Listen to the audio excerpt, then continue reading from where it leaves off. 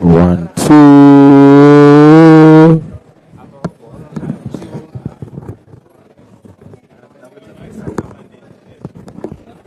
Oh.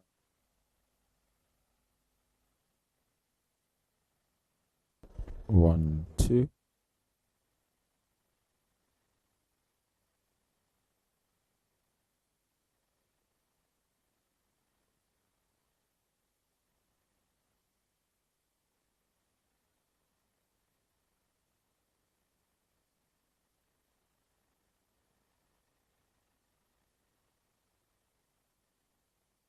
One.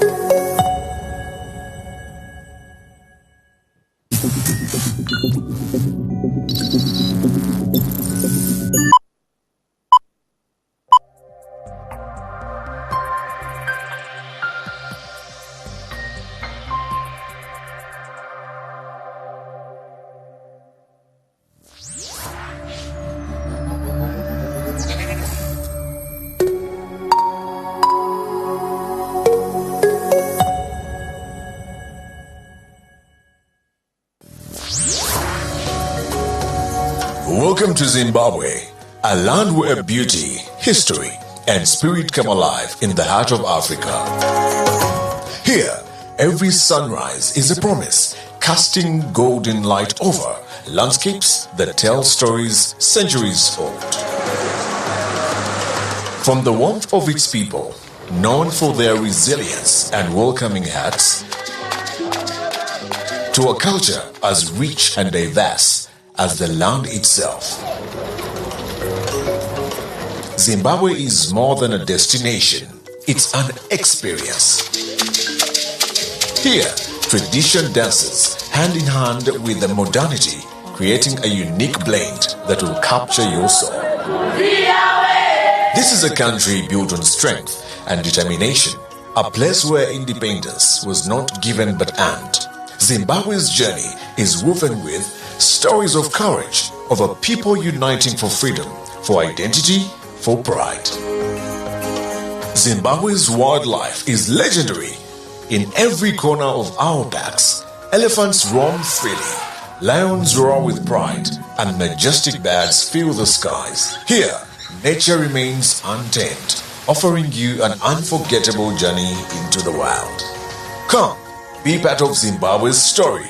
Discover a land of heritage, spirit, and beauty. Zimbabwe awaits, ready to welcome you home.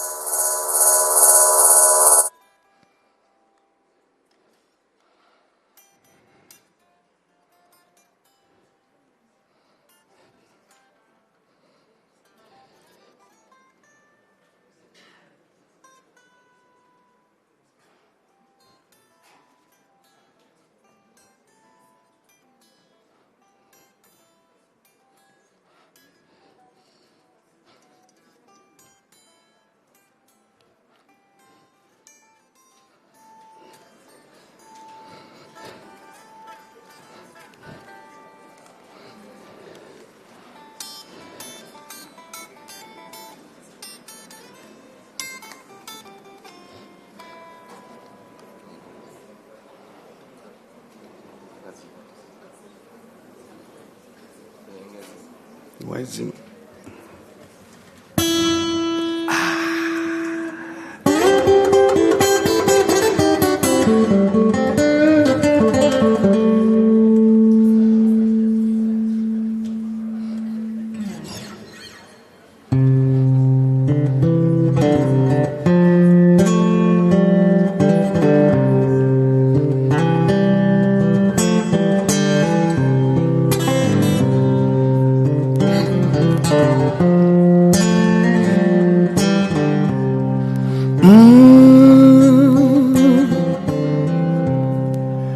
Old pirates, yes, they're all by.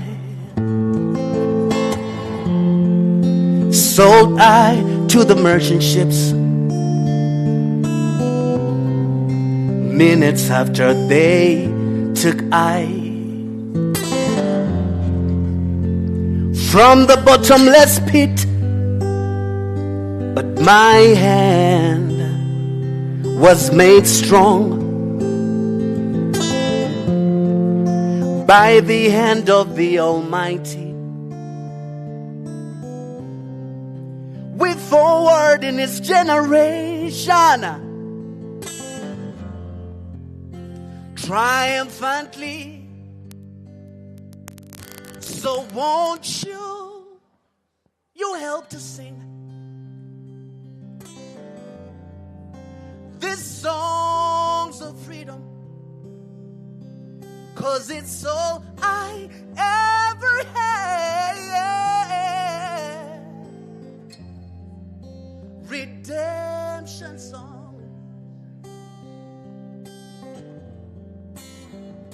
Said emancipate yourselves from mental slavery.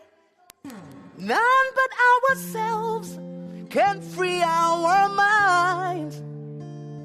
Say we do not fear atomic energy, no, 'cause none of them can stop the time. How long shall they kill and slay our prophets while we stand aside and look? Some say it's just a part of it. We've got to fulfill the book. So won't you help to sing these songs of freedom? 'Cause it's all I ever had. Oh, redemption song. Say, won't you help to sing these songs of freedom? 'Cause it's all I ever had. Redemption song. Said emancipate yourselves from mental slavery. None but ourselves can free our minds. Yeah. We do not fear atomic energy, no, 'cause none of them can stop the time. How long shall they kill and slay our prophets while we stand aside and look? Some say it's just a part of it. We've got to fulfill the book. Fulfill the book. Fulfill the book. Yeah, yeah.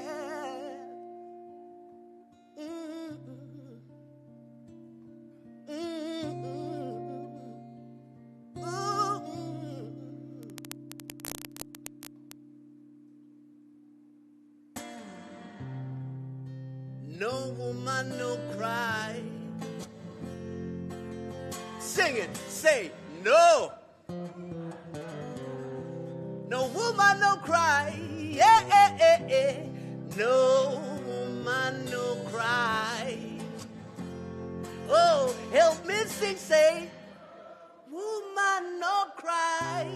Yeah, yeah, yeah. Said I remember when we used to sit in the government yard in Trenchtown. Oh, by observing the hypocrites mingling with the good people with me. Yeah, good friends we had, good friends we lost along the way. In this great future, you cannot forget your past, no, no. So dry your tears, I say, no.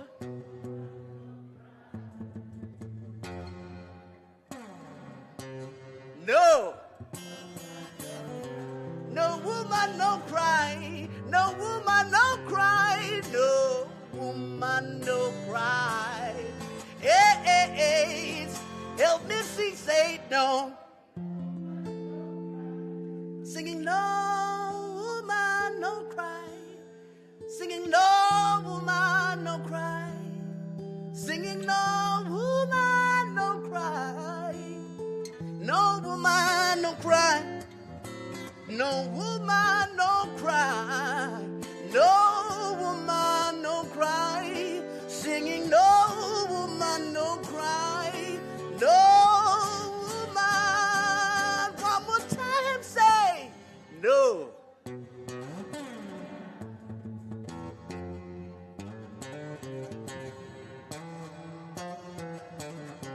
No woman, no cry.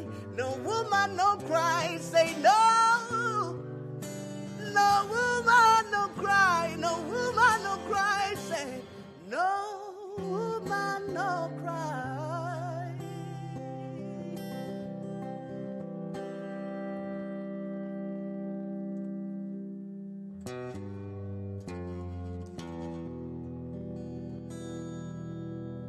She is my African queen. Her beauty is so real, yeah. Dark skin, brown eyes, hair so natural. See, hey, yeah.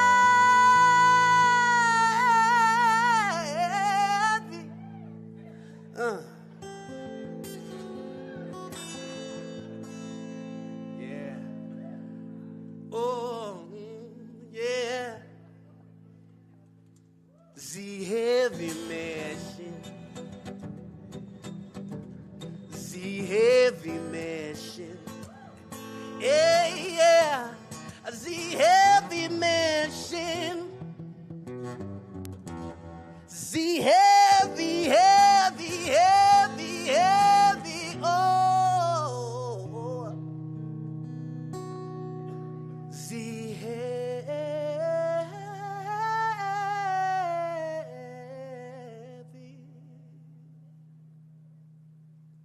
the machine.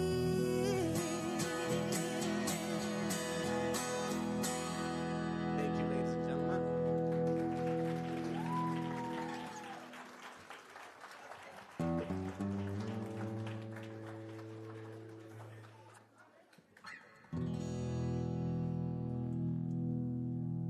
Happy birthday to you.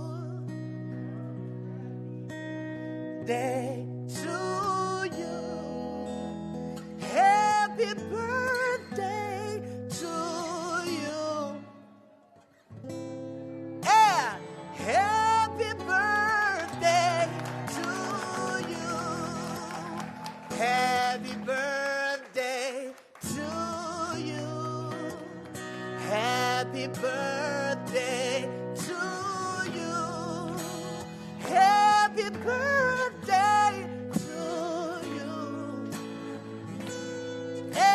Happy birthday to you. Thank you so much, Brian K. Ladies and gentlemen, we have babies in the house. Mr. Alan Sempala Chigozi, it is his birthday. And tomorrow in the team, we have 2 more birthdays for Olivia Mwanga and Brennan Kafumbe at the back. Flowers. Okay. Thank you so much. Once again, I would like us to give it up for Brian K. He has treated us to another classic, a classic from Bob Marley. Bob Marley is remembered so much for his songs that amplified his alignment and activism on justice, the struggles in Africa on freedom and independence. So we recognize him for those contributions. Ladies and gentlemen, a warm welcome to you once again. Thank you for yesterday. Today is our second day of the 6th Privacy Symposium Africa. And wow, are you glad to be here? Did you enjoy yourselves yesterday? So today, equally, it is going to be an action-packed day. And in the house, we have some special guests. I would like us to send flowers to the Honorable Minister, ICT. She's here with us. A hand of applause to her, please. We have the Law Society as well in the house. We have Potras. We have MISA, our partners, a county lab. We have our national regulators coming from other countries.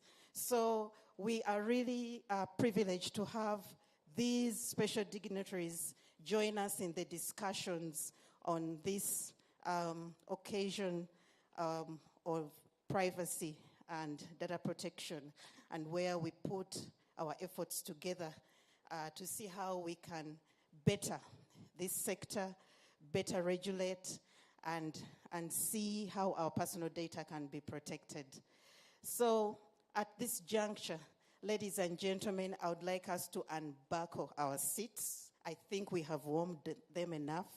So please unbuckle and arise for the anthems. Thank you.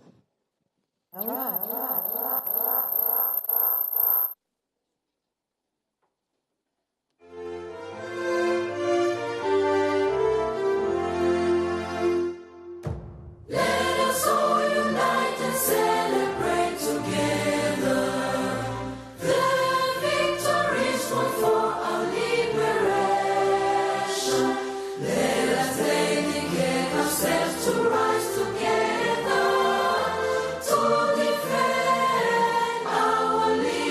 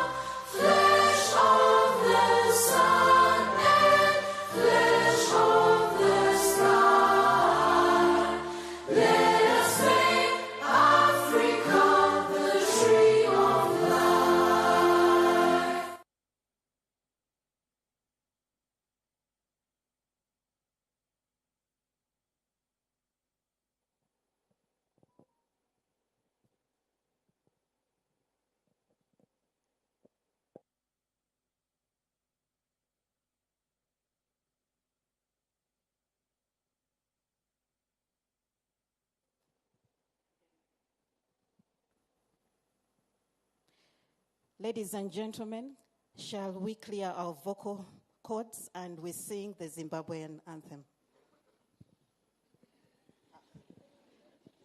So are we ready? On my count.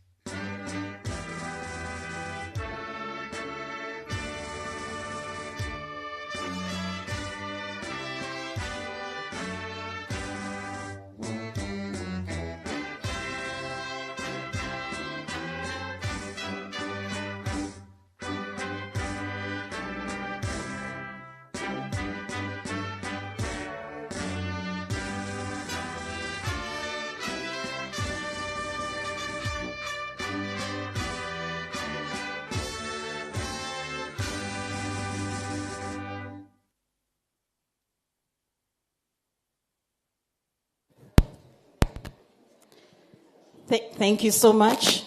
May we have our seats?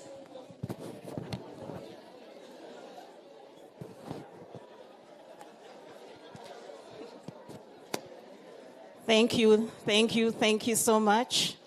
Ladies and gentlemen, at this juncture, I would like to invite the CEO, who is representing the President Law Society, to please come and make his remarks. Mr. David Mapola, you're most welcome.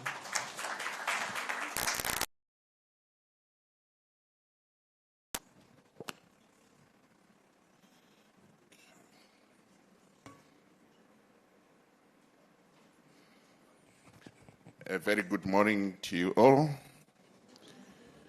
Honorable Minister, all dignitaries here, Madam Director of Ceremonies, can you allow me to stand on the protocols that have already been observed so that I can move on immediately into my presentation? The presentation I'm giving this morning is the President of the Law Society's presentation. So that is a disclaimer. Whatever I read out and you feel you want to throw brickbats, please, you may have to wait until you see her and then you can proceed to do so. Distinguished guests, esteemed colleagues, panelists, and participants, it is both a privilege and deep honor to stand before you today at this pivotal gathering, the 6th Privacy Symposium Africa. I extend my heartfelt thanks to the organizers for inviting me to officiate the discussions on this second day, a day marked by critical dialogue on privacy, technology, and their broader implications for our democratic futures. As the President of the Law Society of Zimbabwe, I am deeply aware of the role of our institution as it plays in promoting and safeguarding the rule of law, justice, and human rights.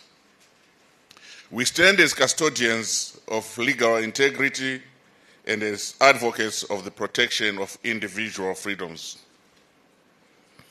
Today, as we gather under the theme Bridging Policy, Technology, and Social Dynamics, we find ourselves at the nexus of complex forces that not only shape the law, but also the very fabric of our society. We need to look at our contextual settings. Zimbabwe, like many African nations, has a rich, resilient history in its pursuit of democracy and human rights. However, as we move deeper into the digital age, the complexities of balancing the security of the state, public morality, public interest, with individual freedoms, and particularly the right to privacy, have become very pronounced. In recent years, the acceleration of technological advances, ranging from surveillance systems to the digitalization of records, and including, most prominently, the voters' roll, has created and sparked vital conversations about where are we headed as a nation, and of course, as a continent. At the Law Society, we believe that the future of democracy hinges on our ability to protect the fundamental rights such as privacy, whilst embracing the opportunities that technology offers. We have seen the challenges that arise when these rights are undermined, whether through unlawful surveillance, manipulation, or the erosion of personal freedoms. Our mandate, therefore, is to advocate, and I'll underline. Our mandate, therefore, is to advocate for legal frameworks that prioritize the dignity and privacy of every citizen, whilst ensuring that these frameworks are not exploited to suppress democracy. Surveillance, privacy, and democracy. Today's first panel is entitled Surveillance, Privacy, and the Future of Democracy in Africa. And it addresses an issue that resonates deeply with the Zimbabwe's historical and political narrative. Surveillance, whether covert or overt, has been a tool of control throughout various leadership regimes in Africa, and often leading to suppression of freedom of expression, dissent, and democratic participation. In Zimbabwe, we are all too familiar with how surveillance can be used as a weapon to intimidate rather than as a tool for safeguarding national security. It can also be turned upside down for a positive end. As legal professionals, we must question how surveillance technologies are regulated. How do we ensure that these technologies are not wielded to infringe on the constitutional rights of citizens? In advocating for policy reforms, it is essential that we seek a balance where technology serves the people.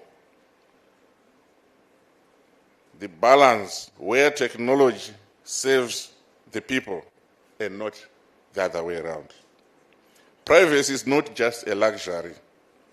It is a fundamental human right. In protecting privacy, we are also protecting the core of democratic participation. Election data management in Africa's digital democracy.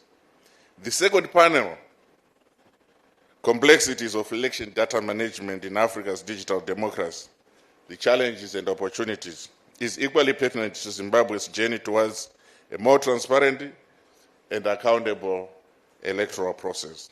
As we increasingly rely on digital systems to manage and disseminate election data, we must be vigilant about how this data is protected and managed.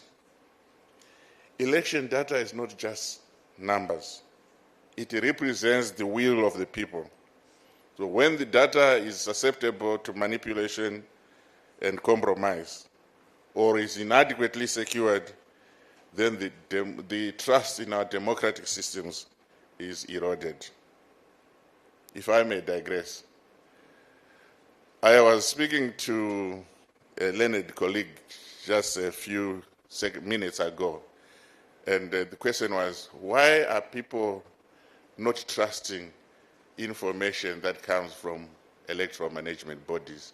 But people often go to their doctors, blood samples are taken, they're taken to a laboratory which you don't know where it is located, the results come back, the doctor tells you you got malaria, and you accept, you're given medicine, and you go home and take it. And my response was that we have grown a culture of mistrust of EMBs. And I think that's the point where we need to start moving towards and say, how do we restore trust in EMBs? EMBs, how do they restore that confidence that the data that is in their possession is secure and incapable of wrongful manipulation? As the Law Society of Zimbabwe, we continue to advocate for a regulatory environment that prioritizes the sanctity of voter data and the transparency of election processes. This involves not only legislative oversight, but also capacity building to ensure that electoral bodies, political parties, and civil society understand the ethical and legal responsibilities that come with handling sensitive data. The future of elections in Africa, and indeed in Zimbabwe, will be defined by how we manage these complexities. We must move beyond viewing technology as a panacea for our electoral challenges, and instead see it as a tool that, if not properly regulated, can deepen inequalities and undermine democratic legitimacy. Legal practitioners, policymakers, technologists, these must all work hand in hand to design systems that are both secure and accessible, ensuring that no one is disenfranchised because of digital manipulation in this digital era. In closing, as we reflect on these critical conversations today, let us remember that the intersection of policy, technology, and societal dynamics is where our future will be shaped. I'll repeat that. We must reflect and remember that the intersection of policy, technology, and societal dynamics is where our future will be shaped. As the Law Society of Zimbabwe, we are committed to being active participants in this process, ensuring that the law evolves in step with the digital realities of our time, and without losing sight of its primary purpose, which is to protect the rights and dignity of every individual. Let, therefore, this symposium serve as a reminder that democracy, privacy, and human rights are not mutually exclusive. They can and must coexist. Our collective challenge is to bridge the gaps to ensure that our policies are robust enough to withstand the pressure of the digital age, while fostering an environment where democracy can thrive and flourish. Thank you, ladies and gentlemen, for listening to these, our expectations as the legal profession in this country.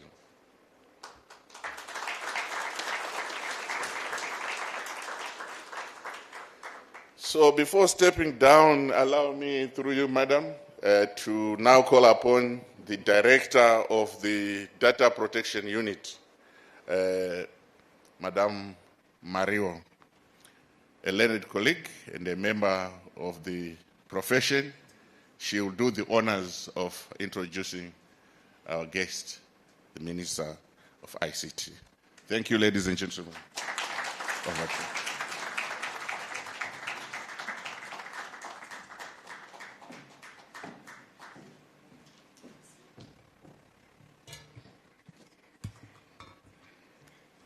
Good morning to you all.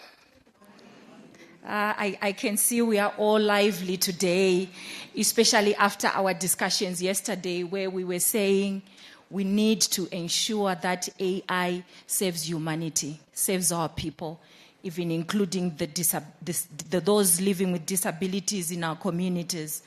Also, especially after our discussions around the fact that are we oversharing as citizens? What boundaries do we need to put in place to make sure that we don't expose ourselves to the dangers and vices that are associated with the cyberspace? Especially considering some of our cultural practices as Africans, that we are used to sharing almost everything. We share our homes, isn't it, with our cousins. We share almost anything on this continent, but then we need to revisit and say, is that practice still good for us in a digital space where we could actually expose not just our children, ourselves, but our communities and even our nations from all sorts of digital vices that are associated with digitalization and the cyberspace. The task that I've been given this morning is just too big for me. It's just too big. I can't even fit in those shoes to be given the honor and the opportunity. This is the first time I'm doing this, to introduce the Honorable Minister of Information Communication Technologies, Postal and Courier Services in Zimbabwe. Ladies and gentlemen, before I introduce the special guest we have in the house today, let me take this opportunity to acknowledge the chairperson of Unwanted Witness, who are the conveners of this symposium. Thank you, Say, I acknowledge you. Let me also acknowledge the data protection commissioners. We call them commissioners, Honorable Minister, in this space. Most of them are called data protection commissioners from our continent, representatives from Eswatini, representatives from Tanzania, those even representing Uganda, South Africa. We also have our colleagues from Malawi here present. We also have those coming from other countries like Kenya who are also part of this meeting.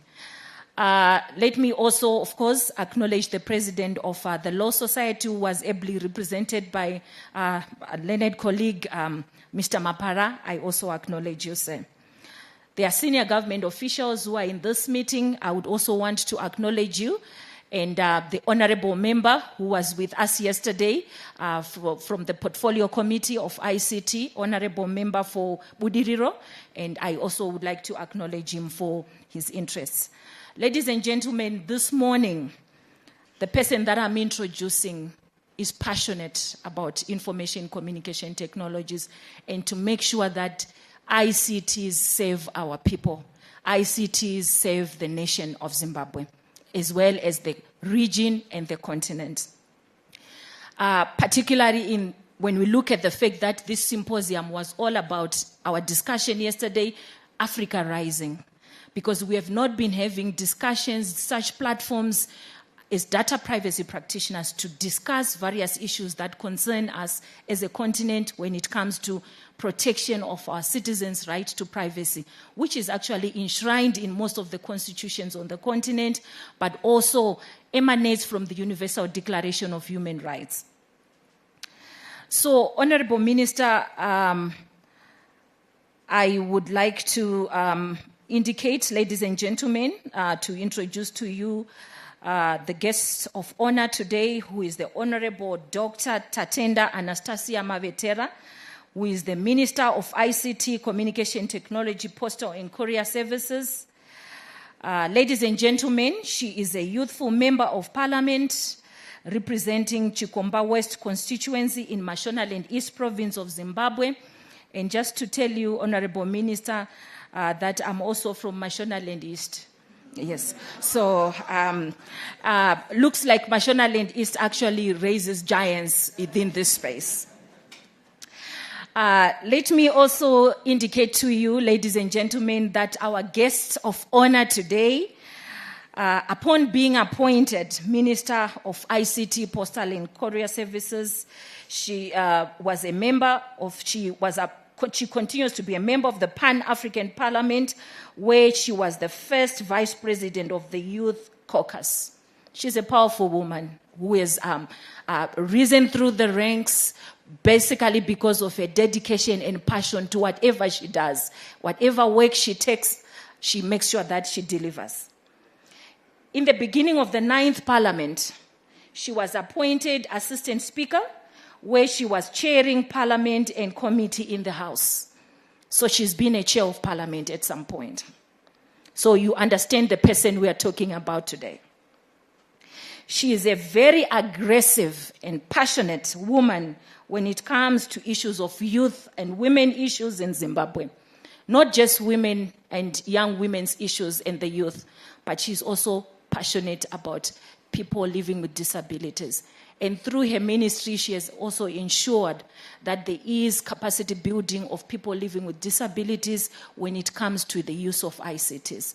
She's been championing this issue, and a lot of those trainings have been taking place throughout Zimbabwe in various provinces. Yes, yesterday, Honorable Minister, there was a discussion that how does also AI save those living with disabilities?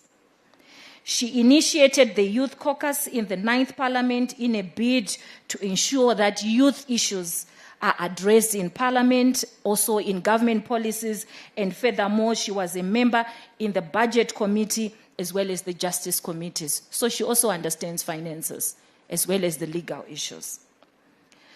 Ladies and gentlemen, our guest of honor today, Honorable Tatenda, was awarded a doctorate in humane letters from the International Women's University for the contribution she has done in Zimbabwe, as well as she was a member of the Pan-African Parliament to emancipate women, more importantly, young women in Zimbabwe. She is also currently studying for another doctorate in business leadership from the Midlands State University.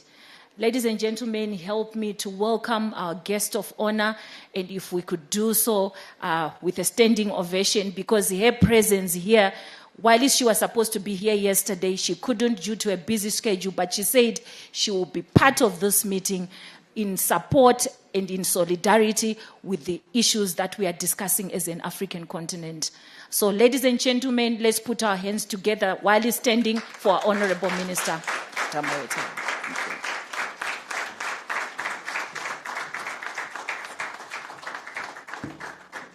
Thank you very much for my all set. Thank you.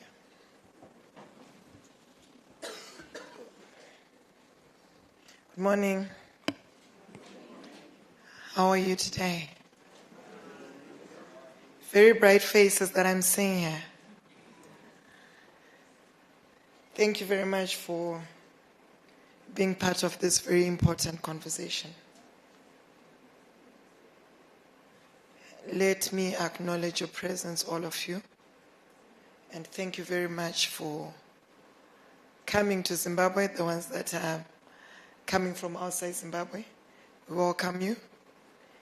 And for those that come from Zimbabwe, may I please see you from Zimbabwe? Okay, that's the majority. Good. Do you know why? Because I think this is an opportunity that I can get to speak about the very topical issue, which was being talked about the last 2 weeks. Yeah, so from Zimbabwe, please. Good. Right audience. That's good. Thank you very much. I'm glad, and I really want to thank you for coming. It really means that this is the time that we can be able to speak, to talk, and be able to clarify one or two issues together. When we make laws for the people. And the people also need to be involved and included in us coming up with these laws. And the people also need to understand the laws. Yes, I don't have a legal background, but of course, very soon I'll be joining you. Hopefully I'll be also called the learned colleague. Let me acknowledge the honorable members of parliament, which I heard were here. I'm sure, I haven't been told, but I'm quite sure. Honorable Chigumbu came. Is he the one? Oh, I knew it. He has been very, very supportive. He's a member of parliament who is also part of our portfolio committee for ICT, Postal and Courier Services. And he's very, very supportive. He has just entered. Please come through. Let's clap hands for him. May you please come here, sir. I just need to speak one or two things about him. I need to make you understand and appreciate that when we are dealing with government issues, it doesn't matter which political party one belongs to. It's beyond that. Making laws are beyond any political party. They are for the general populace of the people of Zimbabwe, and they are for the general populace of you, our citizens. He is from the opposition party. And I am from the ruling party. But, we need to be able to appreciate each other whilst we're still alive. We don't need to start saying, he was good, when someone is died. No. When someone is done something which is positive, let us applaud them. And I'm sure our president, His Excellency Dr. Idi Mnangagwa, is also a champion of that. He speaks and he acts beyond political affiliation.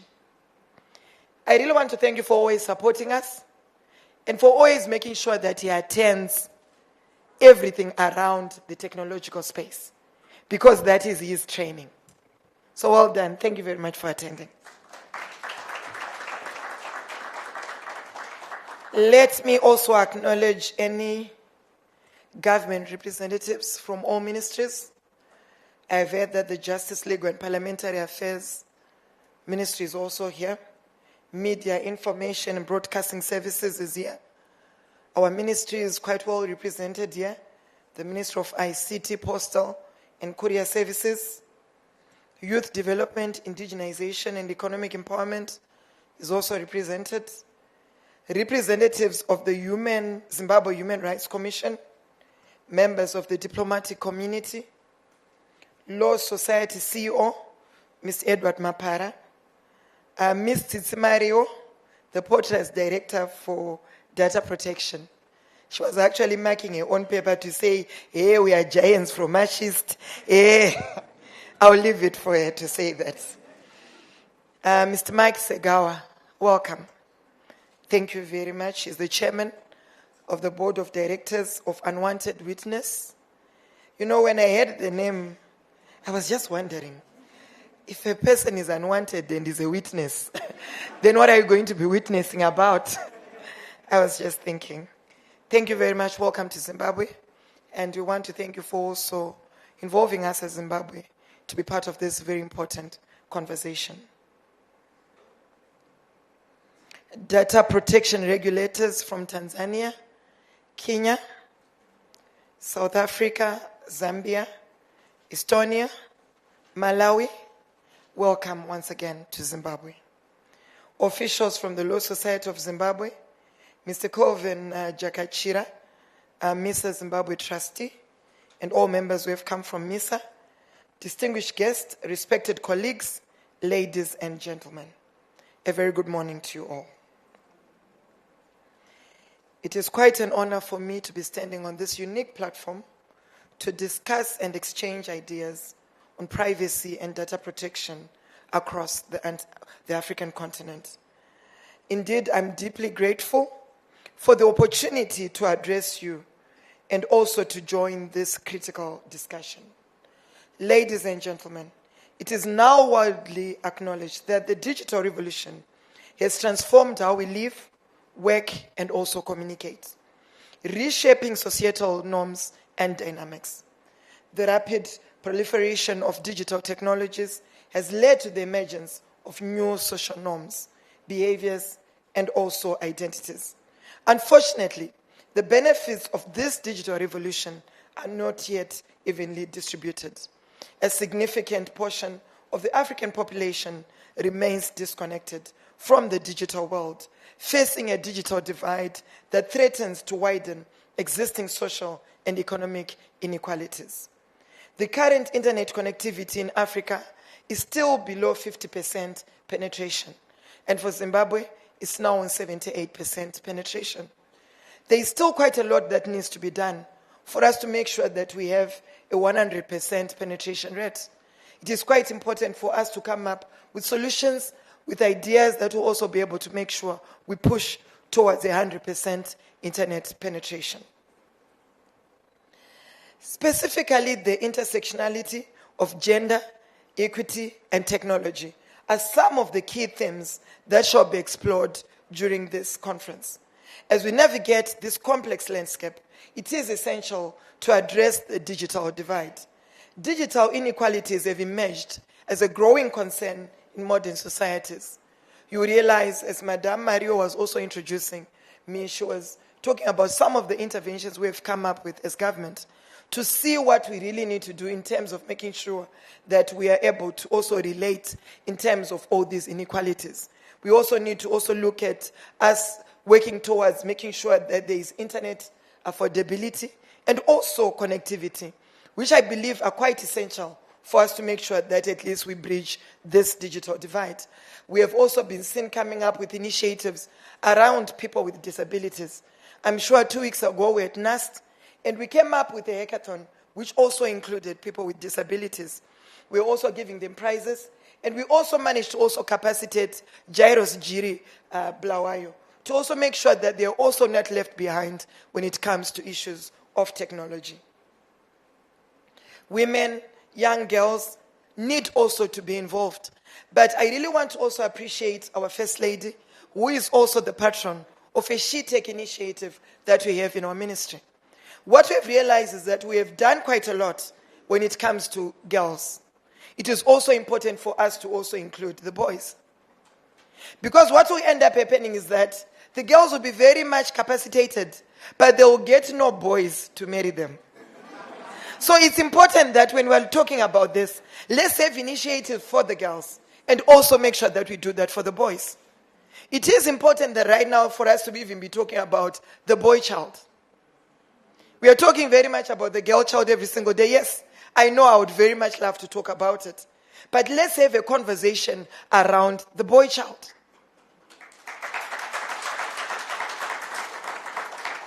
For us, through the guidance of our First Lady, we then came up with a He-Tech initiative, which will see us also making sure that we capacitate the boys. You hear girls in ICT, women in ICT, but no boys in ICT. I've never heard that. So thank you very much to our First Lady for also making sure that she pushes towards making sure that no one and no place is left behind. With that in mind, the government of Zimbabwe is also prioritizing bridging the digital divide to ensure that all citizens have access to the opportunities and benefits that technology such as artificial intelligence offers. In that regard, an artificial intelligence policy framework has already been completed. And some conversations have been held with players such as MISA, Zimbabwe, to also make sure that we conclude on us having an artificial intelligence policy. We are very happy that we have got regulators from across Africa. And I think the conversation that we need to have is to say, what is it that we really need to do for us to be making sure that we fully implement artificial intelligence in everything that we do? We need to be having conversations together with the advisory bodies of all committees in all our parliaments. We also need to also draw from the public service, from academia, from civil society, and of course from you, our learned colleagues. It is very important for us to also make sure that we establish a multi-stakeholder artificial intelligence committee, which we are doing as a ministry, and be able to also make sure that we involve you in this. We really want to look at our national philosophy, which defines how we're supposed to be moving in everything that we do. It is said, Nyika inovakwa nevene vayo. That is a Shona phrase, which means a country is built by its own. So when we're talking about artificial intelligence, it's important that we get our learned colleagues, We get our stakeholders, which also involve people that have very much more knowledge when it comes to artificial intelligence.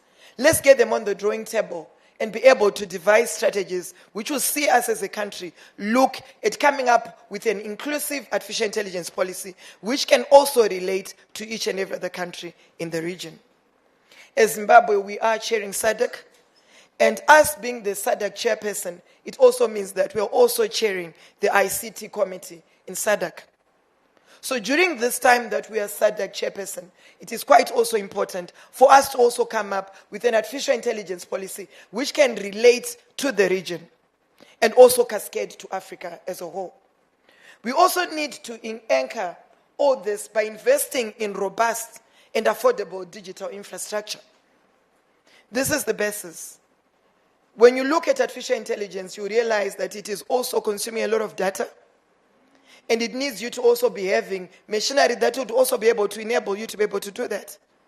So infrastructure is very, very important for us to make sure that at least we'll be able to fully implement artificial intelligence. We also need to look at broadband connectivity. How can we best enhance it? How can we also make sure that we bridge the digital divide between the urban areas and also the rural areas? It is quite important. Our national philosophy also says that we don't need to leave anyone and any place behind. We also need to upgrade our telecommunications networks and deploy digital infrastructure in public spaces. The conversation has always been there to say, as government, we really need to also make sure that we have our own infrastructure, which will also see us come up and have this way of us using Gmails be a thing of the past. We need to be having our own .gov domains, which we can be able to monitor. This means that we need to be able to also procure some servers which will also enable us to be able to do this. So as a country, I still feel that there is a lot that we need to do in us investing in the digital infrastructure. Estonia is our greatest partner when we are coming up with an e-government initiative that we have. You know, Estonia has done a lot in terms of e-government services. So we have partnered with them to be able to assist us, and we have already come up with an enterprise architectural modeling, and already we have that in place. What we need to do is for us to start deploying so that at least our government departments are very highly digitized. When our government departments are highly digitized, what it also means is that we're also going to make sure that our government services also relay and become the same. Let me also hasten to say that as government, we are determined and also committed to provide reliable and affordable internet access to empower individuals and communities to participate in the digital economy access. And also, I think you have realized, I'm sure 2 weeks, 3 weeks ago, maybe a month ago, you saw that the data prices went down. I'm sure you know that. You saw that. You're saying no, are you sure? Zimbabweans, you didn't see the packages that Econet came and provided. Let's be truthful. This is not a political conversation. Let's be very truthful. Yes, can you stand up and say what you're saying? Can you please give him a roving mic if it is it available? Please. This is a very, very important conversation.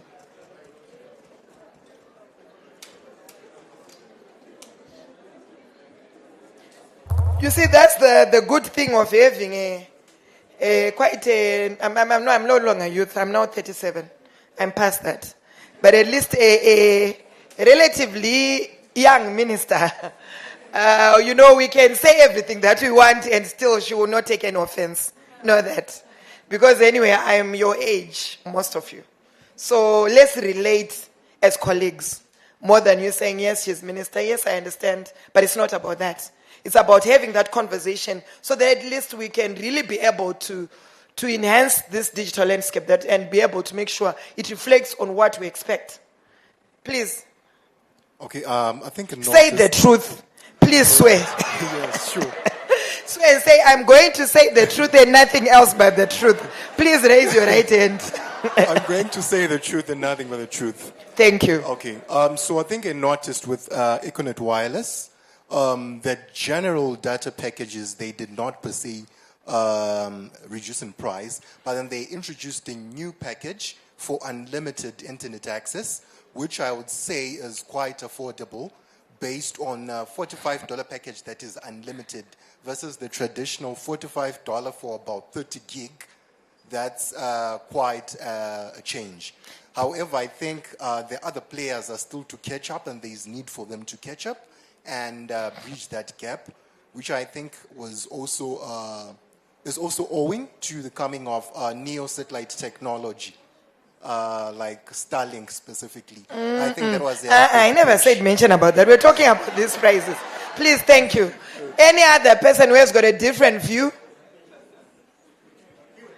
Please, can you please give our girl in ICT?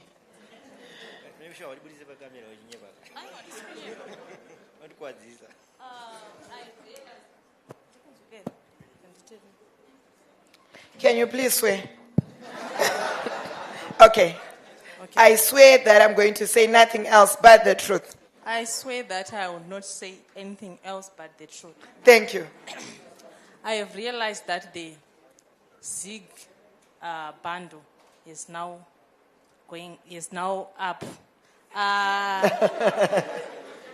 It was 14 Zig way back for the monthly one, and it went up by 100%. It was now 21 Zig, and now it's on 40 something Zig, and the rate is saying something else in the street and the bank rate. So I'm saying the strongest current bundle is now up.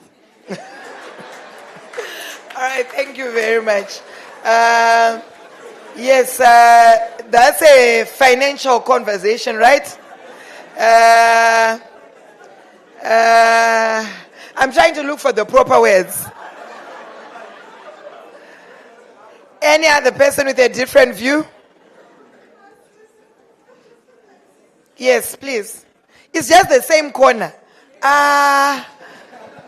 Okay, fine. We are also from Chikomba as well. Oh, you're from Chikomba. So better know what you're going to say there. I swear. I swear. But he doesn't. He's from Chikomba. He would never lie. He's from my constituency. Does he need to swear? They said no need for you to swear. You can never lie. No, I've generally used Tier 1. Yes. But for me, Tier 1 has been, they've always offered good packages. I buy a monthly for, was it $10 US, they give me 50 gig. So for a month? Yes. Okay. Yeah. Yes, Tier 1. There are some questions coming there. I'm sure this is the team which is always on either TikTok or X. Okay. Silence, please. So what are you saying? So I found them to be, because sometimes, they've got some challenges, but I think it's quite reasonable for me. Because for $10, I know I can buy 50 gig. So what about the unlimited? The unlimited goes. Have you ever tried it? Because of challenges, sometimes I usually buy Econet for backup. Yeah. For backup. That's what I do. So I buy $20 Econet, I buy $10. How has been the unlimited, in your view? The unlimited, the new package? I haven't used them, but I was speaking to someone, he was suggesting I buy it. But because of my challenges, the speeds and latency, sometimes I normally buy 10 or 20. Okay, thank you very much. Month, yeah. It's fine, thank you. I think let's clap hands for all those that have given us their contributions. Thank you very much. That's very true. We are happy that now our telco players are quite adjusting. Coming up at least with some packages. Yes, I know very well that the traditional ones are still the same. But they've also come up with alternative packages, which will be able to also make sure at least that they're a bit, I think they're okay. That's all I can say. But still, conversations still need to go, so that at least we can then be able to come up with at least affordable data packages for us as a country. I think it is quite important. This is the way to go. I think there are some fundamentals that we really need to be able to look at for us to make sure that at least we bridge the digital divide. For me, I've often spoken about the digital infrastructure. I've also spoken about the device procurement, whereby we think it's quite important for us to be accessing our mobile devices and even our gadgets. Let's also be able to have some reasonably priced laptops. I think in that way it will also be able to assist us as a country. But these are interventions that we need to be able to come up with as a government to say, what policies do we need to put in place for us to create a conducive environment around that? And you see, every now and then when I have conversations with you, there are a lot of things that we pick up. And what we need to do is for us to foster on collaboration and also indulging you so that at least we are able to also inform our decisions. Let me also hasten to say that we also need to look at acquiring a lot of range of skills, which also, of course, we can talk about basic computer literacy. But also I think it's important now for us to come up with online safety and security trainings. It is quite important in this digital age that we are in, even for our children. It's very worrisome. I always encourage to say, 1 day, 2 days, just take your child's phone. Be able to see what they are seeing on how they're utilizing that platform. You realize there are some kids who even accessed the famous Equatorial Guinea guys' videos. And that's very, very worrisome.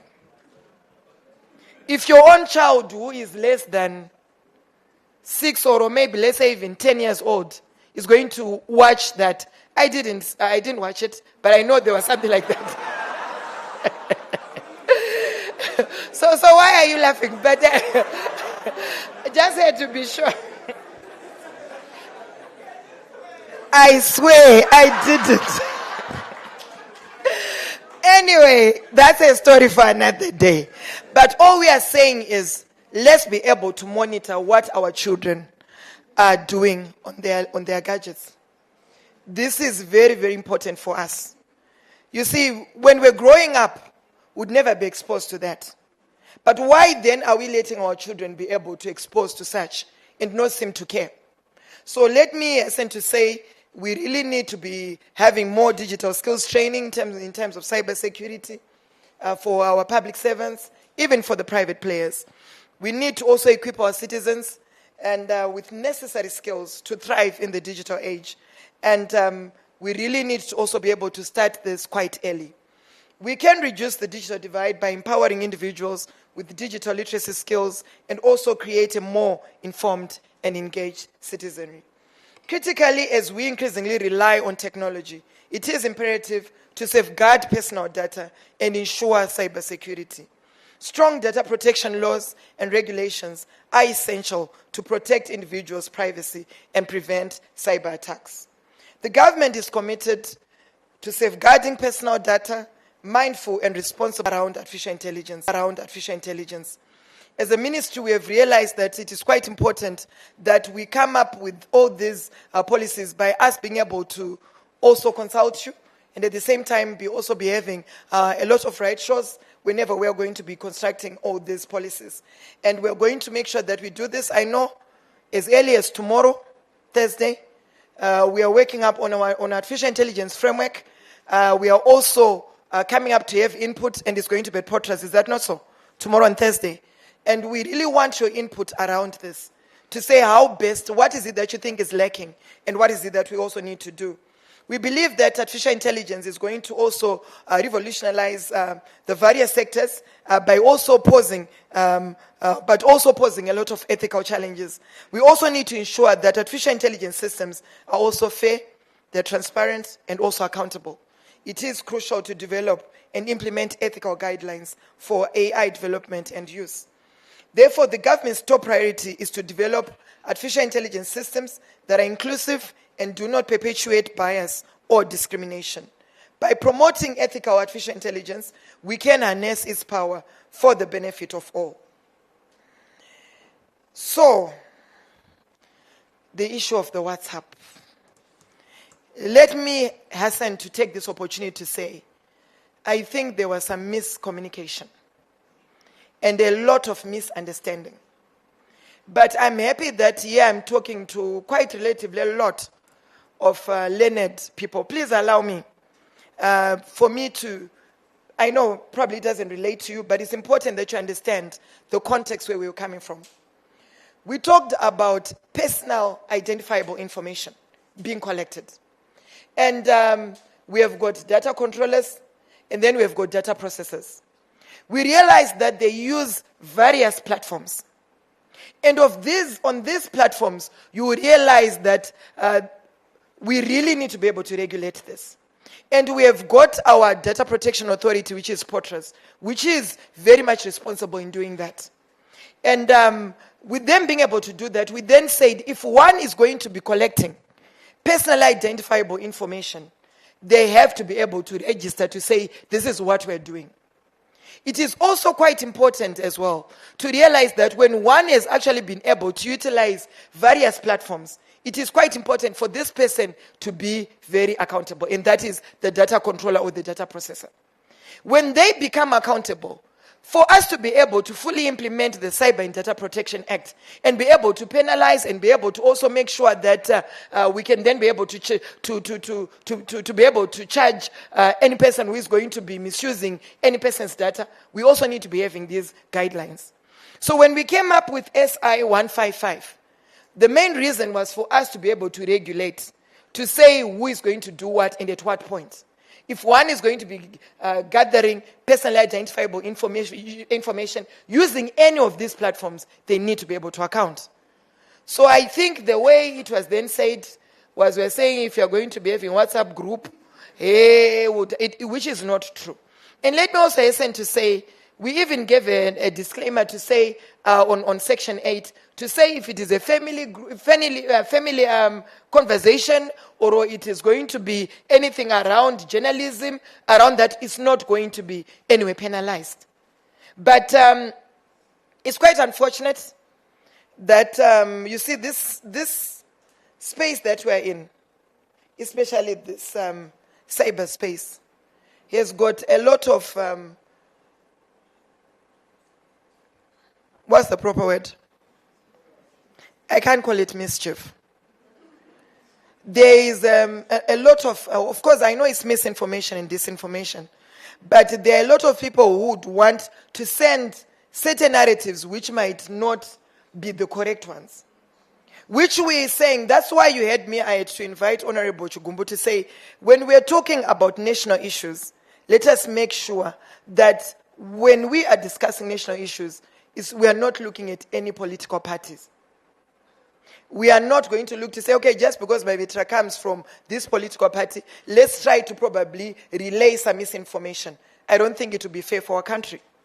We are all citizens of Zimbabwe, and whenever we are discussing such conversations, let's try to be very much ethical, so that at least we'll be able to make sure that we relay the rightful information. Does it make sense? So can I have a mic? Please. And then we'll have Fender, thank you very much. Any questions? Not questions, but any submissions? I'm going to favor. And not you now. Let's have someone else. You come in later. Yes.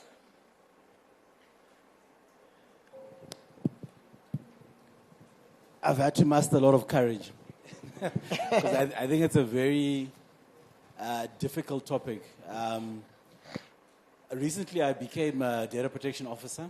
So when you talk about sections and so on and so forth, I think I understand a bit better. And I just want to mention to everybody, especially, that it's been said time and again, and it's important that we understand that the whole idea around data privacy is the data subject. A lot can be said, but it's for you and me. That's the whole idea. So, yes, we can talk about WhatsApp groups, so on and so forth. And I think the minister, you sort of mentioned it a little bit. I'll try and mention it a bit more. That WhatsApp is a communication medium, okay, that a data controller or data processor can use. So when you fall within the requirements of the law, 50 data subjects or more, when you fall within the requirements of you registering and licensing and having a DPO, like me, yes, I'm looking for a job.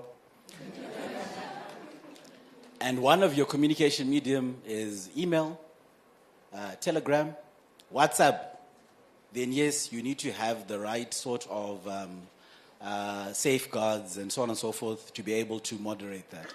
And I think that's the message that was trying to be put across. It's unfortunate that it did sort of spiral out of control, but also thank you very much as well for the guidelines. I think a lot of people haven't seen those that I think we received a couple of days ago. They go deeper to actually mention that, like one question, and as a DPO, you'll be fighting people and trying to also defend the law. But it actually even mentions things like most of us have had some sort of education. We're alumni of some school. And it actually goes that far to say, listen, if you have a WhatsApp group for alumni, then you're exempt. So I think these continuous conversations, feedback, so on and so forth are helpful. But the thing that will help us the most as Zimbabweans is that the CDPA, SI 155, they are good things. They are for us. Because if you think about it, and the thing that people don't say often enough, how often is it that today we're talking about privacy? Trust me, when you go next week on your phone, you'll be seeing adverts about privacy. And you're wondering who's listening, what's going on. Your data is being used. And if we don't have these laws that, yes, may feel like it's, people are doing what with it, it's for you. So let's try to understand more. Let's try to read more. Let's try to get an understanding of where we sit, where we lie. I think it becomes a bit helpful. Thank you very much. Thank you very much. What it's just trying to say is this is a very highly technical conversation, which needs a lot of awareness. You realize that if you're going to say to the layman, they will not understand it the way that you think you can. So it's quite important that we have more awareness. Yes, it's inscribed within the regulations to make sure that there is more awareness and maybe more training for people to really be able to understand. Because as it may seem, it will seem the other way, yet it means something else, which is different. Yes. Can we have the mic there?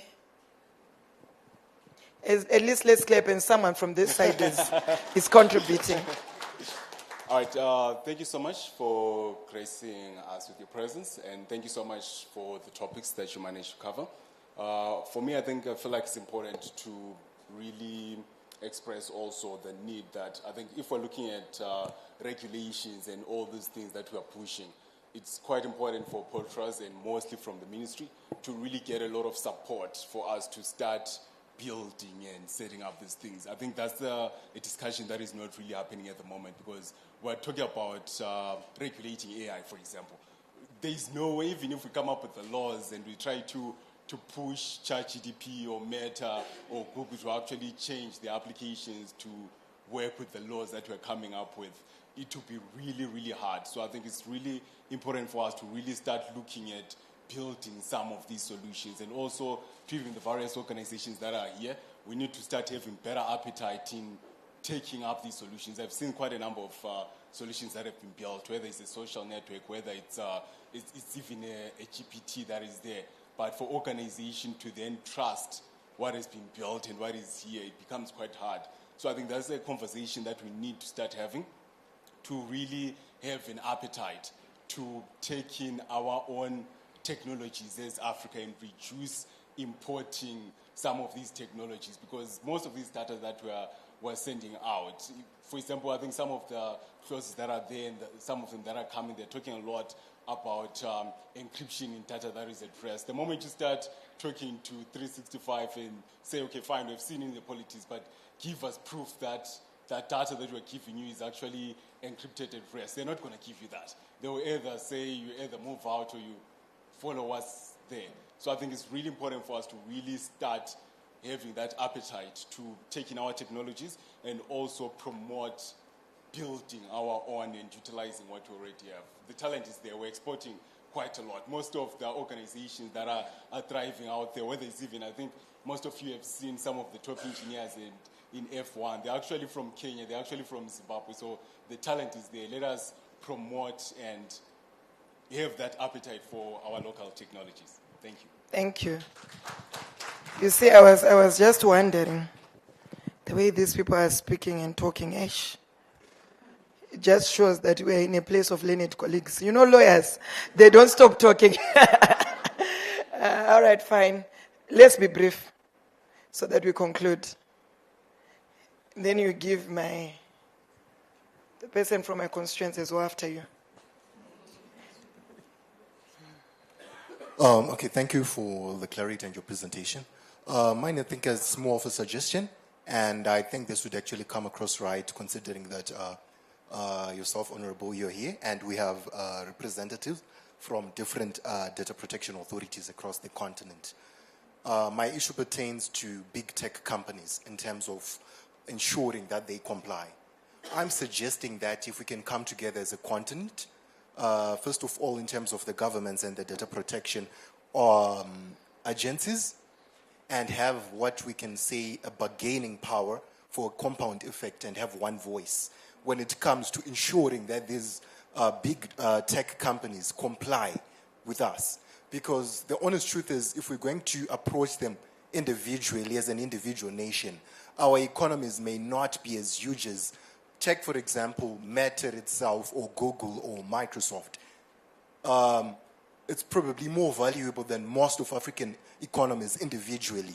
So they can easily just ignore. We come as Zimbabwe, we want them to comply, and then they feel they don't want to comply, or they don't have a need to comply. They can easily just stop providing their services on that basis. But if we have that one voice amalgamated together, as the European Union has managed to do, pull the voice together, pull the economy together, it will help us as a continent to ensure that they comply with our laws, they comply with our regulations. They are left with no choice. Thank you.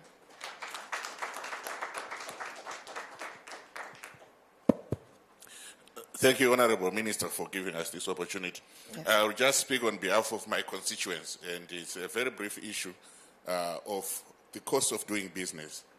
There are two issues, the licensing and the issue of training. And if you look at the fees that are being, firstly, there's a monopoly of training, which has been given to Potras I think in collaboration with HEAT. The costs are quite huge. And a response that I recently got was that, well, because it's in the statutory instrument. But statutory instruments have the benefit of flexibility. They don't have to be debated through a parliamentary process. It's the ministry and Potras. I would ask that those be reviewed with a view to ensuring that businesses are not overburdened, and the cost of doing business in Zimbabwe has long been said to be very high. And I think it's about time we review some of the fees and licenses that we charge. Thank you very much. Thank you very much for that very important contribution, CEO. Thank you. I think, it's very much understandable, and I think we really need to have that conversation. It's quite important for us to do that. Thank you for that. Yes. Okay, just a quick one. Hey, girls, why are you embarrassing me like that? Okay. You'll be the last one. Yes. Personally, I would like to thank you for, I follow you on various platforms.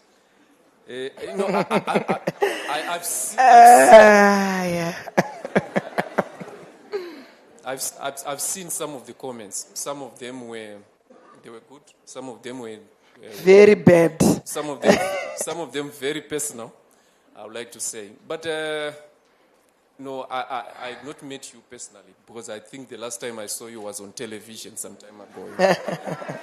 But I would like to say, as a person, I think you interact well with people. I think it's a plus for you as a young minister, and I think we need that for government ministers as well, so that you interact with people. Sometimes people come, and then when they are interacting with people, people are afraid of airing their views. I think you are doing quite well, and I wish you well in your job. Thank you.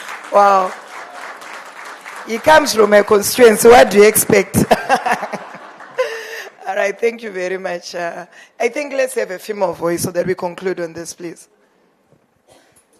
I'm representing you. Oh, sorry. Oh, there are two? Okay, fine. The two of you, you'll speak. It's fine. Okay, thank you so much, Minister, and for the opportunity. I have two issues, one relating to the WhatsApp issue, and the other is a comment. Maybe let me start with the comment in relation to the issue that you mentioned regarding our children and their accessibility, the easy accessibility of harmful content online. And what I wanted to ask is whether you may know if there are any plans, whether it's policy plans afoot to catch them young, as it were, in as far as the use of the online space for children. Yesterday we were having a conversation where we were asking ourselves, are we oversharing? And it brought to mind the first swap craze that hit Zimbabwe some time ago. I don't know if others remember. There was a time when people were sharing, swiping their faces, and you would emerge as a soldier at some point. I don't know if Zimbabweans will remember that time.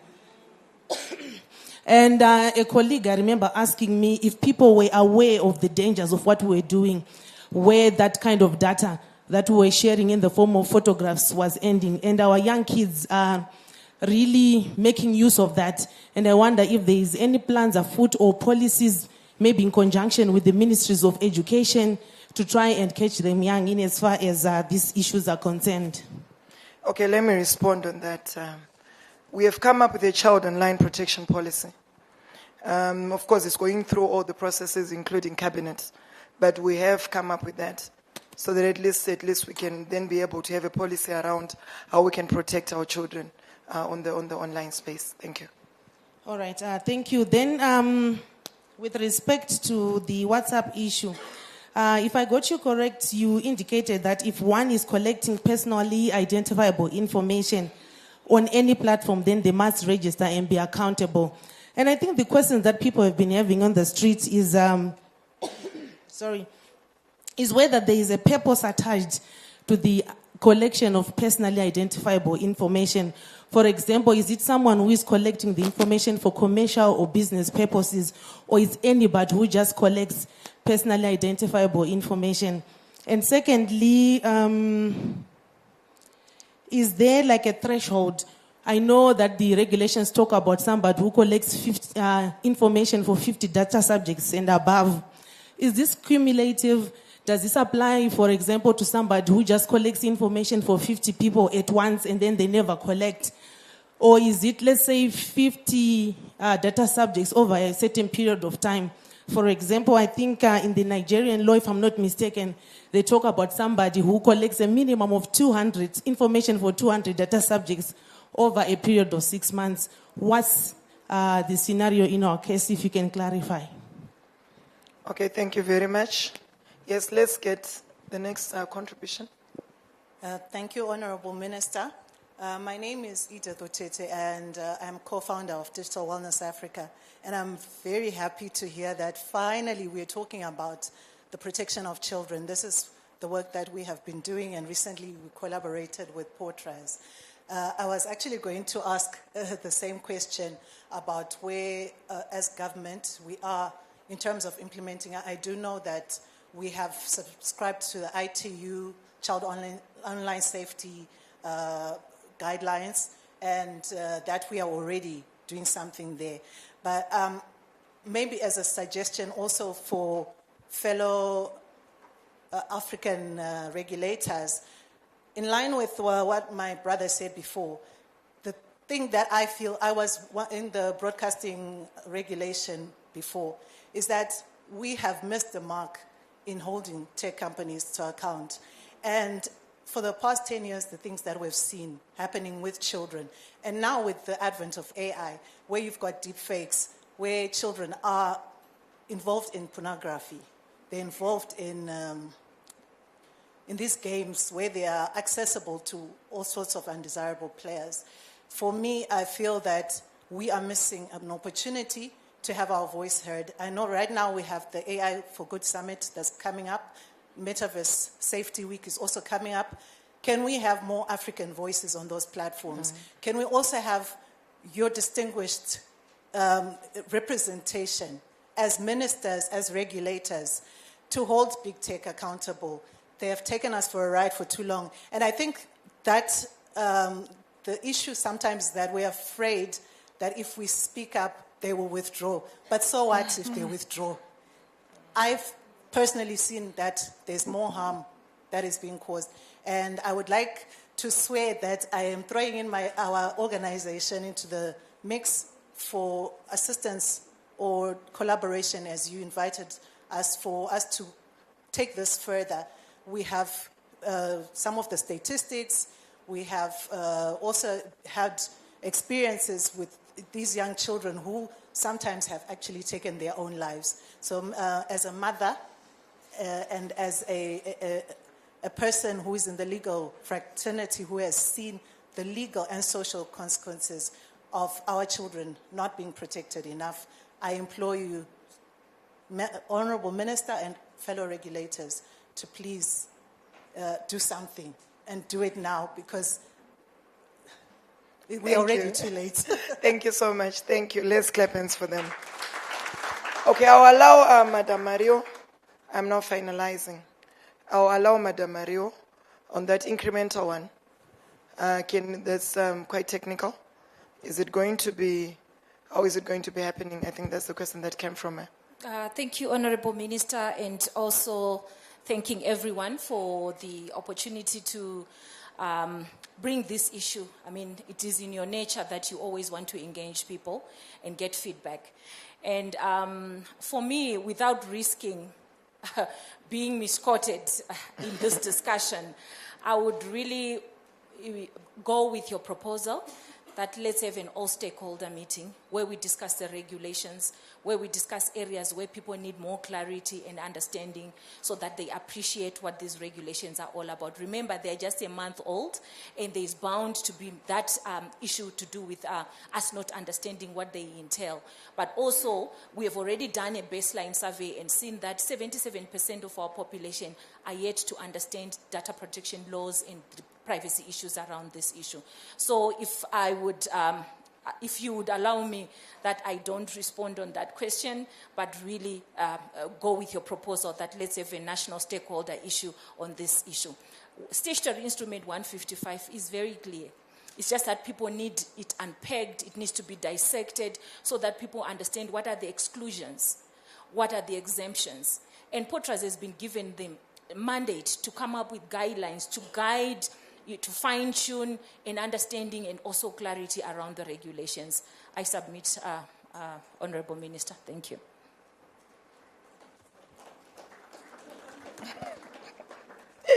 Anyway, yes, we had proposed that. I'm sure when I met up with Madam Mario in the briefing, I thought because I was away, I was in Russia, and then I went to Victoria Falls for the children's conference. So I didn't manage to get time for me to interact with her.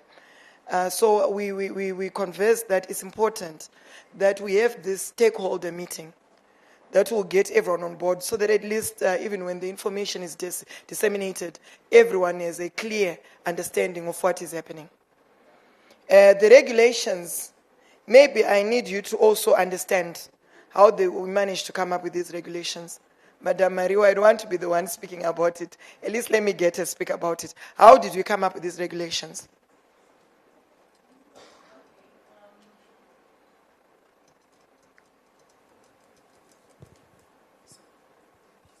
Okay, thank you. I'll answer being mindful that this is an Africa symposium where we are discussing African issues that affect us, but also take the opportunity to explain the processes that we use in terms of the Constitution. We are required as an administrative authority to make sure that we consult our stakeholders on these regulations or when we come up with laws as well as regulations. And the ministry and POTRAS came up with the regulations or the draft regulations which were put out there to the public in 2022 for consultation. So they were out for consultations for 12 months, Honorable Minister. For 12 months. And after the 12-month period, I would say we received 9 submissions from institutions and individuals. So we understood after we then took out that baseline survey to say maybe the reason people didn't really comment on the regulations or the draft regulations was because the issues were not well understood as a result. And therefore, after the 12-month period, then the Attorney General's office, the ministry, and POTRAS sat and then came up with the final draft of the regulations after taking into account the input that came from the 9 responses that we received. And then we have these regulations. So a lot of people were not still aware, and we were running the provincial awareness workshops around the regulations for people to understand, as well as the law, what it means, the data subjects' rights, the data controllers' rights, that the obligations that are also entailed or enshrined in that piece of legislation. So it's not like the ministry didn't consult. It's not like POTRAS didn't consult. The regulations, even if you go on our website right now, they were put out in December 2022, and then the whole of 2023 consultations were taking place, and the regulations only came out in September 2024. So yes, we may say probably the ministry didn't consult, there is need for more consultations. POTRAS didn't consult, there is need for more consultations. But that would not be true, that consultations were not done. I'm sure we recall even writing to Law Society to say, can we have comments from your constituency? And we didn't receive anything. I remember even MISA as well coming to us. MISA at least submitted something that we also considered. So Thank you very much. Thank you. Thank you. In conclusion, let me thank the Privacy Symposium Africa for coming to Zimbabwe. I understand this is their 6th symposium. They started off in Uganda for 3 years, and then they went to Kenya, and then they went to Mauritius, and now they've come to Zimbabwe. We really want to thank you, and we believe that it is quite important for us to really be coming up with more data privacy policies, which I believe are quite engaging and also collaborative. And it is also important for us to then be able to come up with the requisite technology and also look at all the societal dynamics, which are also crucial in us navigating the complexities of this digital age. By aligning technological advancement with sound policy frameworks and considering societal implications, we can harness technology's potential to address challenges and drive positive change. This requires a collaborative effort involving government, business, civil society, and academia to ensure that technology serves society's needs and promotes human well-being. On that note, allow me to wish you all fruitful deliberations as we gear our country towards harnessing the full potential of digital technology, and also to spur socio-economic development in Africa and improve access to education and healthcare services by our citizens. I therefore declare this private symposium officially opened. I so thank you.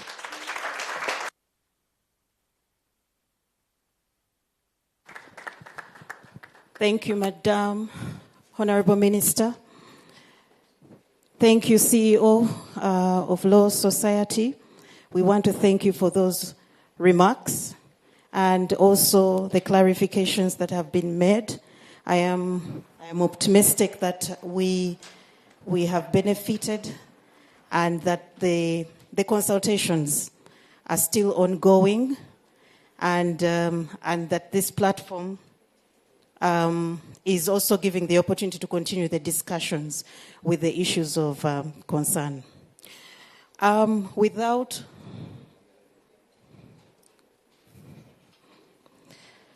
a quick one, Miss Vimbai, are you here? Miss Vimbai Nyamkapa? If you hear this call, kindly check in with my colleague Olivia at the registration desk. Please, thank you. So, ladies and gentlemen, we are going into the business of the day, and the Honorable Minister has done us justice. She actually ushered us into the business of the day. And to continue in that spirit, I I would like to invite our first moderator, who will take us through the first panel, Miss Bathabile Dilamani. I hope I'm pronouncing it well. Miss Bathabile Dilamini, you're most welcome. She is a seasoned host and moderator, and currently she's the Media and Communications Officer with Accountability Lab. Accountability Lab Zimbabwe is one of our major partners in organizing this symposium, and I would like to hand over to her to take us through. She will be giving us a perspective into the panel and quickly get us going. You're most welcome. Right. Thank you. Am I audible? Great. Her for an amazing job so far. Great. So my name is Bathabile Dlamini. I'm the Media and Communications Officer at Accountability Lab Zimbabwe, where we make governance work by working with active citizens, responsible leaders, and accountable institutions. It is a pleasure to be here and to particularly moderate this panel discussion because it speaks directly to the work that we do at Accountability Lab. So a little bit of some insight into today's panel. You will agree with me that in recent years, the rapid advancement of surveillance technologies has significantly impacted the landscape of privacy and democratic governance across Africa. Governments have increasingly adopted surveillance measures purportedly to enhance national security, combat crime, and manage public health crises. However, these measures often encroach on citizens' privacy rights and civil liberties, raising concerns about the potential erosion of democratic principles.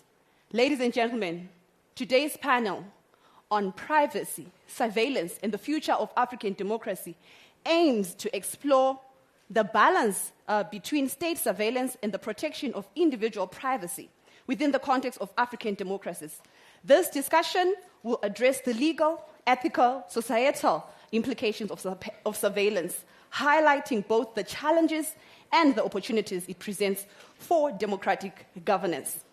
With that being said, I'm sure you look forward to seeing the people who are going to lead us into this discussion.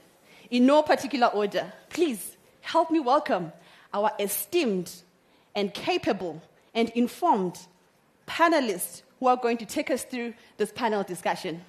In no particular order, we have Brian Tinashe Katsidzira. Please clap hands for him as he comes to the front.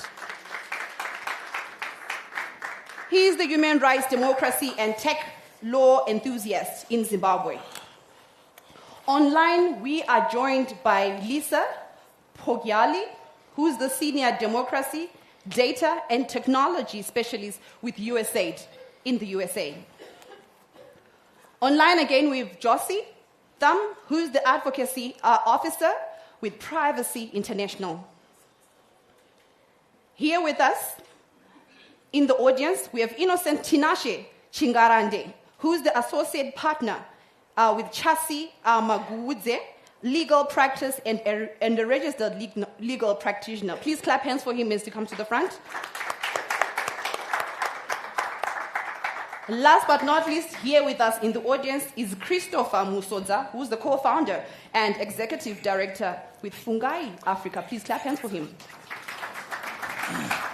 Last but not least, we are joined online by Tawanda Mugari, who's the co-founder and geek in chief at Digital Society of Africa, Civic Space Fellow, Ford Foundation Global Fellowship alumnus. Please clap hands for my panelists.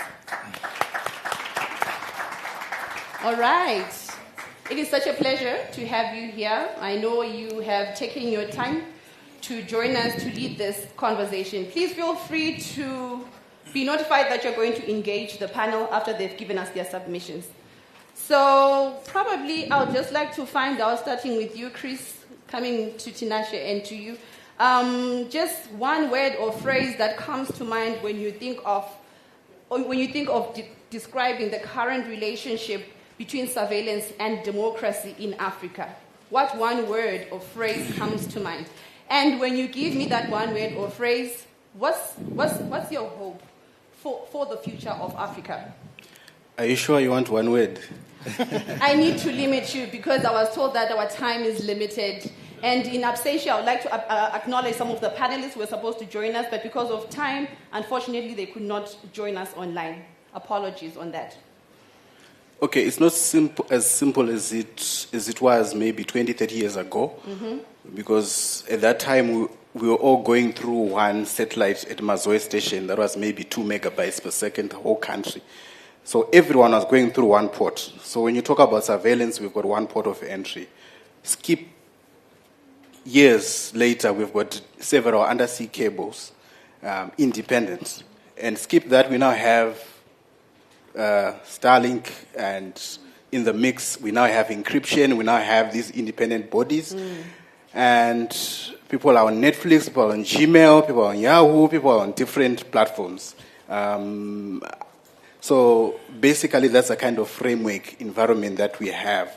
So we've got a regulator here regulating just the pipe connecting internet, but the bulk of the internet is hosted elsewhere. We've got almost everyone here has a Gmail, has a Facebook account, is using WhatsApp. I don't know if anyone has anything hosted in the country. And so that's the kind of background or framework that we have when we want to talk about to introduce surveillance. Thanks, Chris. I hope we are going to keep it short and brief, the other speakers. Relationship between surveillance and democracy in Africa? Thank you very much, moderator.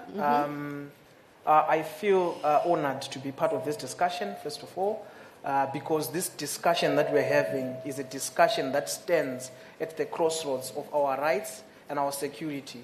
And I must admit that most African countries are at that crossroad where surveillance technologies offers an opportunity for upholding democratic principles and also undermining them. So it depends with where you are standing. So if you would ask me to describe that relationship between democracy and surveillance, I would say that the relationship, with one word, it is precarious. It is uncertain.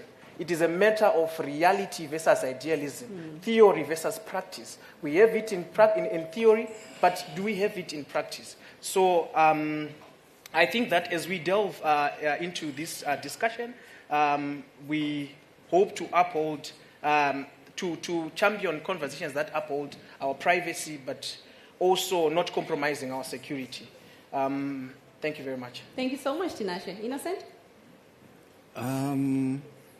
I agree with what he said, and I can't add much to what he's saying.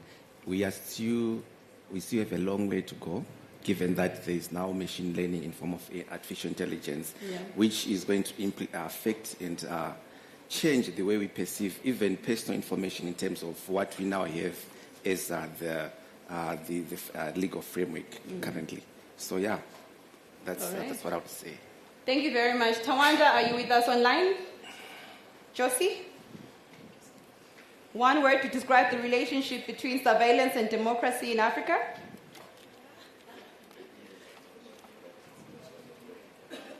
Kindly confirm if they're online. They're online. Trial. I'm trying to speak. Can you hear me? Loud and clear. Please proceed. Clearly, you can't hear me. I can hear you, Tawanda. Can you hear me? Can you hear me? Yes. I can hear you, John. Can you hear me? Josie, I can hear you. I don't know if the people in the room can hear us. Yes, Tawanda, I can hear you. I can hear you too, Josie. Please proceed if you can hear me. Yeah.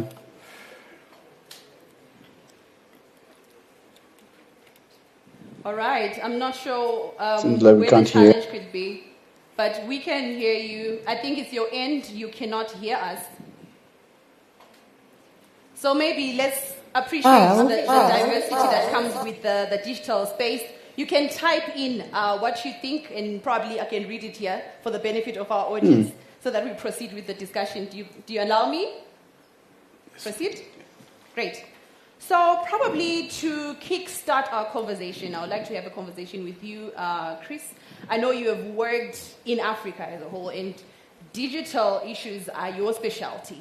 And I wanted to find out how governments in Africa can balance the need for national security through surveillance with the preservation of citizens' privacy and democratic rights. This is in view of the advent of AI. You know, the digital platforms are actually advancing at that level. What would be your response to that? It's a good question. It's always a tough question because you need to balance between freedoms and protection of citizens. Although the protection of citizens has been used as a reason or justification for clamping down or closing the space, the internet space, as it were. I guess many countries have resorted to shutting down, complete shutdown of the different social media channels that we have, the apps, WhatsApp. We know recently in Mozambique we are seeing examples of that. Zimbabwe, we experienced that some time ago when we couldn't access WhatsApp, we couldn't access Facebook, we couldn't access many of these social media platforms that we have.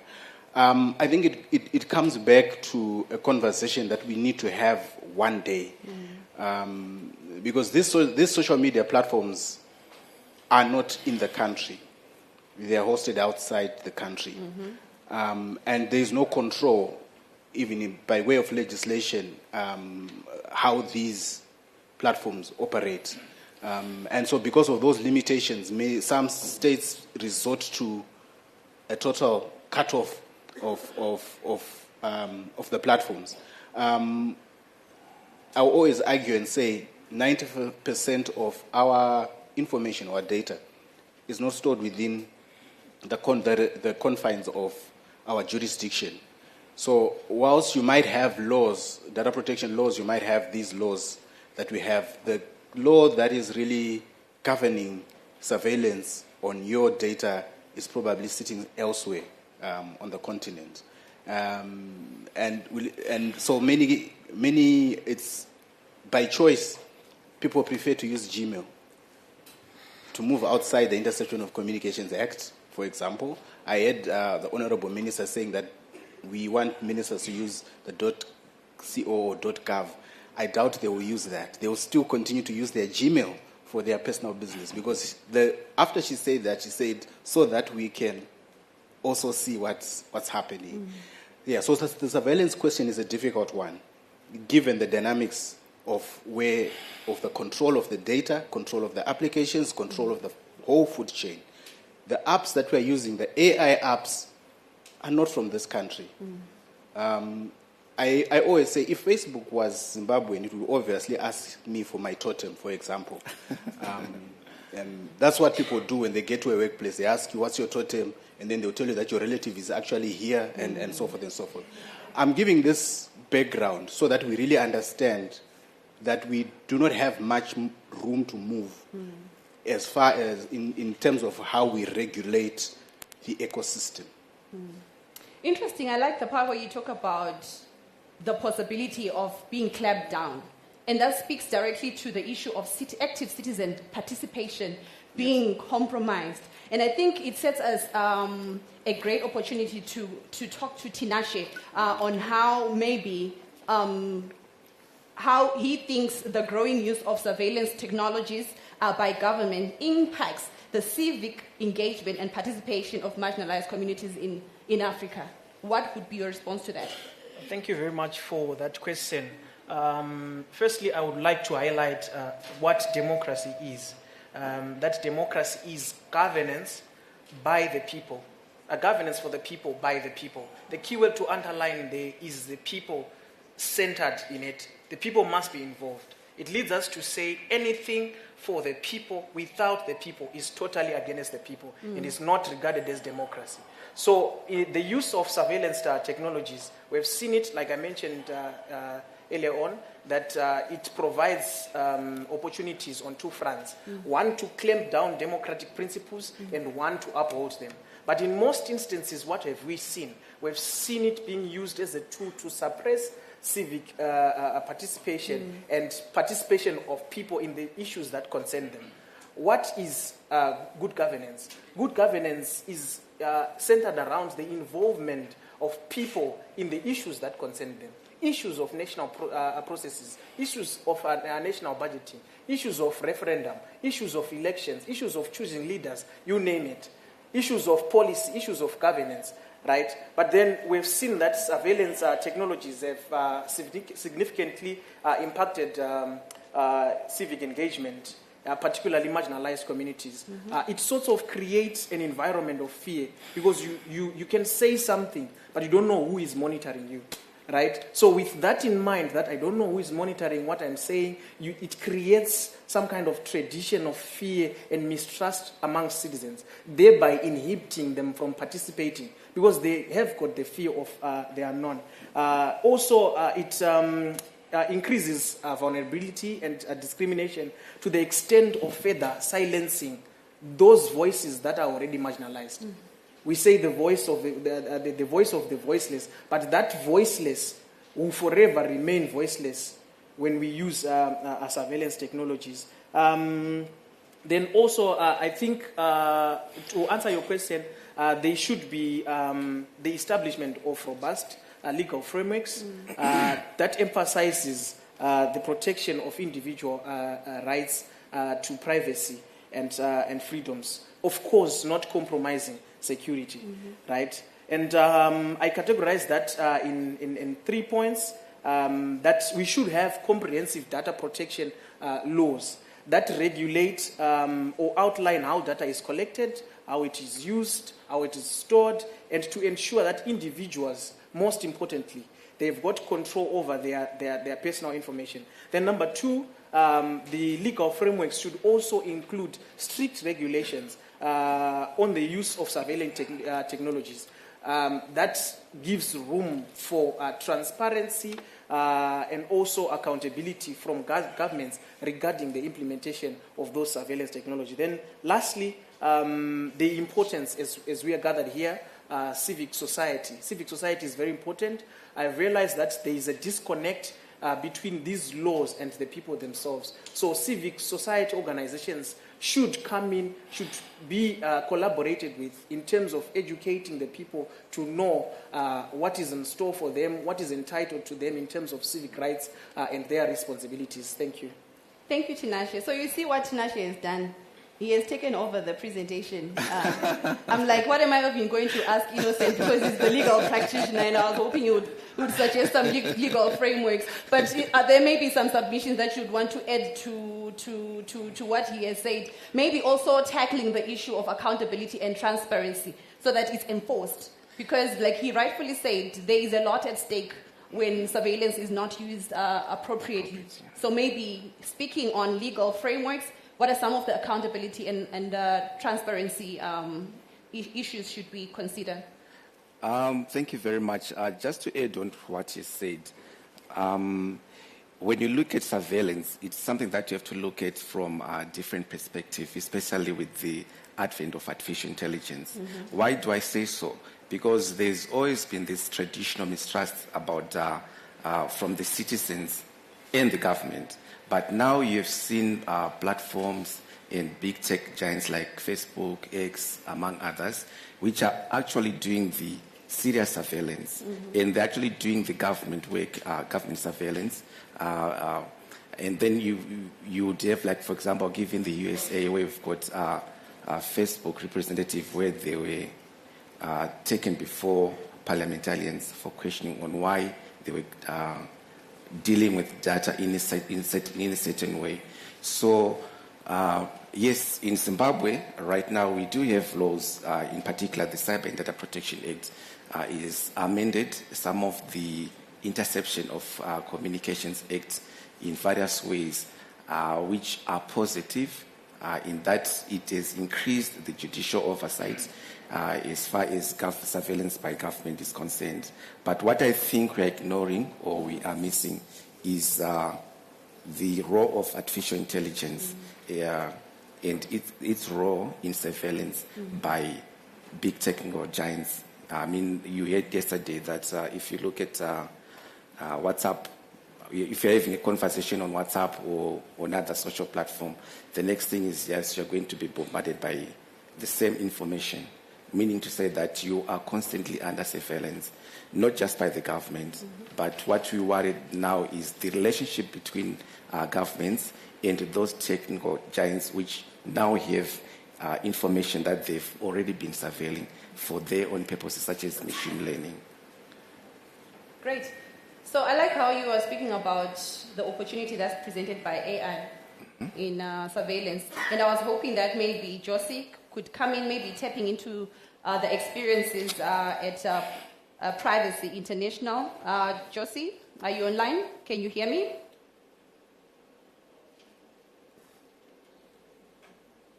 Josie, can you yeah, hear I'm me? online. Can you hear me?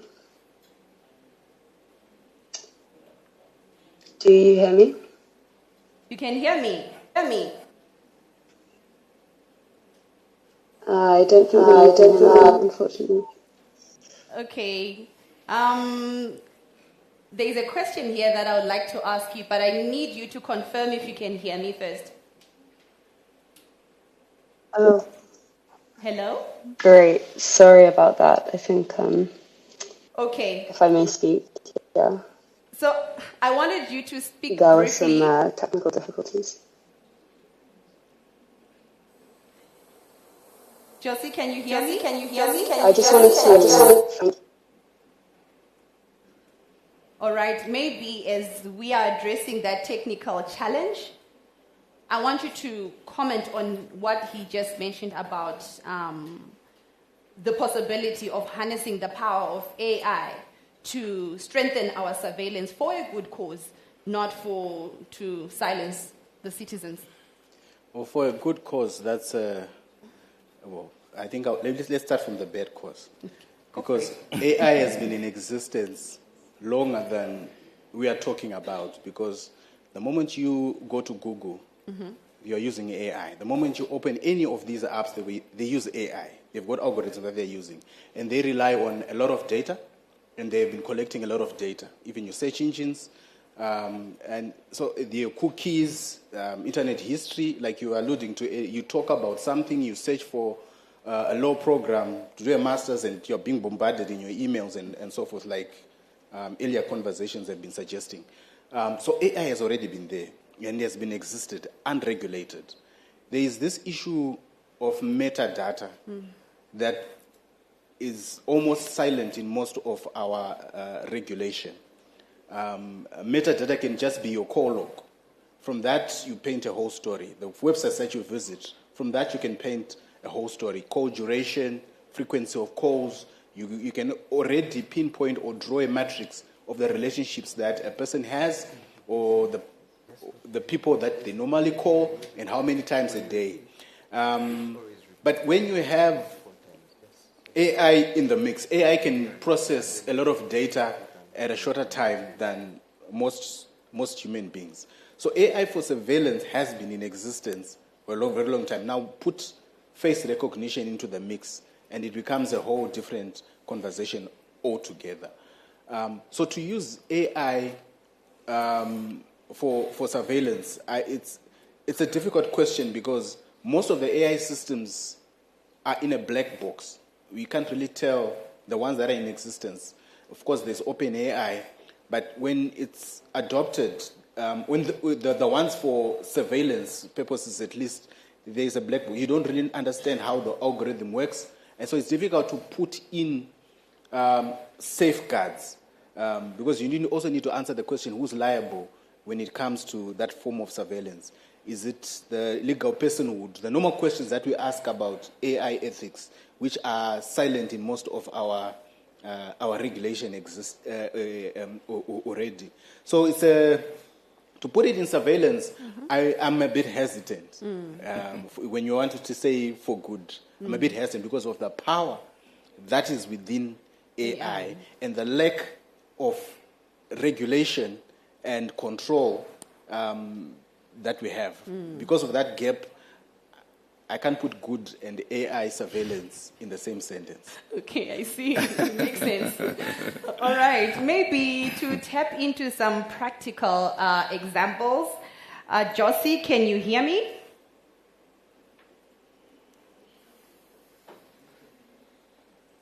Okay, great. Can you kindly speak about the work that you're involved in with Privacy International in relation to surveillance and democracy? Trial.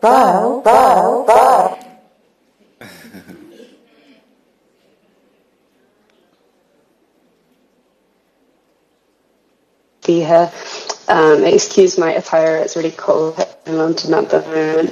But to answer your question, Privacy International has been working on surveillance at borders and human rights now for a number of years, particularly regarding the impact of European border externalization policies when it comes to human rights of people on the move and impacted by EU's policies that are supporting surveillance practices. So I'm going to talk just briefly about some of our experience working on this, and particularly looking at African nations that are in the ECOWAS region that have been impacted by some of these surveillance exports from the European Union. Can I just check if you can still hear me? Great, okay, I'm going to keep presenting in that case. So the EU exports surveillance by training police, providing surveillance technology and building wide-scale databases, as you all know, often under the banner of aid. One example is the recently repackaged multi-billion euro European Union Emergency Trust Fund for Africa. So under this, border management and migration management efforts have often been part of this externalized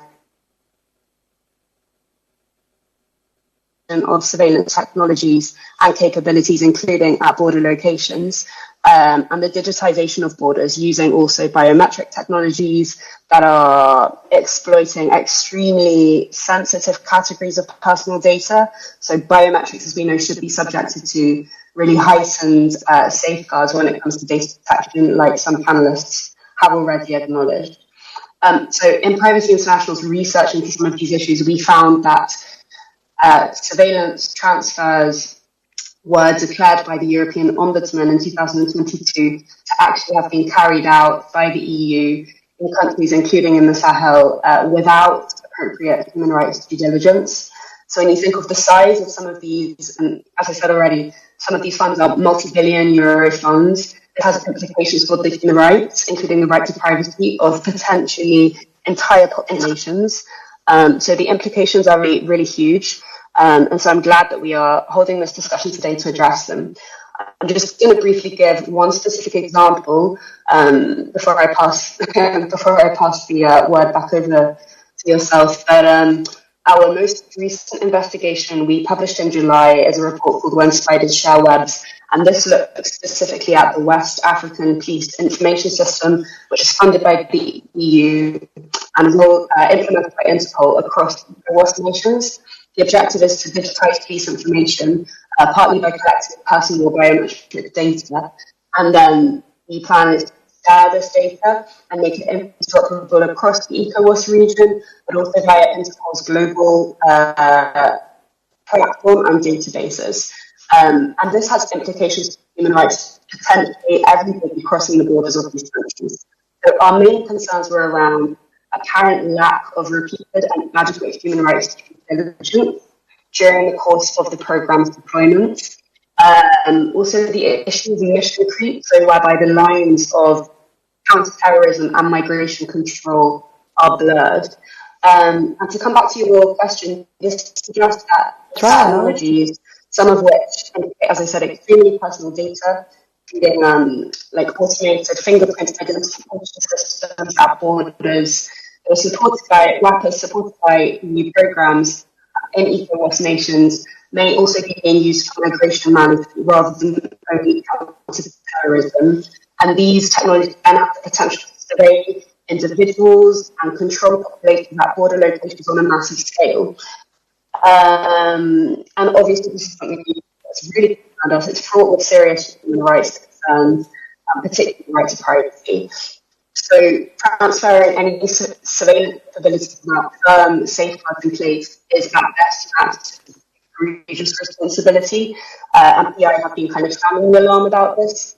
And anybody who is present at today's symposium who's working on issues to continue the conversation, as this is something we're keen to work on in the future as well, due to the threats to the right to privacy, freedom of expression, association, and the right to be in this country, and to seek asylum. That's some of the submission practices. Thank you so much. All right. Thank you very much, Josie. It sounds to me that you have the and the technological advantage to maximize on the possibility and the potential of surveillance to promote democracy. So maybe Tawanda, if you're on the call, kindly confirm so that maybe I also include you in the discussion.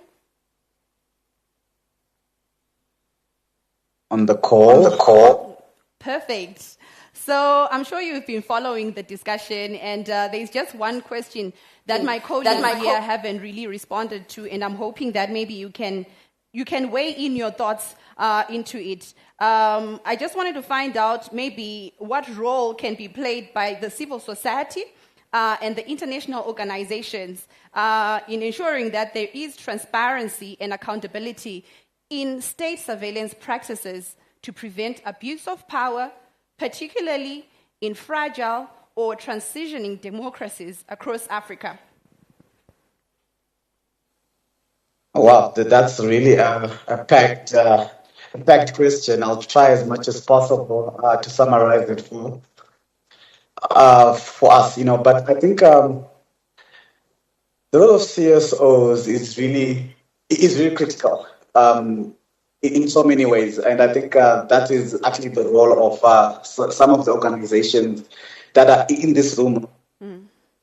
DSA, PI,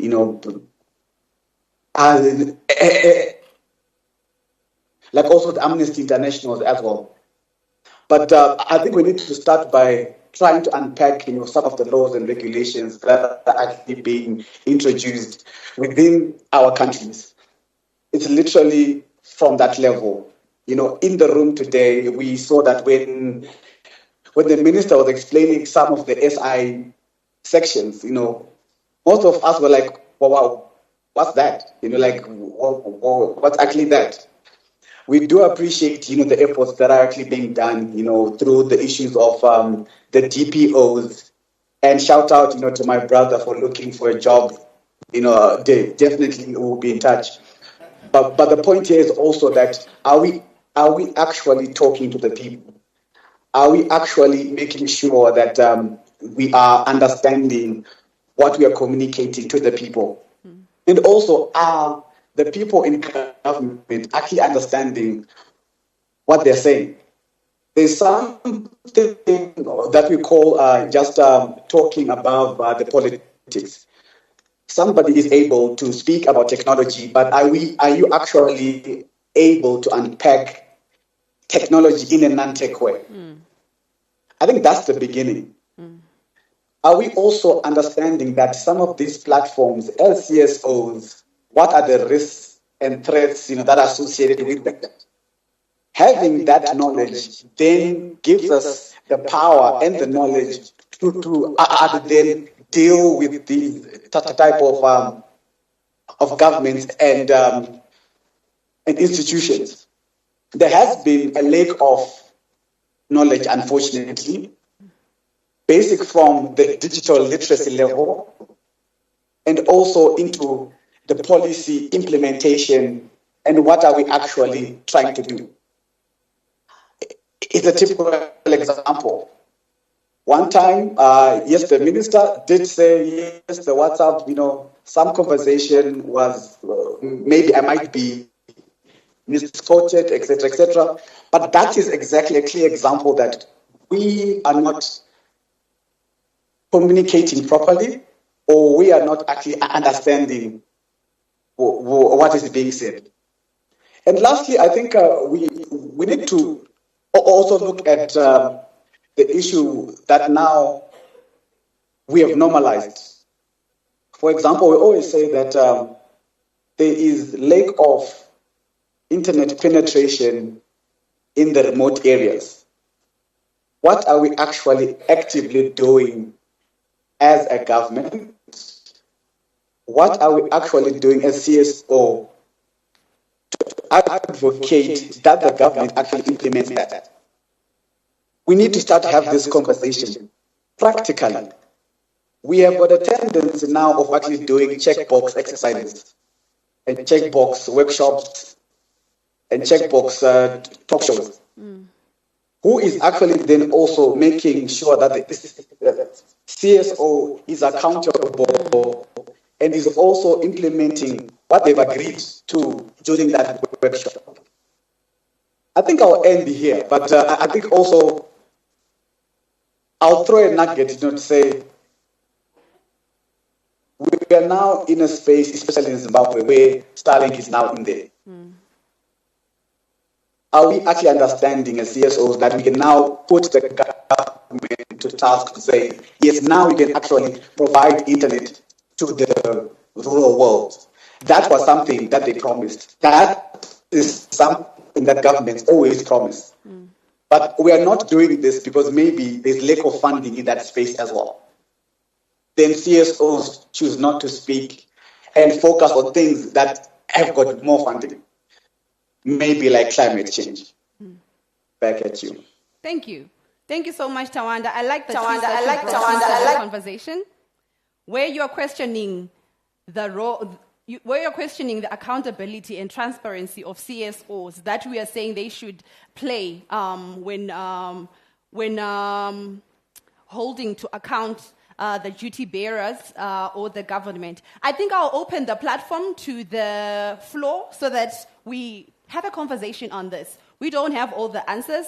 They've actually just managed to get the conversation started. Sorry, pardon me. They've managed to get the conversation started, and I think it presents a great opportunity to open the platform for feedbacks, for your reactions. What are your thoughts of the submissions that have been said, and can you actually answer some of the questions that have been asked? There's a hand right there. Please give them the mic. I'll take 3 questions or submissions, and then I bring it back to the panelists. Thank you. Thank you. My name is Ashley Moyo. I am a criminologist. So, 2 things. First of all, I want to agree with what Tinashe and Tawanda said, that first of all, we need to be able to bridge the gap between theory and practice, because the more we talk about these issues and the more we want to keep having conversations and bring it up, it actually takes away from the time that we could actually be spending putting our solutions into practice. And I feel like if we continuously do this, then we're just going to keep rolling the ball, we're just going to keep juggling the blame, because everyone is going to say, oh, the CSOs, should hold people accountable. But which CSOs? Are we actually naming them? Are we actually giving them the mandate to do this? And if they don't hold people accountable, what then? What happens to them? And if something should happen to them, then who is supposed to enforce that? So I think, first of all, we just need to clarify on some of these issues, to actually pinpoint who is supposed to be in charge of what, and if they fail, what happens to them. So it actually comes down to some behaviors actually being criminal, because if we have people that are making laws, that are making regulations, and promising to deliver on these regulations, but then they don't, they are legally bound to actually come through, but then they don't. And we continuously say, oh, no, we're just going to have another workshop.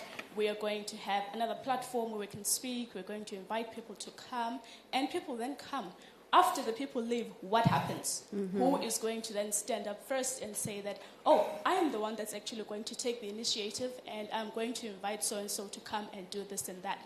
So yesterday, Ms. Amaka and Ms. Luciana were talking about being unapologetically African, about owning your voice, about doing really deep foundational work before you cast a wide net. So I think that is the first thing that we need to do as Africans, because the more we talk about the disadvantages that we're facing and the suppression that we're facing from the West because we're using their platforms, the more we actually take away from planning solutions, solutions that can actually be implemented, because it's one thing to talk about solutions in brackets, and it's another thing to talk about things that we can actually do. So if we're going to say that we want people to create platforms for Africans, platforms by Africans for Africans.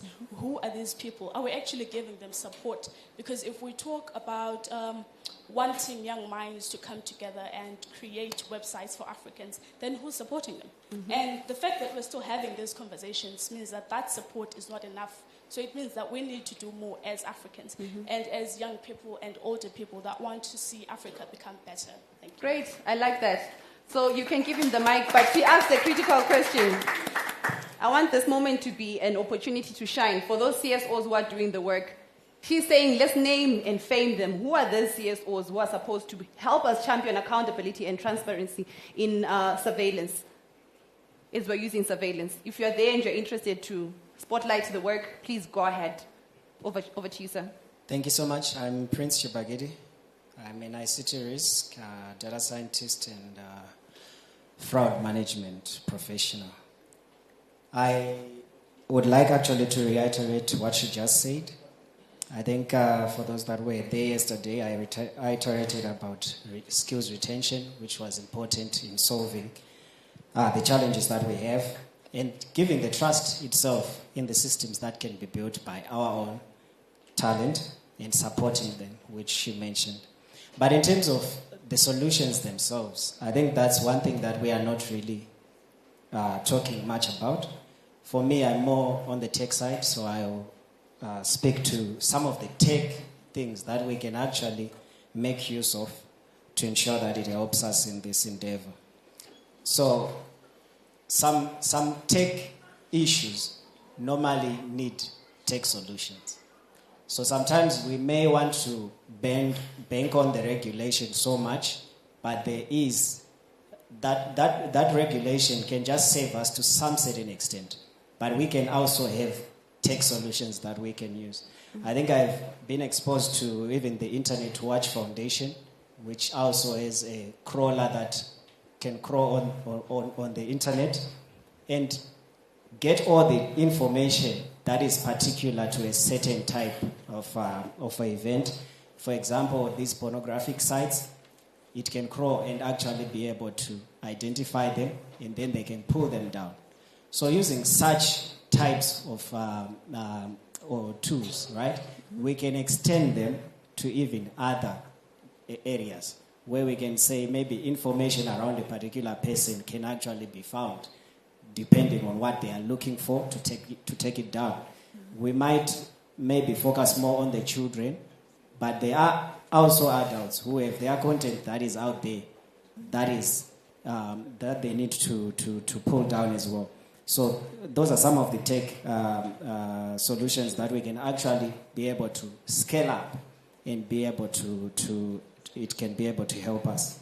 Then there is one other issue that I was just thinking in terms of the awareness itself, and not just awareness in terms of the technologies, but awareness in terms of the data subject rights themselves and how they can, a particular individual can be able to actually exercise their right. Because I think, especially in the EU, the GDPR has made sure that most of these companies can actually provide that facility for you to access the type of data that they are processing about you, and you'll be able to even file a complaint if you have an issue, right? So us giving also the awareness that, you know what, you can actually go to that site, go to this setting, and be able to check all the information they are processing about you, and this is your recourse if you find something that is amiss. This is what you can do. The solutions that we can actually do so that we don't just depend on this regulation, because some of these companies have their way around these regulations. So if an individual can know what they need to do and can be able to do that, we can also be able to save that narrative. And also the other thing that I just want to comment on shortly is that in this endeavor that we want to build our own platforms and our own systems, it is also very critical for both the government, and not only the government, but also the corporates themselves to be able to support this initiative. How can they support this? You might find out that someone wants to build that AI that can help the whole country, but they have no access to any data. that pertains to that particular AI they want to build. You can go right now to any corporate and you want to do a particular project. As long as you are not part of that organization, it's very hard to get that data. So you are not going to get that data, basically.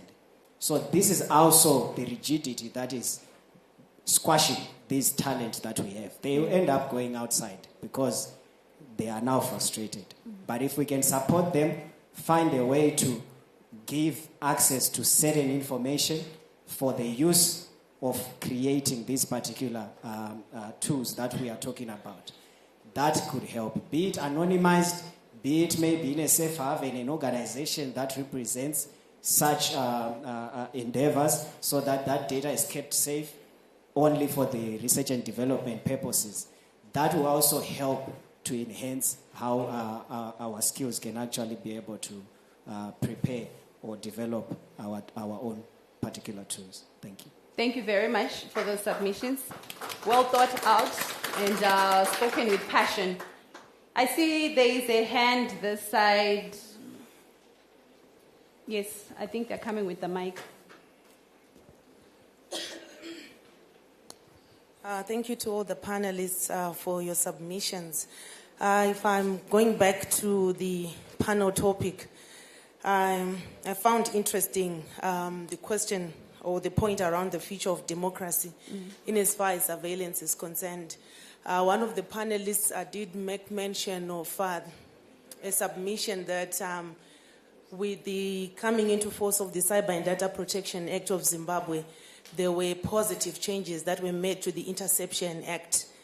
I'll come to that, but I think my overall comment is that the future of democracy may be at risk if we, for example, as civil society, give cosmetic approval to changes that are made in laws. I think there is a need for in-depth assessment of the impact of the reforms that we see. And particularly speaking in connection with the cyber and data protection amendments that he referred to, if you look, for example, at that particular law, Zimbabwean law, you'll see that while it did make mention of the changes to the Interception of Communications Act, they were not that substantive. It was in connection with the operations, the functions, etc. But we still have very contentious and harmful provisions, particularly in as far as a lack of judicial oversight, in as far as interception warrants are concerned.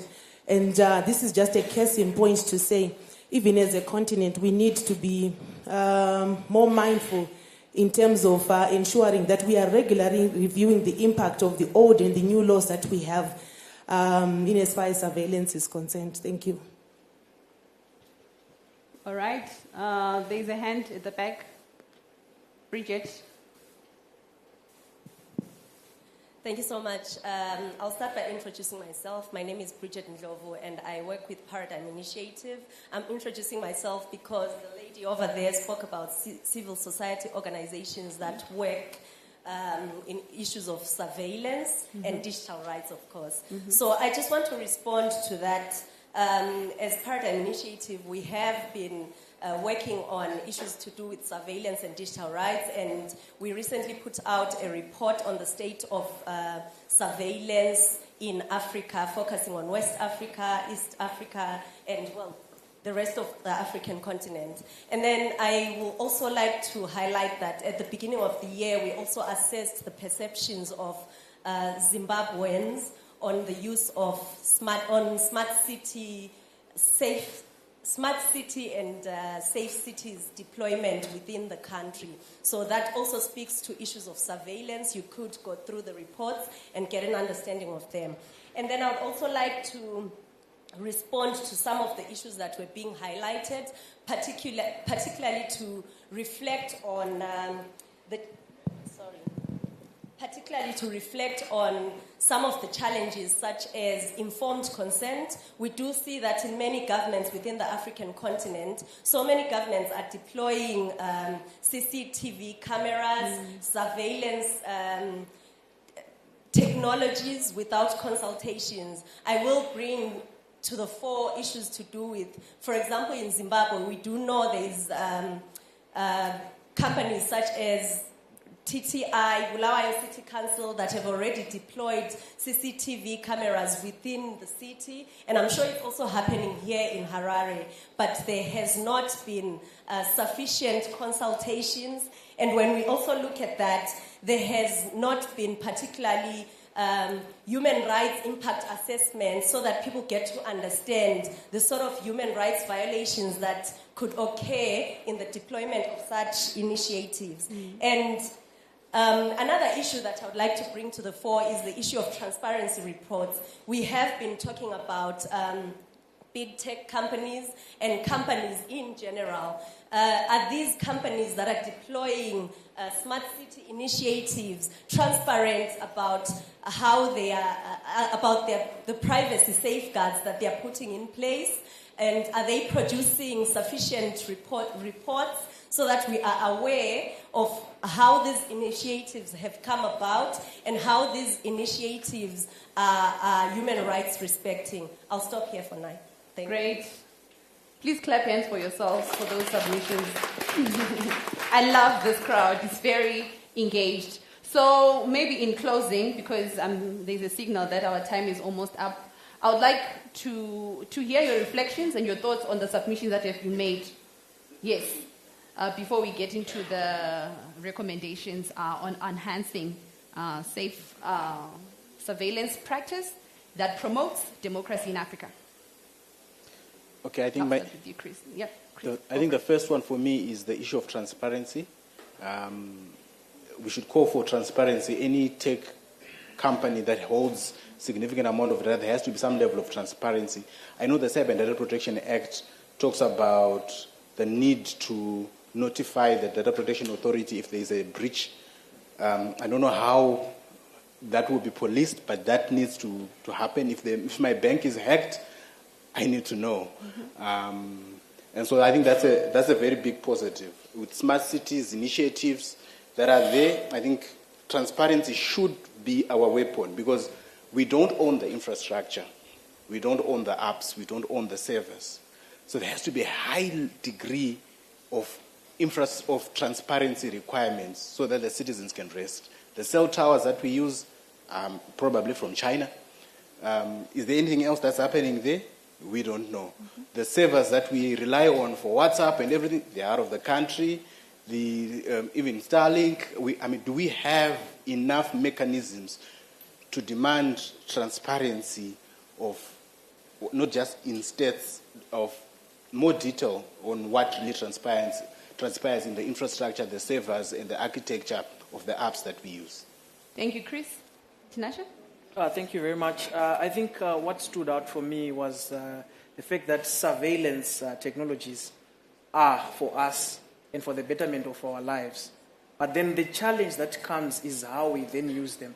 I think I would like to differ a bit from what Chris was saying, in the sense that in most instances it's not the people that control the surveillance technologies, but it's African governments that actually use these surveillance technologies to suppress the people, to monitor the people, and to make sure that they don't say things that are out of what they expect. So I think there is need, as my sister highlighted, there is need to harmonize theory and practice. We have it in theory, but in practice, we should make sure that it is for the betterment of everyone, for the protection of individual freedoms and civic rights, and also to make sure that we use it in the advancement, or to make sure that our state security is not compromised. Because I realize that the adversity comes from the fact that there is an interplay between state security and individual freedoms. And in most instances, surveillance technologies are always used as smokescreen to monitor, to suppress dissent, and to make sure that no one says something that is out of bounds. Thank you. Thank you, Tinashe. Innocent? Thank you very much. I think we should take 2 steps back and look at, I like what there's a gentleman yesterday who mentioned African solutions to African problems.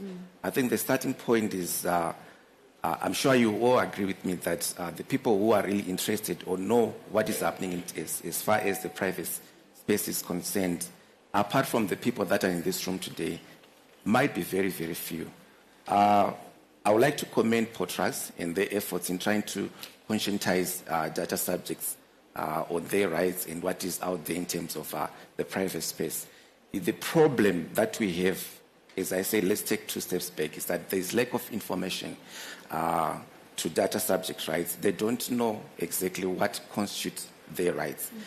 We might be talking about surveillance today, but trust me, several people out there, talk of a person who is in Wande Valley, Kurimama Banana. That person doesn't even know that it's possible, or they're placed under surveillance through this technology, or maybe the government can also utilize the legal provision that's available to carry out surveillance.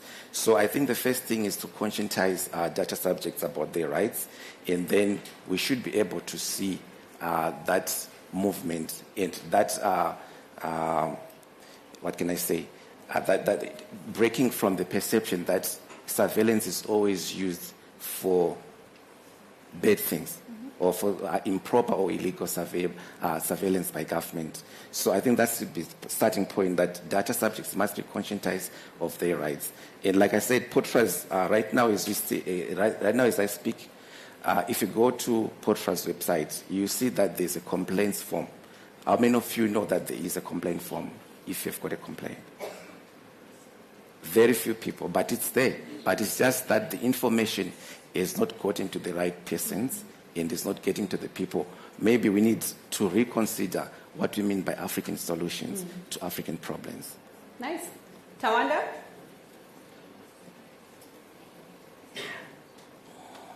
Tawanda?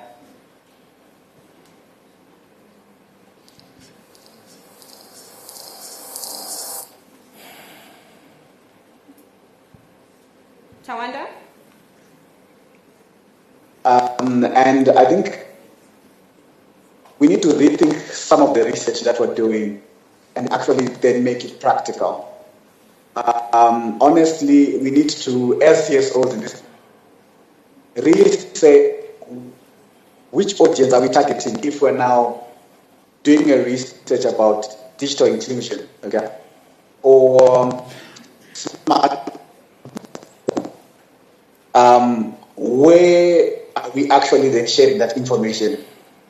And who are the people who are reading that information? I think Innocent said it well. Let's actually take 10 steps back and start with the fundamentals. Then there's a point also that Chris did mention, which I want to echo.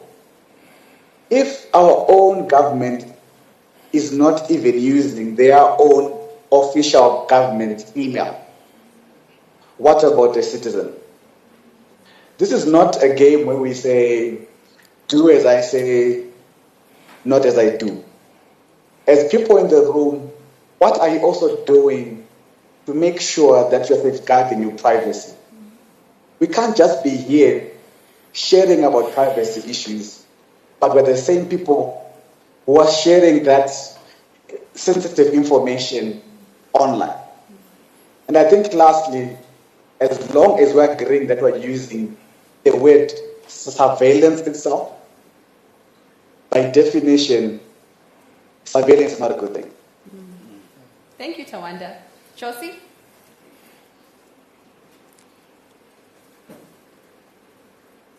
Over to you.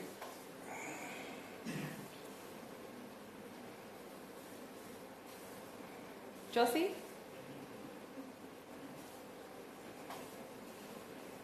All right, for the sake of our time, please allow me to appreciate all the panelists for the amazing work that they have put in to prepare for this panel discussion.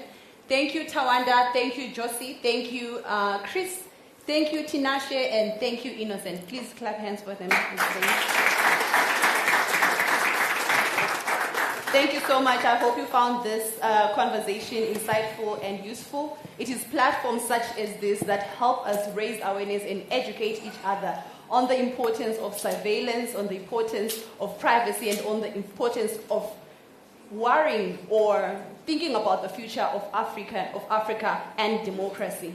And I hope as we go our separate ways, we feel challenged by that young lady's question. what do we do post these engagements, post these discussions? Let's have a conversation about this during our lunch or breakfast breaks. And for the colleagues online, the conversation also extends to you.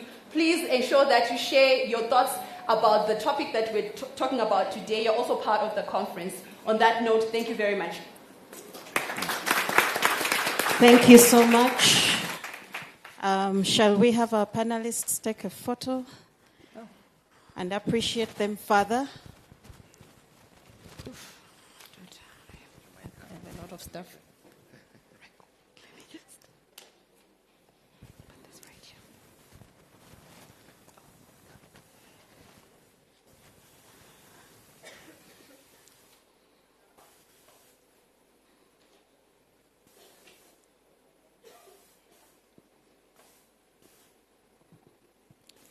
And to appreciate you for leading us in the discussions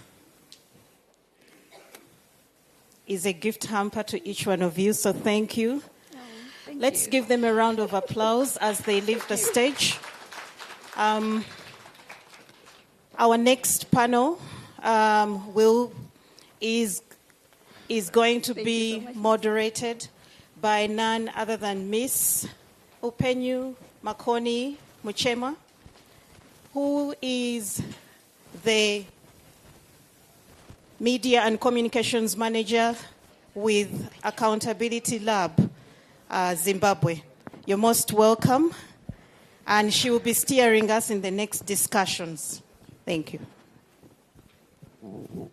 Good morning, everyone. Is it afternoon already?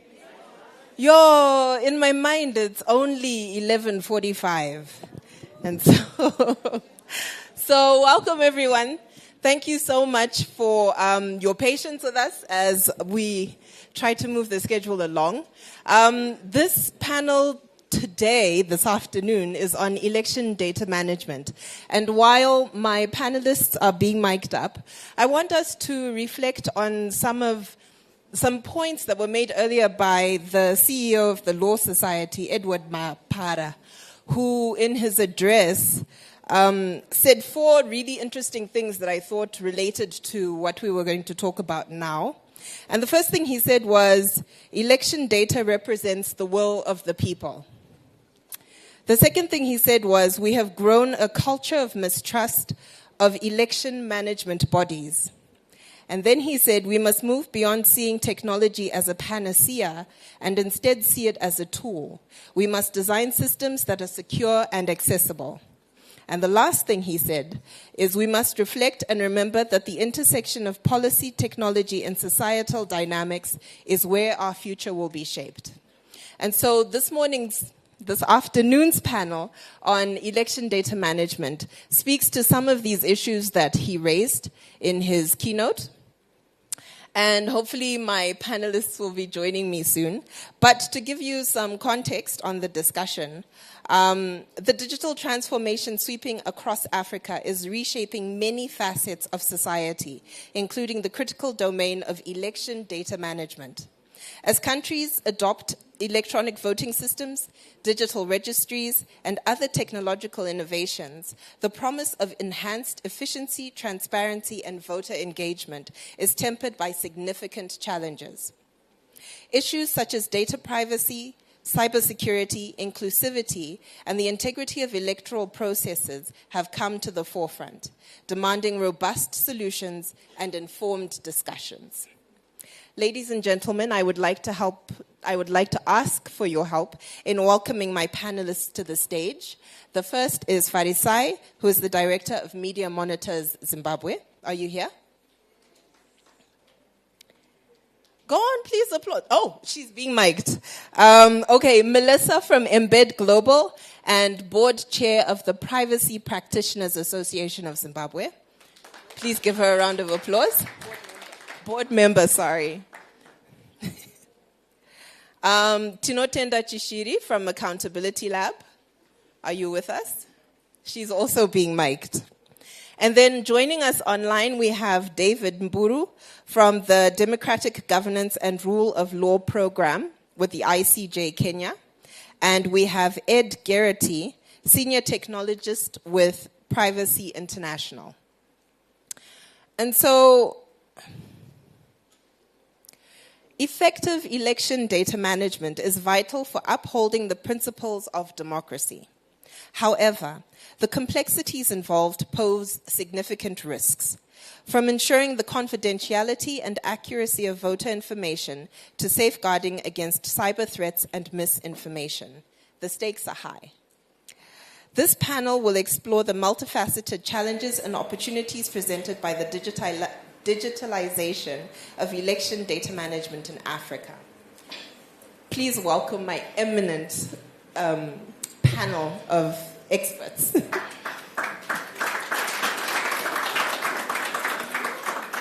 Hi, Farisai. Hi. It's good to see your face. Good to meet you too. It's good to meet you. Okay, so to start, I want all of us to reflect a little bit on the complexities of election data management.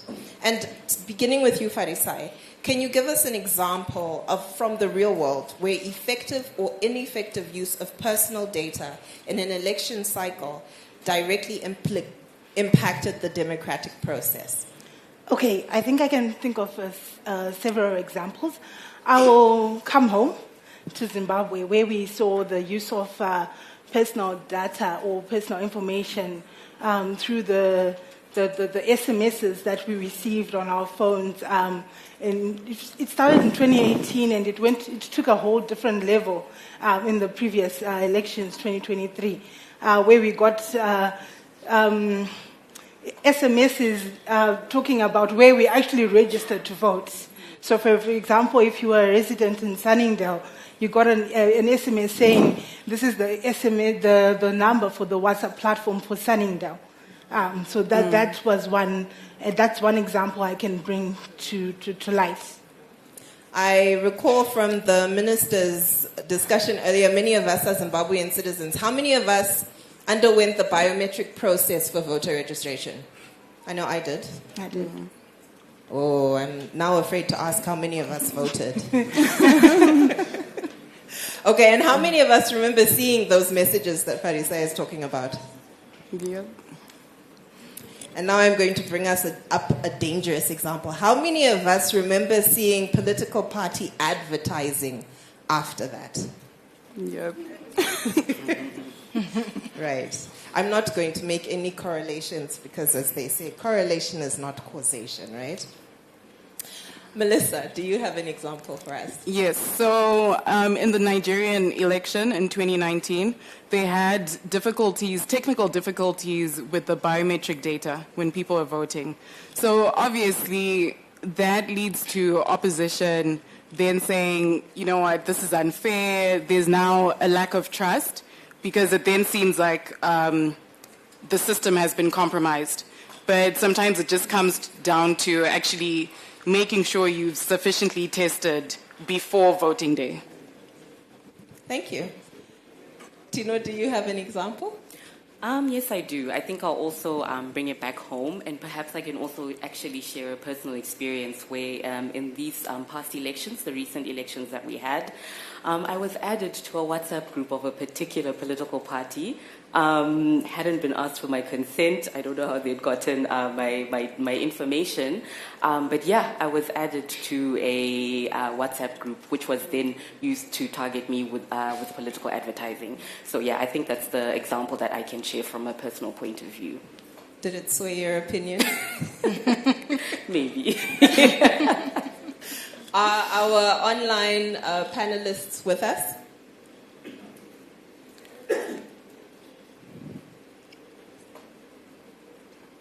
Okay.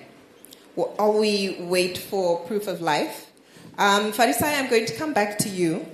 And in your experience with media, data engineering, and analysis, how can we harness advanced data analytics tools to not only monitor the integrity of election data, but also preemptively identify potential misinformation campaigns that could undermine the public trust during the electoral process?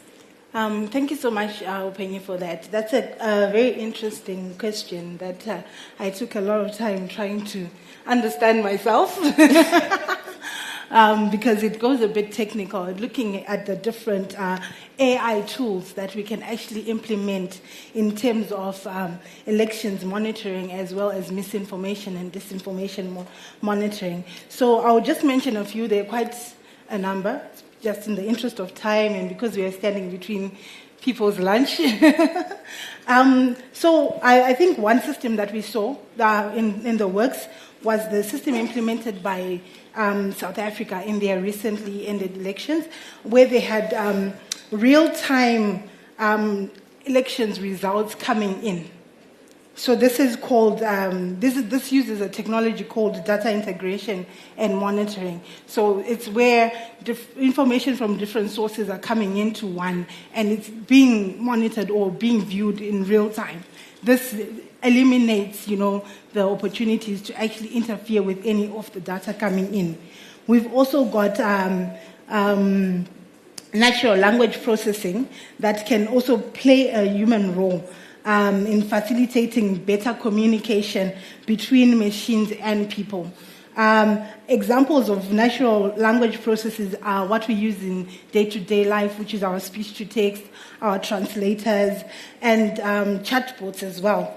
So you'll find that organizations like Africa Check, they utilize this technology to scrutinize social media platforms for misinformation related to elections, thereby enhancing the accuracy of the information. We also have what we call network analysis, where tools can be used to understand misinformation coming in through social media networks. So basically, these tools will harvest all the information or any threads or conversations around around a particular subject, be it elections or whatever, and this can then actually be analyzed to scrutinize and see instances where misinformation is coming up. For example, as media monitors, we use such a tool in the 2023 harmonized elections, where we were looking at the subject of gendered information disorders, and the tool was quite helpful. This tool, we customized it, so it worked in our favor. Other tools that can actually be used are predictive analytics. We saw this being used in Zambia, where they did a bit of a scenario mapping or scenario modeling using AI to kind of understand where, in whose favor the elections will actually tilt. Other initiatives that can actually be employed are like conducting educational initiatives by leveraging data analytics, where we can then actually target demographics vulnerable to misinformation and disinformation, and actually then train them on how they can actually identify misinformation and disinformation. So by leveraging these advanced analytic tools and methodologies, we can significantly enhance our capacity to monitor election data integrity and proactively address misinformation and disinformation. Is it Thank fair? you. Thank you. Is it fair to say then that the tools that you're referring to, the NLPs and the analytical tools, are looking at understanding voter behavior and perhaps encouraging more equitable access to elections and electoral processes? Yes, they are. But I think as previous speakers before me have actually alluded to, these face challenges in that they're not coming from us. Yes. They are not African-grown. They are coming from the first world country who operate on different levels. So it's in as much as it's true, there's also need for us to look at localization of these tools so that they can actually work for us effectively. I'm going to take that as a jump-off point to come to you, Tino. And your question is, in your experience with the Accountability Lab, what innovative approaches or technologies do you believe can effectively bridge the gap between traditional election data management systems and digital solutions, especially where the trust is low in electoral processes? Okay. Thanks for that question, Upenyu. So yeah, in the accountability labs work that we do, a lot of the focus that we do is around fostering trust, because for there to be accountability, for there to trust is the foundational bedrock for a democracy. Basically, if there's no trust in our leaders, then that puts our democracy at risk. So I think the most important thing we need to focus on is building that trust and cementing that trust, and then we can bring in technology then to enhance the trust, to enhance the accountability, to enhance the transparency when it comes to elections. I can give a couple of examples where there has been use of technology, but without that foundation of trust, we've seen a lot of disputes, within elections. I'll give an example of Namibia, which in their previous elections, they used what is called electronic voting machines. And then during that election, there were some disputes that came out of that with regards to issues to do with paper trails and things like that were raised by the opposition. So we do see that in some instances where we do use technology, as long as trust is not there, we're always going to have the same recurring problems of conflicts that arise in when it comes to elections. I think I can also give an example, like an opposite example, where we see our counterparts, such as Botswana. They don't really use technology within the elections, but there is that bedrock of trust that's there, and so you see less conflicts happening after elections. So I think the focus should really be on strengthening trust among the citizens, among the voters, and then we can employ technology then to enhance that trust and to enhance our election processes. Thank you so much, Tino. Your point about trust is a very, very interesting one. And it takes me to my question for Ed. Ed, are you there? Yes, I am. Yes, I am. Welcome.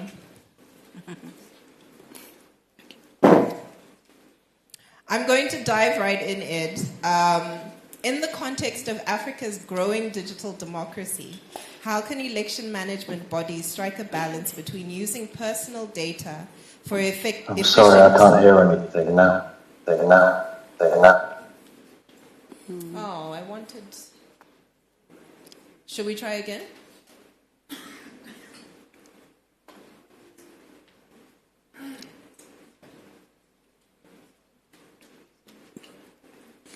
Okay, I'm going to move to you, Melissa, while we try to get Ed back.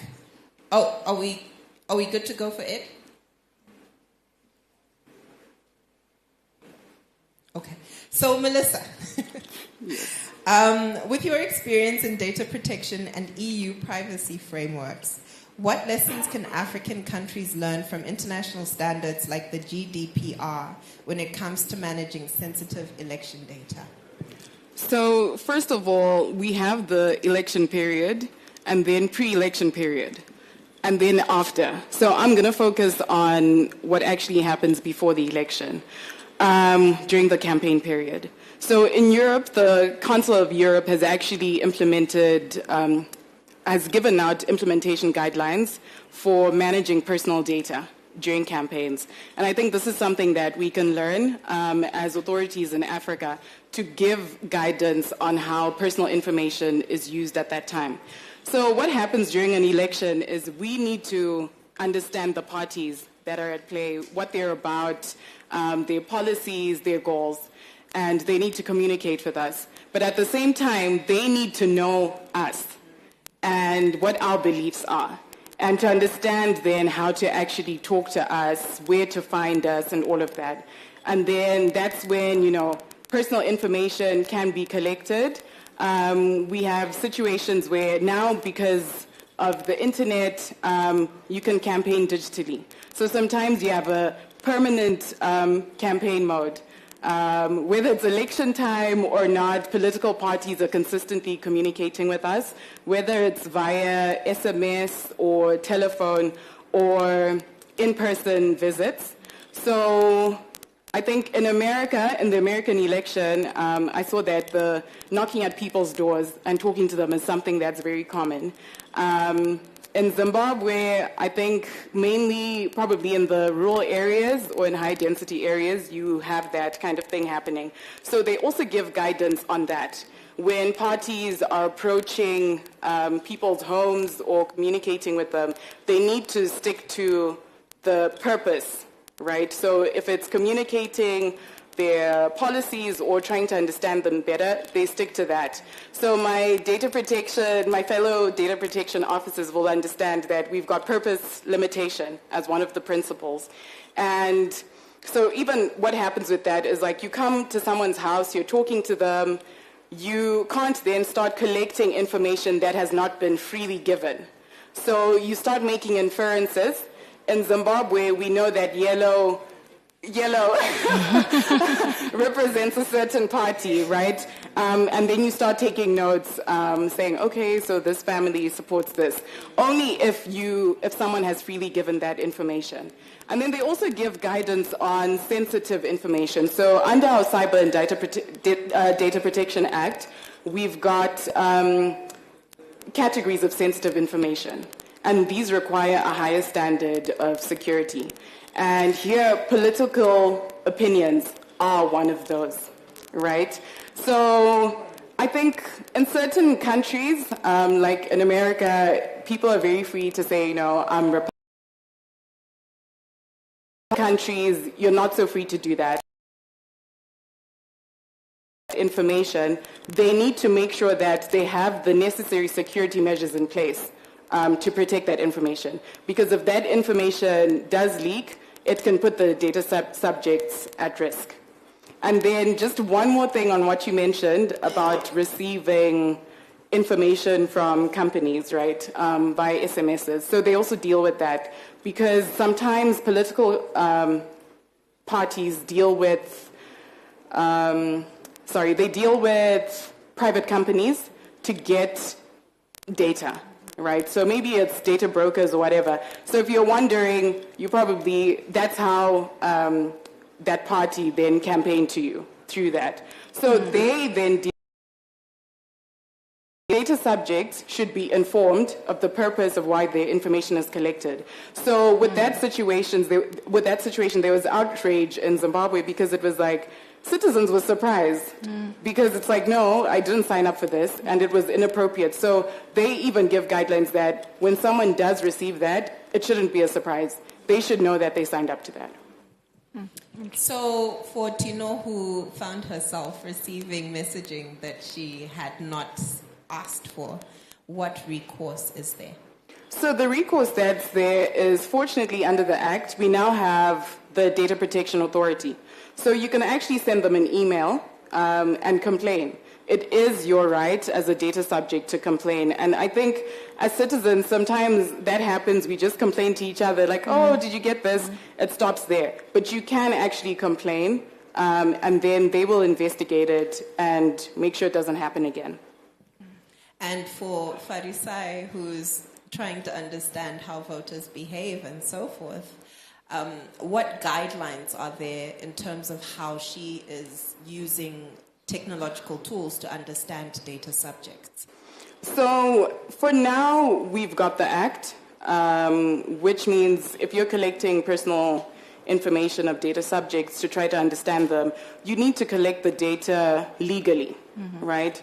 Whether it's like through a contract or through consent. And then you can process the information through that. But I would encourage, again, authorities to give guidance on specific issues. And then moving to Africa at large. Ed, are you there? Ed, in the context of Africa's growing digital...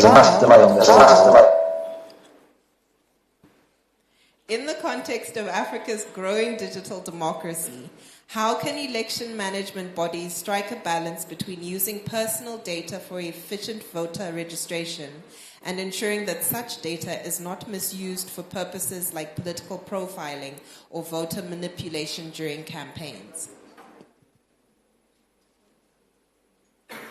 So Sorry, there's a massive echo here. We need to look at the difference between voter manipulation and voter persuasion and voter education, which are things which need to be done by but there's also like a difference between transparency and secrecy and secrecy.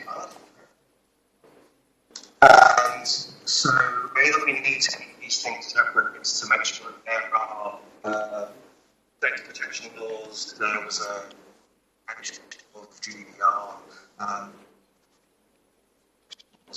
world. Make sure that the data protection authorities are involved in building the election and databases.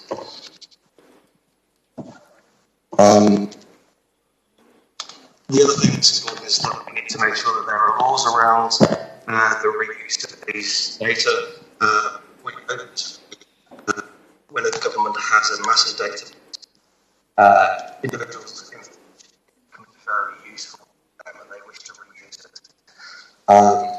But it needs to be very protected and involved. And that can be done, as was mentioned earlier, through the development process, making sure that electoral management is free and independent processing accountability. I'm sorry, Ed, we're going to have to cut you off. The sound quality is very, very bad. What I am going to do is bring the audience into the conversation. And so I think I can take 1 or 2 questions from the audience. Yes? Yes, please go ahead. We have 2 questions in the corner. This is quite a lively section that I'm facing here. Is it because when the people are hosting, they're facing you directly and you get the energy from the stage? Please go ahead. Yes, the energy is coming from the stage. So I think the main thing that I want to highlight is just to encourage citizens to actually read the terms and conditions that come with some of these websites.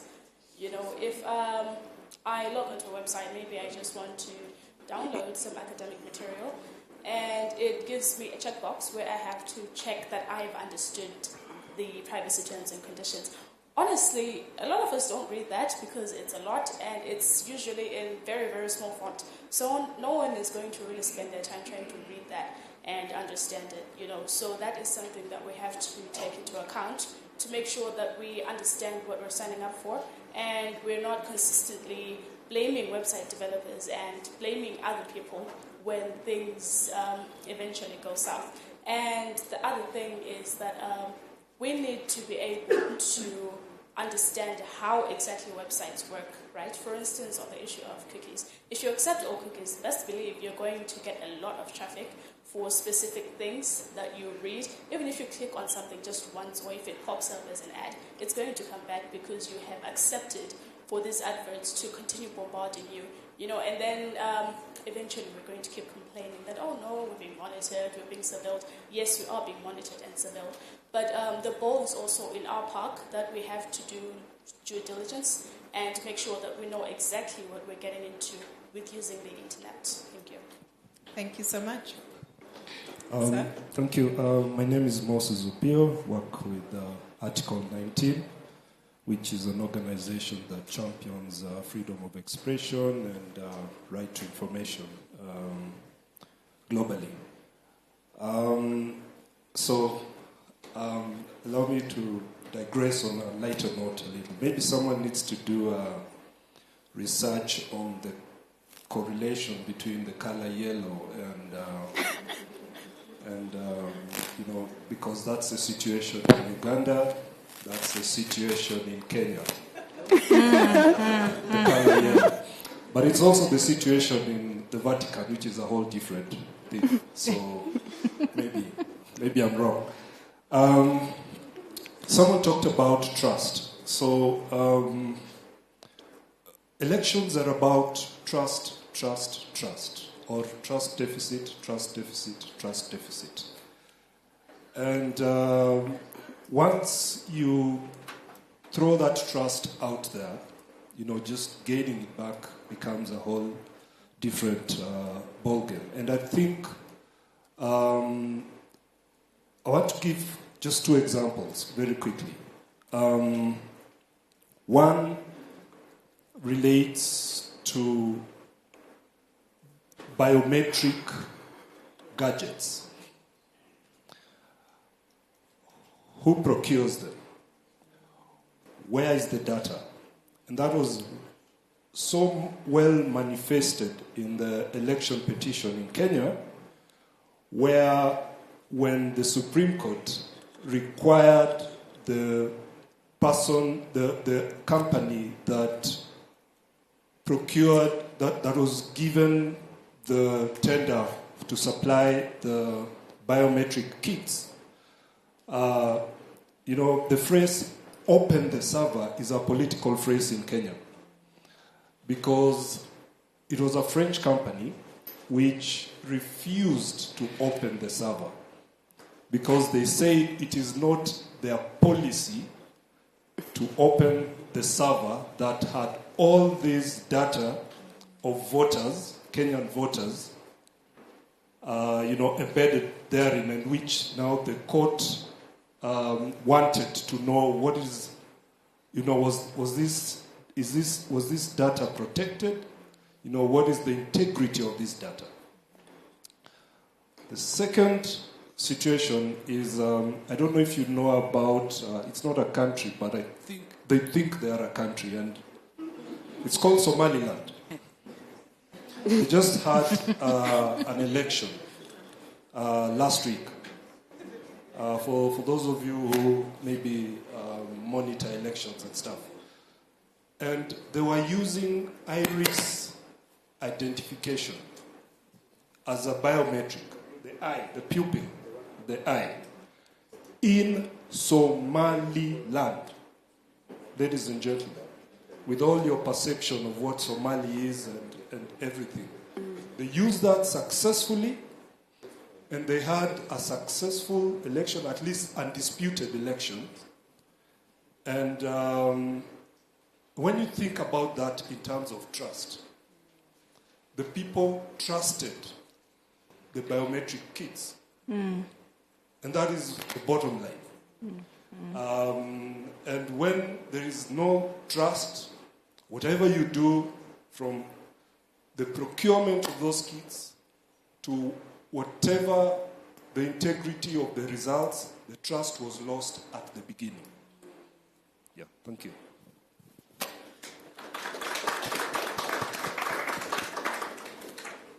Ed, are you there?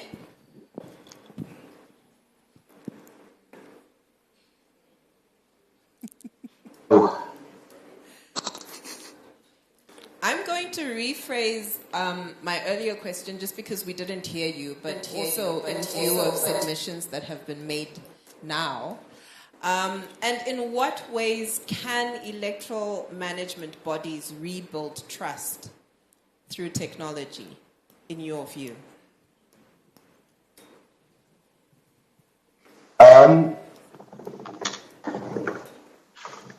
That's a very difficult question. I think the first step is a strong, as we've seen, a strong judiciary who connected with a strong, at least a legal framework to which they can refer back. Open the server, as we heard, became a political statement. I'm sorry, we're not getting good audio, but perhaps, Tino, you can help us with this question? Yeah, that's an interesting question. Which, if I think it's something that Ed would be best placed to respond to, because I think it's more of a question for the technocrats. But I do think Farisai did refer to some of the tools in the beginning, I think when she was talking about issues to do with data integration and monitoring, network analysis. So I think just to answer that question, I would steal Farisai's first response to that. I think she had already highlighted some of the tools that can be useful in enhancing integrity during elections and personal information as well. Yeah. Farisai, do you want to add anything? I would like to buttress his point that it all begins with trust. If we don't trust our election management body, then there's nothing they can actually do that will change that from the beginning. So even if they employ these technologies, no matter what different tools or hardware, software that they're going to use, if it all boils down to trust. Yeah. When we were discussing this panel earlier, one of the striking examples that we had about the use of technology in electoral management was that, I think it's South Africa, what was the other one? Botswana or Namibia? South Africa and Botswana are two of the countries on the African continent that have not implemented tech. So hungry, you just want to go to lunch now. Wow, guys. But elections are how our lives are shaped. Okay. At lunch. After lunch. All right. I think the people have spoken. Ladies and gentlemen, thank you so much for paying your attention to this panel. Good afternoon, and I hope you enjoy your lunch.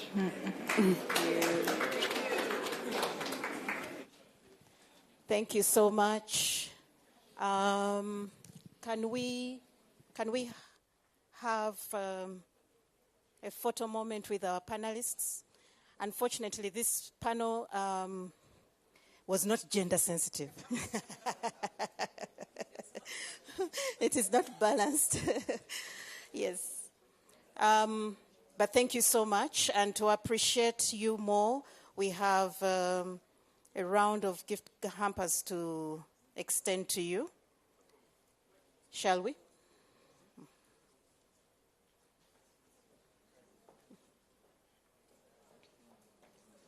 Thank you so much for leading us in this segment.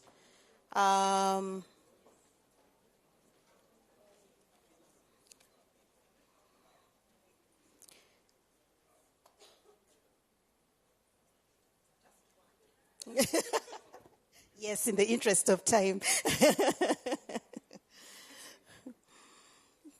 All right. Please, can we appreciate them? And I would like us to also appreciate ourselves. You've been wonderful, still engaged, and I hope this will also be the same when you come back after lunch. Apologies for the time, but we are trying everything we can to see that we get back on track. And I can only do that with you all. I can't do it alone, okay? So we are going to have lunch, and I would like to invite our hospitality section to give us directions on how we are going to conduct ourselves if they are ready. Where is she? Come. So they will guide us on how we are going to do lunch and then head back. Kindly, we are going to do lunch for about 30 minutes. So please, let's just make it quick so that we can quickly get back and continue with the program. So over to you. Good afternoon, ladies and gentlemen. My name is Sibongile and I'm a representative from Holiday in Harare. So this is how we are going to have our lunch. First, we are going to have a batch of 64. Since our restaurant is a bit small and we don't want you to stand in long queues. So it's give the others, and when we give the others, up until everyone has got their own lunch. So it's just a 5 minutes interval break between the first 64 and then we give the other 64. Thank you very much. And enjoy your lunch. Thank you so much, Sibongile. So ladies and gentlemen, we are in our lunch break. Feel free to visit the places of convenience and as you wait upon the guidance that we are being given. Okay? Thank you.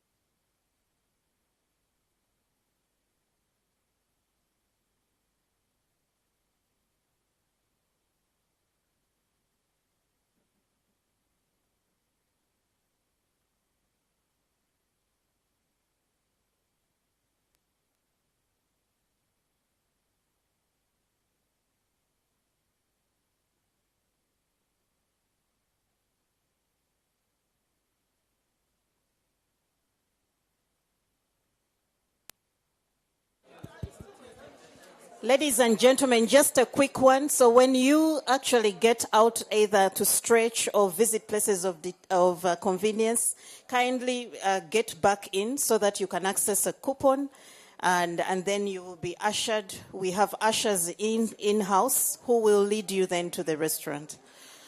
And I really, really, really call upon your cooperation. Let's do lunch quickly and please head back, okay? So thank you so much. Enjoy your lunch.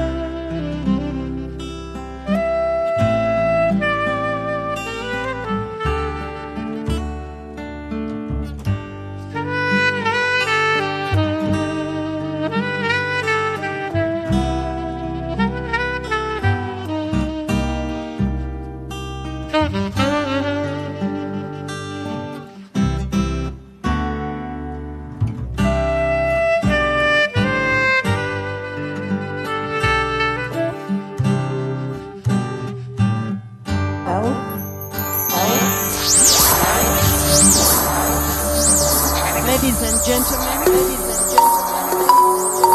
good afternoon to you all. Good afternoon to you all. Good afternoon to you all.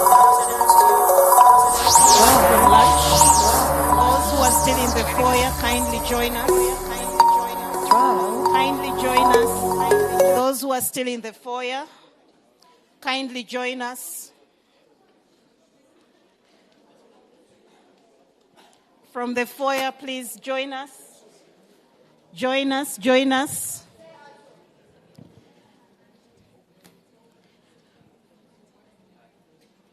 Good afternoon to you all. Welcome. I would like to call the House to order. Shall we take our seats? I know that we continue to network and we are having conversations on the side. It is very healthy. I welcome all those. But at this juncture, may I have your kind attention? Shall we take our seats? Okay, so how was lunch? I don't hear you. You don't even sound like you've been eating. Where's the energy? So, ladies and gentlemen, this afternoon, we will have Let's Talk. And part of what is going to be covered in Let's Talk will sort of be a continuation from the panel, the last panel before lunch, where we were talking elections. Election management, and the intersections with data protection and elections. And now we are going to have an opportunity to hear a bit of experiences with a guest speaker who has actually been in the heat of it, especially from an EMB side, okay? So also, as part of our afternoon is two more panels. And in the interest of time, I would like to encourage you that when you have submissions to make, please kindly make them concise, be brief, so that we can catch up on time. We are doing everything we can to see that we don't leave this place very late, okay? So, by my watch, it is 3:10, and I want to invite our able moderator for this session on Let's Talk, none other than Luciana. So, please put your hands together as she comes. Luciana will be moderating this session, and I hand over to her to do us justice. Thank you. Thank you.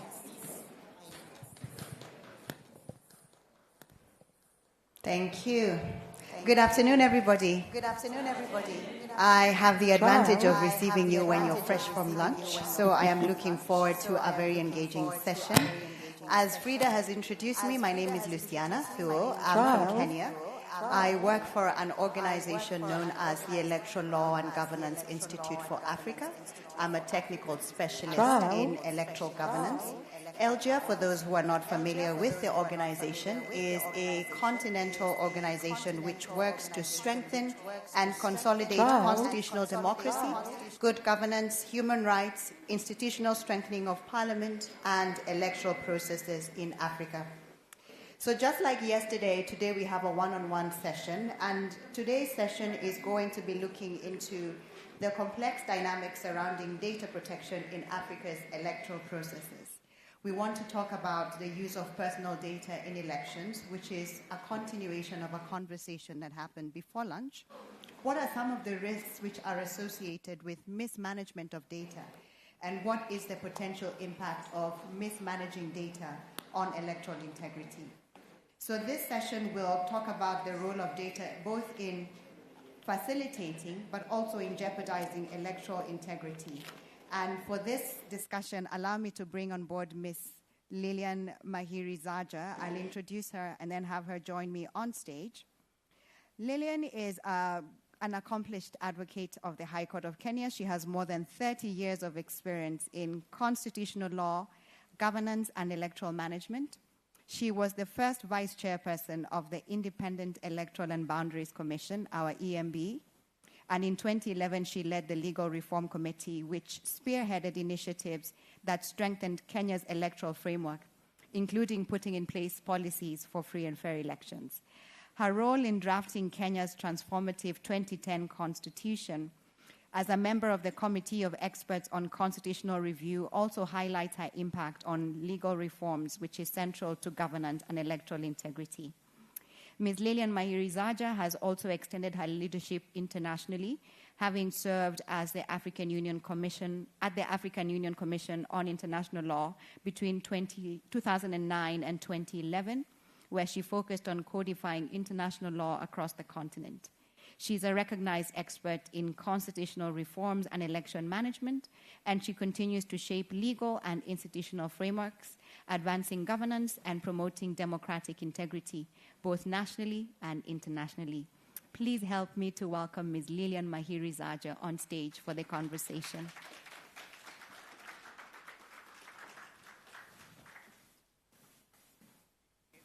Welcome. Thank you so much for joining us for this conversation. It's a pleasure to host you for this discussion. And as I've told the room, you have an insider's view of the use of data in elections because you have served as the vice chair of our EMB, our electoral management body. So let's talk about data protection and how it can be used to influence the integrity of elections. What role do you see data protection playing in safeguarding democratic processes?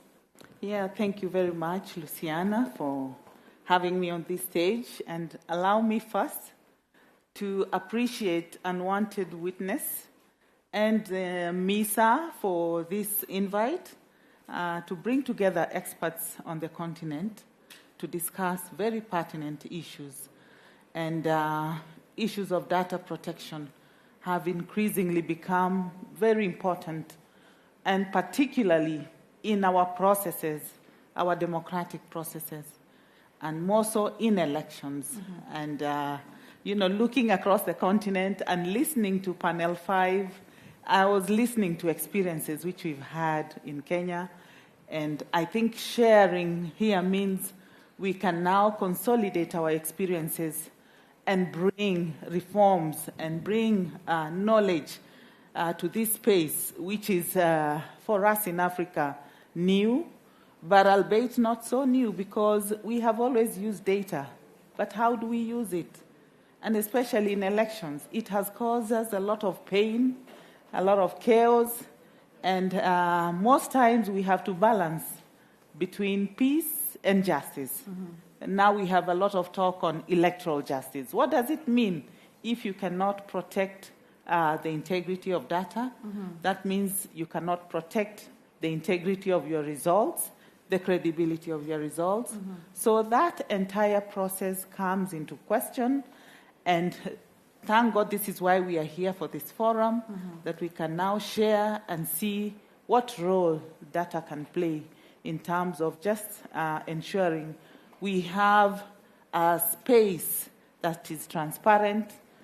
For those of us who have had a lot of chaos in the election environment, and we are still trying to grow our very fragile democracies and nurture democratic practices, it will be good for us to share and know that, yes, we need data, and data is very important. Earlier on, there was a young man in the tech industry who talked about data issues or tech issues needing tech solutions. Mm-hmm. So I guess that is where we need to focus, that yes, we are going to develop our electoral processes. We are going to develop our democracy and use data, because in the past we have seen how it has taken us into an alley of chaos. And giving the example of Kenya, we had the post-election violence of 2007, 2008, it was all occasioned because of a lot of issues to do with data handling, mismanagement of data. So the sooner we learn how to manage our data, then we can know how to balance between justice, electoral justice, and peace for our countries. All right, thank you. One of the advantages that we have with your experience in the EMB is that you came in at a time when we had digitized part of the electoral process. So in Kenya, for example, our voter registration, voter identification, and results transmission is done digitally, at least for the presidential election. But you have also been a part of the process before we adopted the integrated electoral management system. So how has the role of data evolved from before we adopted the digital system to now that we have the integrated electoral management system? Yeah, and thank you for that good question. Again, looking at the experience we had in Kenya, I think sometimes we look back and give examples of our 1988 elections, which we infamously call the Lolongo elections, where you found a candidate and the voters being told to line up behind the candidate. And you'd clearly see this candidate has two people. And this one with the 200 people, the two people are declared winners and the 200. So that is the kind of scenario we had. And we came from that background, and it took us down to the post-election violence. Then after that, we had to do a lot of reforms. And this was occasioned by the recommendations that were made by Justice Johan Kriegler, who came in from South Africa to help us look into our processes and evaluate what went wrong. And the first thing he said, we needed to completely go into biometric voter registration. Because remember, we were using the old system of the optimal mark reader, which was so outdated. And then now we are going into a system where we want transparency. And remember, even when we had the interim body, that was the interim Independent Electoral and Boundaries Commission, we did our referendum for the Constitution with a test pilot of the biometric, and it worked. So when we came in as the first commission under the new Constitution, we now rolled out the biometric voter registration, and we saw that to some large extent it worked. And although this time round people did not go to the streets, people opted to go to court, which was a good step, because whereas we were skeptical, a skeptical society, we embraced the fact that we can accept the results and go to court to challenge.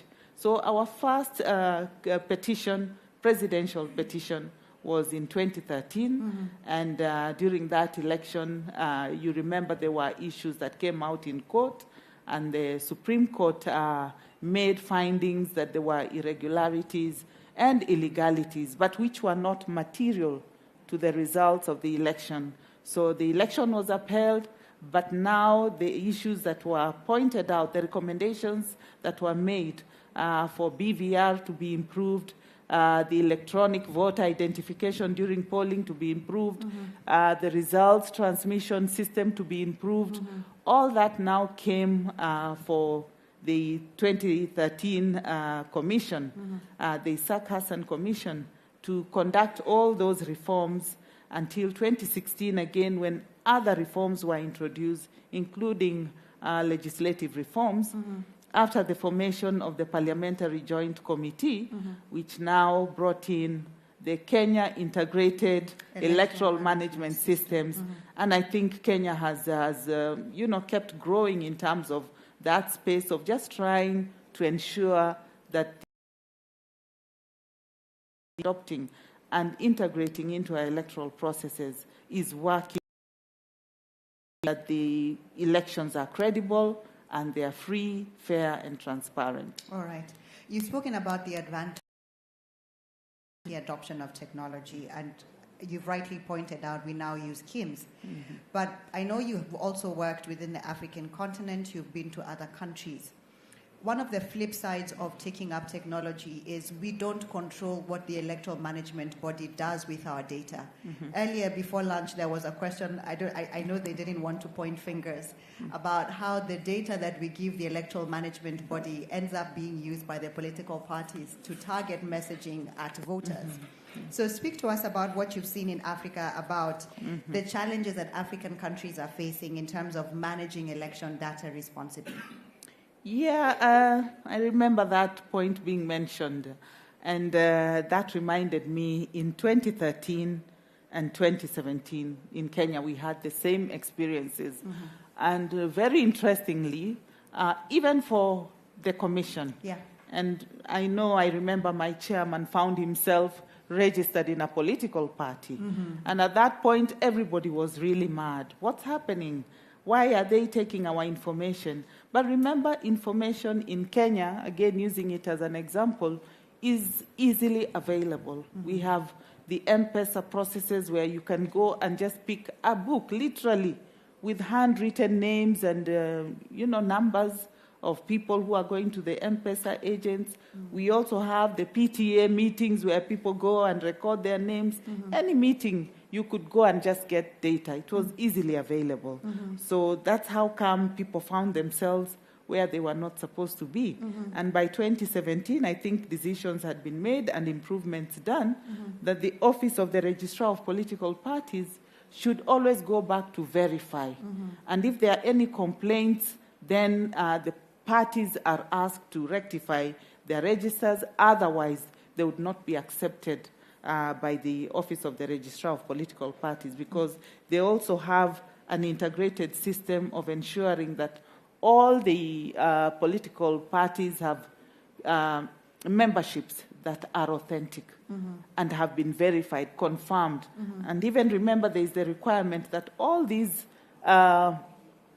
information has to go out to the public and be verified and be inspected. So I think in that way, this reflects what's going on across the continent. It is something that we have to really work hard to ensure that the laws and the regulations we are putting in place are really enforced. Okay. Yeah. And have you seen any similar challenges in the African countries you've been to in terms of how data is being managed in relation to elections? First and foremost, when we talk about management of data, we need to remember that each country has its own historical background, its own cultural issues that, that work for them, if I may use that loosely. Yeah, in Kenya, we find that trust is quite a deficit, as Opio had mentioned earlier, that we really do not have trust in our processes. But in other countries, I don't think I have seen that issue of, and I'll give the example, once I visited South Africa, just to study how the Electoral Commission works with political parties. Amazing that every political party we visited would pose the question, how do you relate with the EMB? They said, no, we have no problem with them. We are working very well. Probably things have changed, but I hope they haven't changed. They're still working together well. And for us, it was surprising because during that particular visit, we had traveled with a few political party representatives, and they were really not cordial with us. They were showing that demarcation of lines between the EMB and political parties, and even the Center for Multi-Party Democracy, which was trying to be a mediator between the two of us. But you see, that is a cultural thing, which we have to work on in terms of what we see around the continent. And we like adopting what other countries are doing without remembering that we have cultural differences, nationally, things that bring us together. We have all those differences. Remember, in Kenya, we have political processes and galvanization of voters using the ethnic basis as the point where we coalesce. So that makes it very difficult sometimes to even trust people from a different region, you find that that is so hard. But I think across Africa, you will find differences, and we must learn that coming together during elections means a lot for the entire nation. Okay. I want to speak to the intersection between data integrity and transparency. And particularly because if you look at legal frameworks like ours, we are required to have an electoral system that is secure, accurate, transparent, verifiable, meaning other people must be able to look at the data and confirm that what the electoral management body is working with is accurate. So we talk about things like verifying the biometric register. Was there deduplication of the register? Are we trusting that the register we are going with to the election is accurate? And that is a central part of building confidence in the electoral process, because if we don't trust the data that the Electoral Commission is working with, then we cannot trust the results that they declare. So speak to us about how we build trust in the electoral process by giving some data transparency, but at the same time promoting voter privacy, and how electoral management bodies can do that. Yeah, and I think I would start from the point where you're talking about the system we deploy during elections. Our constitution clearly gives the electoral management body the leeway to choose an electoral system, and in this case, the voter registration system that is simple, that is accurate, accountable, all these things you've talked about, reliable, transparent, so that everybody is carried along. But you find that during all these processes, remember the electoral process, you start from even delimitation of boundaries. Then when you're done with the delimitation of boundaries, and for us in Kenya, this is done after 8 to 12 years, then you do the voter registration. And if I give the example of 2013, immediately we got into office, we had to do a completely new voters register. Then we had to do the candidate registration. All these were being done, using technology. And then after that, we did the results transmission system. And then during polling day, we had the EVID system, which was for voter identification during polling. So you find that all these processes, there has to be some underlying link that, yes, you're using technology right from voter registration. But remember, because of malpractices here and there, sometimes it is difficult to infuse that trust, but you carry everybody along to ensure that they understand that you have to be registered using the biometrics, that is the fingerprints, your facial recognition, a picture is taken, and of course the other one was taking of your identity card number. In Kenya, we use either your national registration, national ID, or use your passport. And now when it comes to polling, you have to be identified, by the biometric, and after that, you vote. Then after that, again, there is the results transmission system. And remember, the Constitution clearly talks about the polling station being the unit from which the results are transmitted. So if there is a mistrust, the voter should actually start from the polling station. And that does not happen in Kenya in most cases. You'll find that people are complaining, and they're only complaining about the presidential election. Of course, it's the one with the highest stakes. I mean, the stakes are so high at the national level. So you find that trust, because of the very, very tight race and very complex issues that arise during elections, you'll find that trust is not there. However, I believe with time and people knowing that you have to confirm data at the polling station. If you're not satisfied, follow it from the polling station to the ward, to the constituency, to the county, and then to the national level. Then you can have a ground upon which to say that, you don't trust the result. Another thing is that, which we have seen, is a lesson we should be learning all the time in Kenya, which we don't, that even after the results are out, you find the agents of political parties and the candidates, they refuse to accept results. We have not learned how to accept results.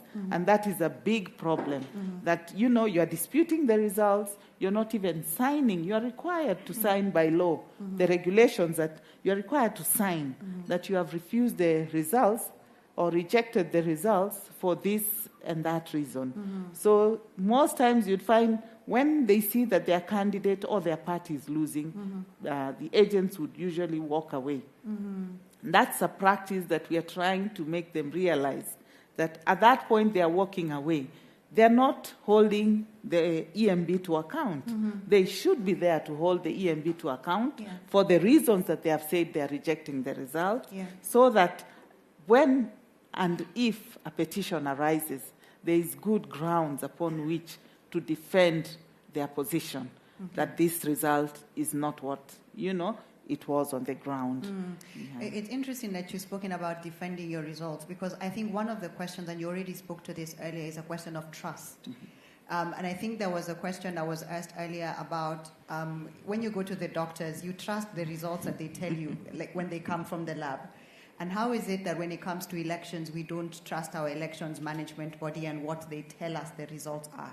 So in Kenya, for example, we have a common phrase, fungua sava. We want to see for ourselves what the sava contains as the result.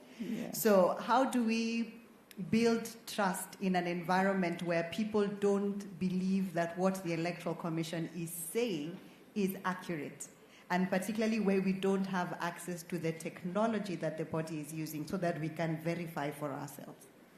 Yeah, very interesting. I was speaking to the Secretary of the Law Society of Zimbabwe, Edward, and I was telling him, it's so easy to go to the doctor and be told, you know, your blood is drawn and the tests are done in a lab. You don't even know how a lab looks like. The results come out and you're told you have malaria. You're given the medication, and you go home after 2 days, that doctor is good, I'm well. But when elections, we collect data. Remember, it's still manual. You're collecting manually all these data, and then it's processed. When it comes out, no, it's not what you expect. Really, I think on issues of technology, we have a lot of work to do. Because remember, these are systems. These are databases. Not all of us are technical. We can't be technical. And I wish the young man who was here earlier, the tech guy who said, tech issues, they need tech solutions. Then you need to carry people along. Ensure there is participation, ensure there is inclusivity, so that people understand even a simple process. I'll remember in 2013, when people are being introduced to biometrics, you remember the ridiculous conspiracy theories that were going around. And some of them, I should just mention so that we laugh. You know, the men were being told they'll become impotent, so they shouldn't put their, you know, fingerprints on. Yeah, it was that bad. And it was just all politics. So you see, this is now what, and this is where we should be going, that we should understand technology. It is a supportive mechanism. It's a supportive system. So why shouldn't we understand it? We can have all these tech companies also being part and parcel of introducing the systems to us, but ensuring that even our staff, because remember in 2013, we had issues, our staff not even understanding. And you'd get a call from a staff in a far-flung area telling you, Madam, the machine is not working. If it is not working, you cannot disenfranchise anyone. The people must vote. So they have to use their own intelligence there and know that the people must vote. And this is where the problem is, because we don't carry people along in the systems. And I think I was reading recently something that Mike Yard of IFES has written, that these systems, they're made by experts. So when we don't carry our people along, that this system will do A, B, C, D, then we are really planning on, you know, not getting that trust from the people. Because remember, it is technical. This is a server. What is a server? This is a database. This is a backup. What are all these terms we are using?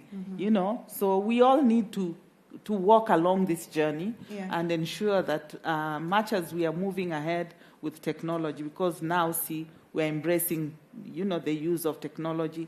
AI has come in to even complicate things further. I don't know what else now will happen. So we need to ensure people are included in all these processes and they understand what we are doing. Okay. Yeah. But I think one of the things that we must also acknowledge is that technology cannot fix the trust deficit. So that if people are not integrous, then it doesn't matter how many miles of technology we bring into the space, people just will not trust the outcome of the process. But I want to now open up the floor to discussion, and as people are preparing their responses, their questions, maybe you can tell us from your experience, because technology is rapidly evolving, AI has come into the mix. What measures should electoral management bodies be thinking about putting in place going forward to address data privacy concerns? Starting for me, looking at the journey we've walked, remember even before we started speaking the data language, we already have in our constitution the right to privacy. Yeah. And it is very clear that any information is really protected. And I think it is good that the Data Protection Authority in Kenya has issued guidelines on how data is processed.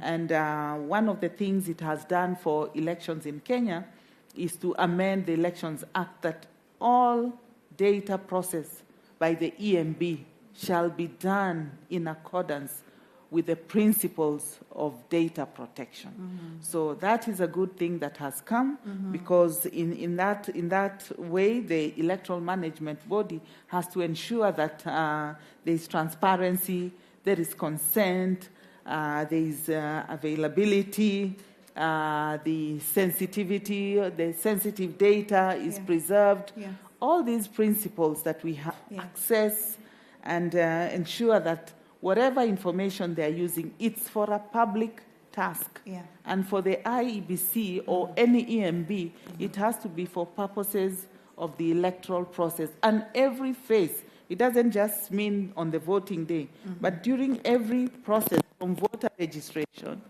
to voter identification to the results transmission, we should ensure that we are doing all that in accordance with the data protection principles.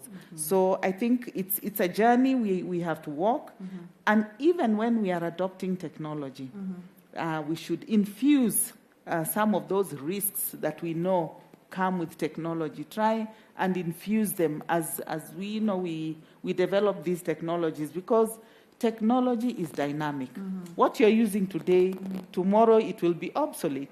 So what do? You are adopting something else, and it is new, and you have to carry everybody along. So you must understand the risks surrounding the technology you are adopting and ensure you carry people along. The other main issue is about legislation. Legislation and policy. Our policies must ensure we are taking into account good research into what we are going to change in the law. Okay. Good research in the sense that you are not going to have just reactive measures, but rather proactive.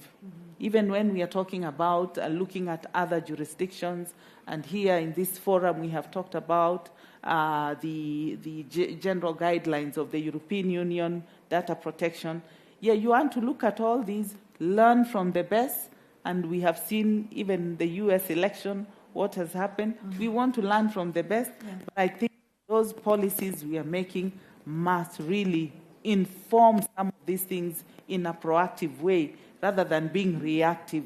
When we have issues, that's when we come in. And definitely the other thing EMBs should do is to ensure they are working very closely with all stakeholders. That is a constant. And in particular, working with the voters to ensure that they are carrying them along, and just to ensure that they understand this is a civic duty. Remember in Kenya one time people said we are not going to vote, especially in 2017 when we had the nullification and the repeat election.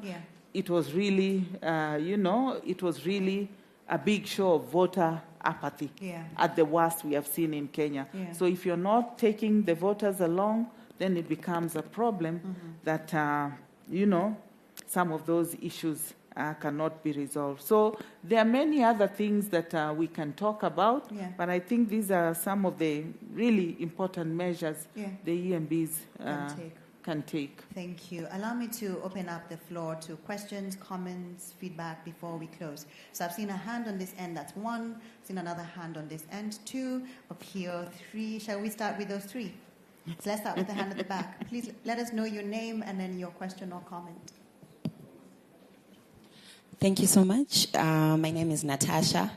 I wanted to ask that it seems as if other countries are making progress regarding data protection and elections. But maybe from a holistic point of view, how feasible is it that African countries are will eventually adopt maybe artificial intelligence and data protection? Because I know that artificial intelligence is able to create profile, is able to create a different human being. And from an African perspective, I know that the African politics, they're able to infringe, they're able to abuse that authority. So maybe the question is twofold. How feasible is it for us to adopt this technology? And is there maybe different policies, or what can we do to protect ourselves or to protect this technology from political infringement? Because there is no way that we are going to introduce this technology without probably engaging with the Ministry of Information. At the same time, the Minister of Information is a political figure. How then do we have that separation as Africans? Because we like yesterday, African solutions to African problems, etc., that mantra. But as Africans, are we able to do that? Yeah, thank you. Thank you, ma'am. Second question is here.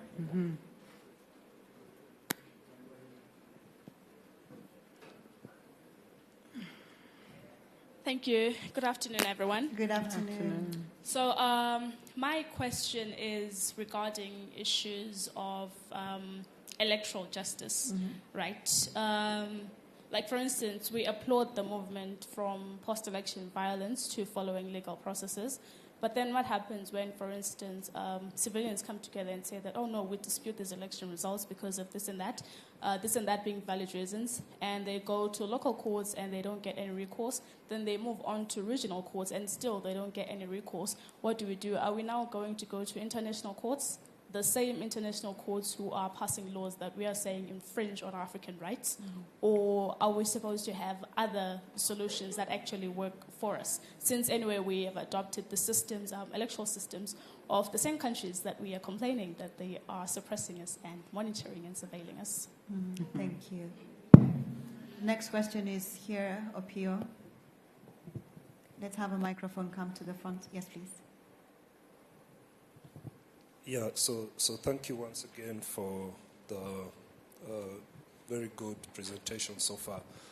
I just want to, if we are contextualizing and you've talked about the Kenyan experience a lot, if you are contextualizing that in the, from a digital perspective, then we have to fully contextualize in the sense that in Kenya,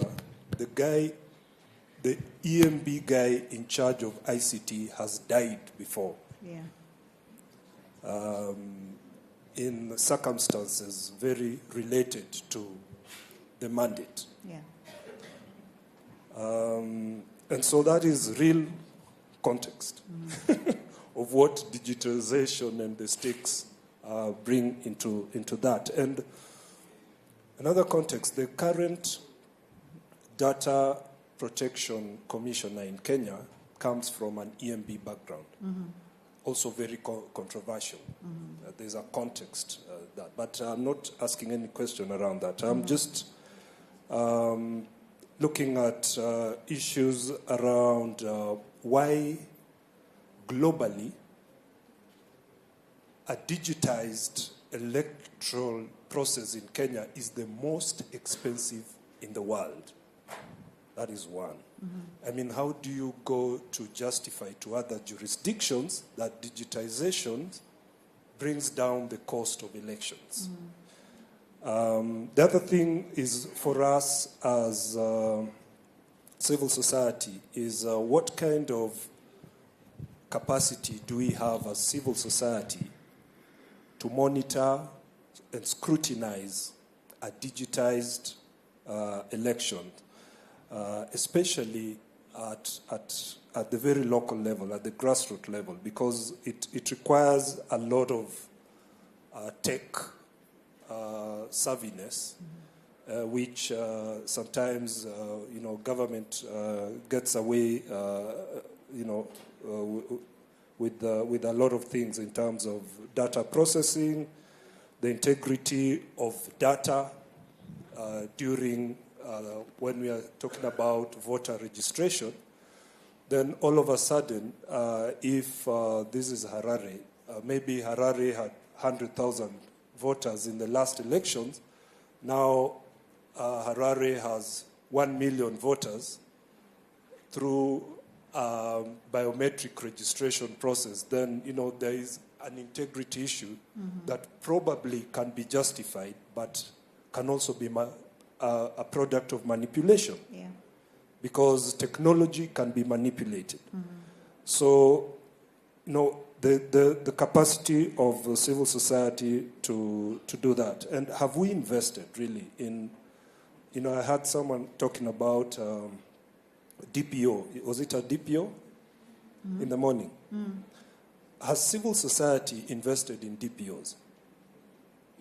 And, if we are talking about elections. So just those. Thank you. All right. I believe that's all the questions that we have on the floor, unless anyone else has a question or comment. Okay, I'll give one last opportunity and then we can close. Okay, thank you very much. My name is Engineer Mtandawar from HIT. My question may be a contribution per se. The way we've been talking about technology is built around digital trust. Madam, you traveled a lot. You said you went to South Africa to see the electoral system. To what extent, in terms of promoting digital trust over the system that they've deployed, have they gone maybe in trying to make sure they build confidence around the usage and the adoption of those technologies? Thank you very much. All right, let me give the floor back to you. Questions have been asked, some comments, your responses. Yeah, thank you very much for those very thought-provoking questions and comments. I think if I go with the one Natasha asked on the progress Africa is making on AI and data protection. We know we have the AU, the Maputo Convention, and the AU has developed guidelines for countries to harmonize their data protection laws and ensure that, on the continent we are sharing and just coming to an understanding on issues of AI and data protection. But I think I must say the African countries, being very young democracies, we are still at that place where we are very skeptical. And you can see the kind of competition there is in elections. And that competition also breeds a lot of mistrust. So I guess even when we are adopting technology, we should do it cautiously. Because we need to look at even our cultural aspects, as I had said earlier, and ensure that we understand how these processes infuse into every other thing that we do.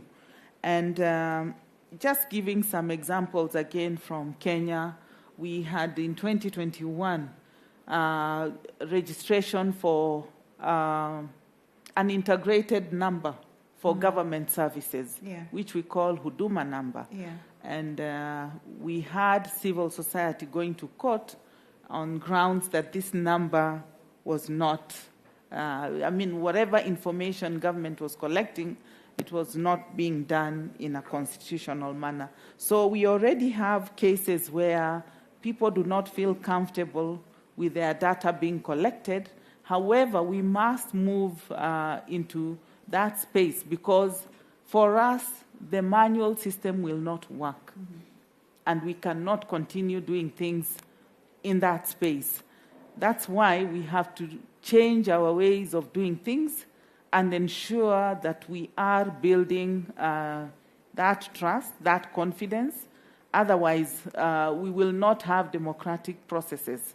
And this is the only way we are going to do it, to ensure that we build institutions rather than putting trust in people. Because if you put your trust in people, today you will put in people who are aligned politically.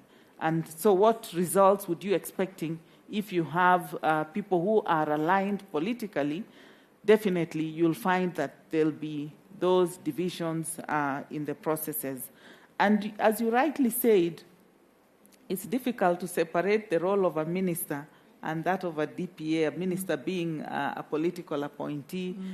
In fact, for us in Kenya now, we are calling for independence of the Data Protection Office because right now they're still dependent on the Ministry of ICT and other security agencies to carry out their work because they have not yet built that capacity to undertake the mandate as envisaged in the Act. However, I believe with time, when they become more independent and people have understood the role of data in public spaces, then we will have a different story to talk about. It's a journey that all countries are walking now, and I believe the way we are sharing here will assist us in just coming up with more proactive ideas on what should happen moving into the future. The second question was about electoral justice. And I think for us in Kenya, we have the constitutional provisions which give direction on what happens when results are rejected. The final arbiter in electoral matters is the court. So from there now, I think we have accepted that. We have seen that it worked in 2013.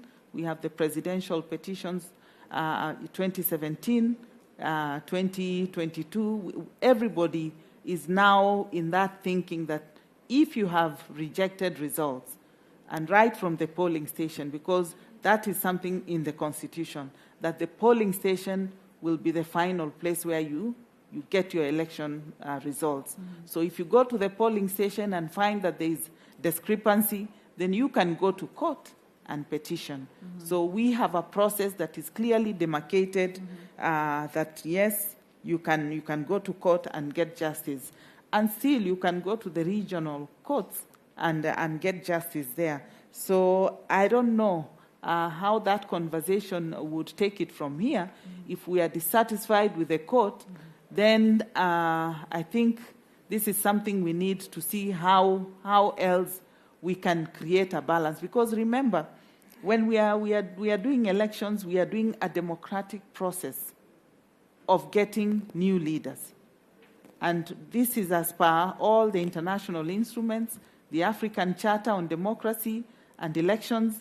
They give that direction that no government shall come into power in an unconstitutional manner. So if we are going to have these principles that are enunciated in these instruments, then we shall be satisfied that, yes, we have done what it takes, because then there'll be that delicate balance. What do you want? Justice? Peace? There's that delicate balance which is really, is really difficult. Even as we discuss here, we are happy that the other day we've just seen in the news that Somaliland just had an election and they have a president who was announced. And theirs is a long journey from a system that has been really totally in conflict. They've come from conflict, but now they've realized the only way to do it is through democratic processes. And I think we all need to embrace democracy if really we want to see change in our jurisdictions. Opio, I don't know. I don't have answers for you because during elections, a lot of things happen. And it is a fight. It's a battle for power. And when it's a battle for power, all these things you've mentioned, we have seen them happen in our country. Of course, it is worrisome that in a democracy, we experience some of these things. But I think, as we've said, our countries are still young. And even learning from the best, we've seen what the US has just gone through with Trump coming back in office. I don't know what I would say to this, but even when you talk about the Data Protection Office, that the commissioner's background is EMB, this is, of course, definitely the prerogative of the appointing authority to put in office somebody who is well-versed with some of these public issues. And I'm not the appointing authority, and I would not say much to this because I have worked with the current Data Protection Commissioner, and I want to believe she'll do a good job. Yeah, so the only question I would bounce back to you is the one you're asking. In this space, have we invested, has civil society organizations invested in the process? You know, we talk about digitization or embracing technology, bringing down the cost of election, but that is not true. We haven't seen that in Kenya. In fact, I think since the stakes are high and, every election the numbers have grown and the budgets are even higher. So I don't think the cost element here, you are right on that. It has been so costly because, remember, you cannot use the same technology. You'll be discarding an old technology for a new one, and you have to start everything afresh. So that's a fallacy, and I think the relevant question is, what can you do as civil society to assist EMBs in handling all these issues which they must handle with the rest of the world, and in tandem with some of these principles that are local, regional, international, because we are all in a space of learning. Whether you're civil society, you will play your role, and those in government will also play their role to ensure that, as we embrace technology, we embrace even those that you've talked of, those at the local level. And that has been said here. Our old elderly people in the villages who do not know anything about technology. It's the same thing that happened during COVID, and children were being given homework through the phones. And how many could afford? In Kenya, we have this tiny little phone just to enable you receive a message or receive a call. Some phones we call mulikamuizi. They are so small. Their children, the vast majority of children were disadvantaged because their parents cannot afford the digital phones where they could receive homework from school. And it is quite a challenge even when it comes to elections, that you have a system which is not understood at the local level. This is why we were saying even the EMB needs to invest in ensuring the people are sensitized. They themselves need to know. I'll tell you, even when we were in the commission, I just heard, yes, there's a server, there's what. I never saw a server. Yeah?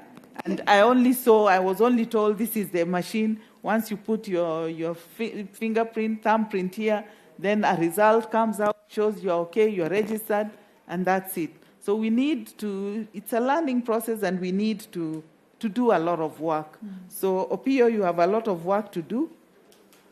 And this is why Even at our national level, the Constitution is clear. Everything happens at the polling station. Mm-hmm. Once you understand that, then you can question everything from the POs, that's the polling station officers, the returning officers, and ensure that you understand what's happening and engage in the process. Yeah, because you talk about manipulation of results, but I'll remind you in 2013 when we had the parallel vote count by ELOG, and ELOG had brought together the civil society organizations, and we made sure as EMB, we told them that we shall relay results into the public portal that was given to all media houses, and we told the ELOG not to announce any result until the EMB had announced the official result. Because remember now, the Constitution says there is nothing like provisional results. Mm-hmm. So when the Commission announces, that is the result. And that's what happened. The EMB announced the results. The PVT for ELOG just came in to confirm, plus minus 2, this is the result. And we accepted it. So I think that's the kind of partnership we need. That's the kind of engagement we need to see so that we maintain peace, really, and at the end of the day, we can say we had a peaceful, free and fair election. Then there is the last question from engineer that about trust. This we can talk about trust, confidence, until, as Africans say, until the cows come back home. Mm-hmm. It's something that we must invest in, that we need to build confidence. How we build it now depends on your cultural setting. I keep giving this example that some time back in 2015, I was observing elections in Tanzania, and I was based in Dar es Salaam. And one of our teammates came and told us a very interesting incident, that there was a lot of delay in the ballot going to the polling stations. And they had gone to one particular polling station, and everybody stood up to ask, are you the ones who are bringing the ballot papers? Then they responded and told the voters, no, we do not have the ballot papers with us. You have to wait.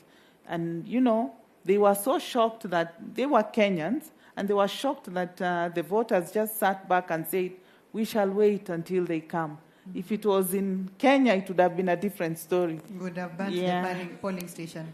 Yes. So that again goes to show how much trust the society has in their leadership, in their processes, and how they conduct their affairs. We all do our things differently.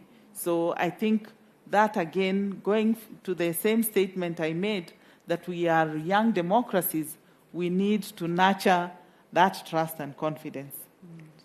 All right. Thank you so much for your patience. We know we overshot the time a little bit. I will not try and summarize everything we have said, but allow me to end by saying that the future of elections in Africa will not only depend on our ability to hold fair elections, but also our commitment to safeguarding the data of every voter.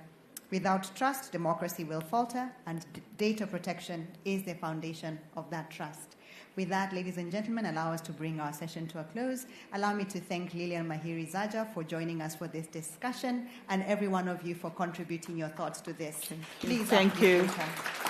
Thank you. Now give the program back to our MC. Thank you so much. Thank you so much, Luciana. Thank you so much, our guest speaker, Ms. Mahiri Zaja. And to appreciate you, we have a token to appreciate the good work that you have been and you continue to do, especially in the area of elections. Thank you. Shall we? We will do a photo. Okay. Yeah, and then. Oh, the camera is there.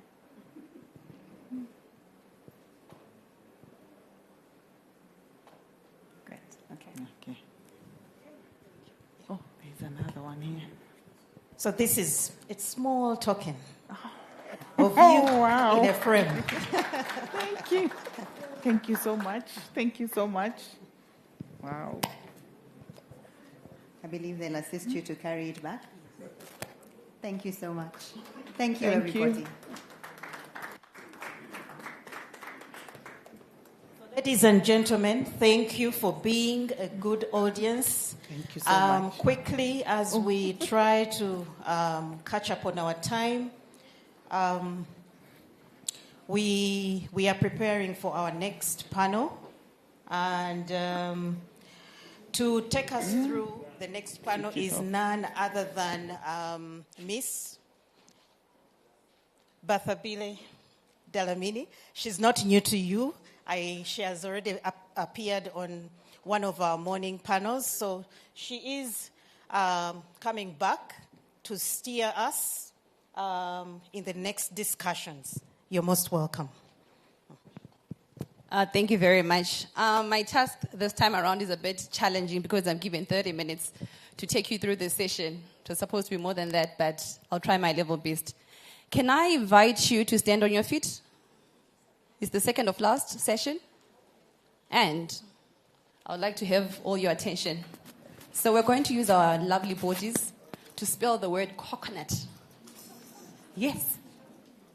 We do it once and then we take our seats. Do you agree? Do you want a demo or you have an idea? How many of you are saying demo? Okay. So this is how you do it.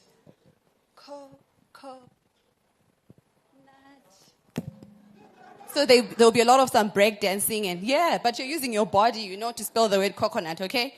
I'll do the spelling and then you would do the action exactly. In 3, 2, 1, let's go. COCONUT. Yeah, clap hands for yourselves. Lovely. I love this group. I love this crowd. I wish I could spend more extra hours with you. So we are going to have a panel discussion on strengthening data privacy and protection in Zimbabwe, examining the gaps, challenges, and pathways to accountability. You will agree with me that in today's world, vast amount of data are being generated, stored, and distributed. This data includes personal identifiable information such as ID numbers, financial information, birth dates, and contact information. Personal data is also in the form of personal health information that includes demographic information, medical histories, mental health conditions, and insurance information. If found in the wrong hands, you will agree with me that this may result in damage to individuals such as financial loss, identity theft, or fraud, limitation of rights, and discrimination. Because of the significant risks associated with data management, data privacy, and data protection must be prioritized and emphasized. Please help me welcome our panel for the day that's going to take us through this session aimed to explore the Data Protection Act, which, in my opinion, is a timely discussion. I was actually asking one of the gentlemen who was sitting next to me that, how is it that we are about the Data Protection Act? And just a couple of weeks ago, people were talking about the Data Protection Act SI. It's such a timely conversation, right? So I can't wait to hear what the panelists have in store for us. We aim to explore the Data Protection Act, its utility in promoting and protecting human associated in Zimbabwe. Administration of the Act. In no particular order, ladies and gentlemen, help me welcome our panelist, none other than Christopher Mike, who's the lawyer and partner at Atherton and Koch. Please clap hands for him as he takes the stage. We have Miss Titi Mario, who's the director of data protection at Portras. Please clap hands for her.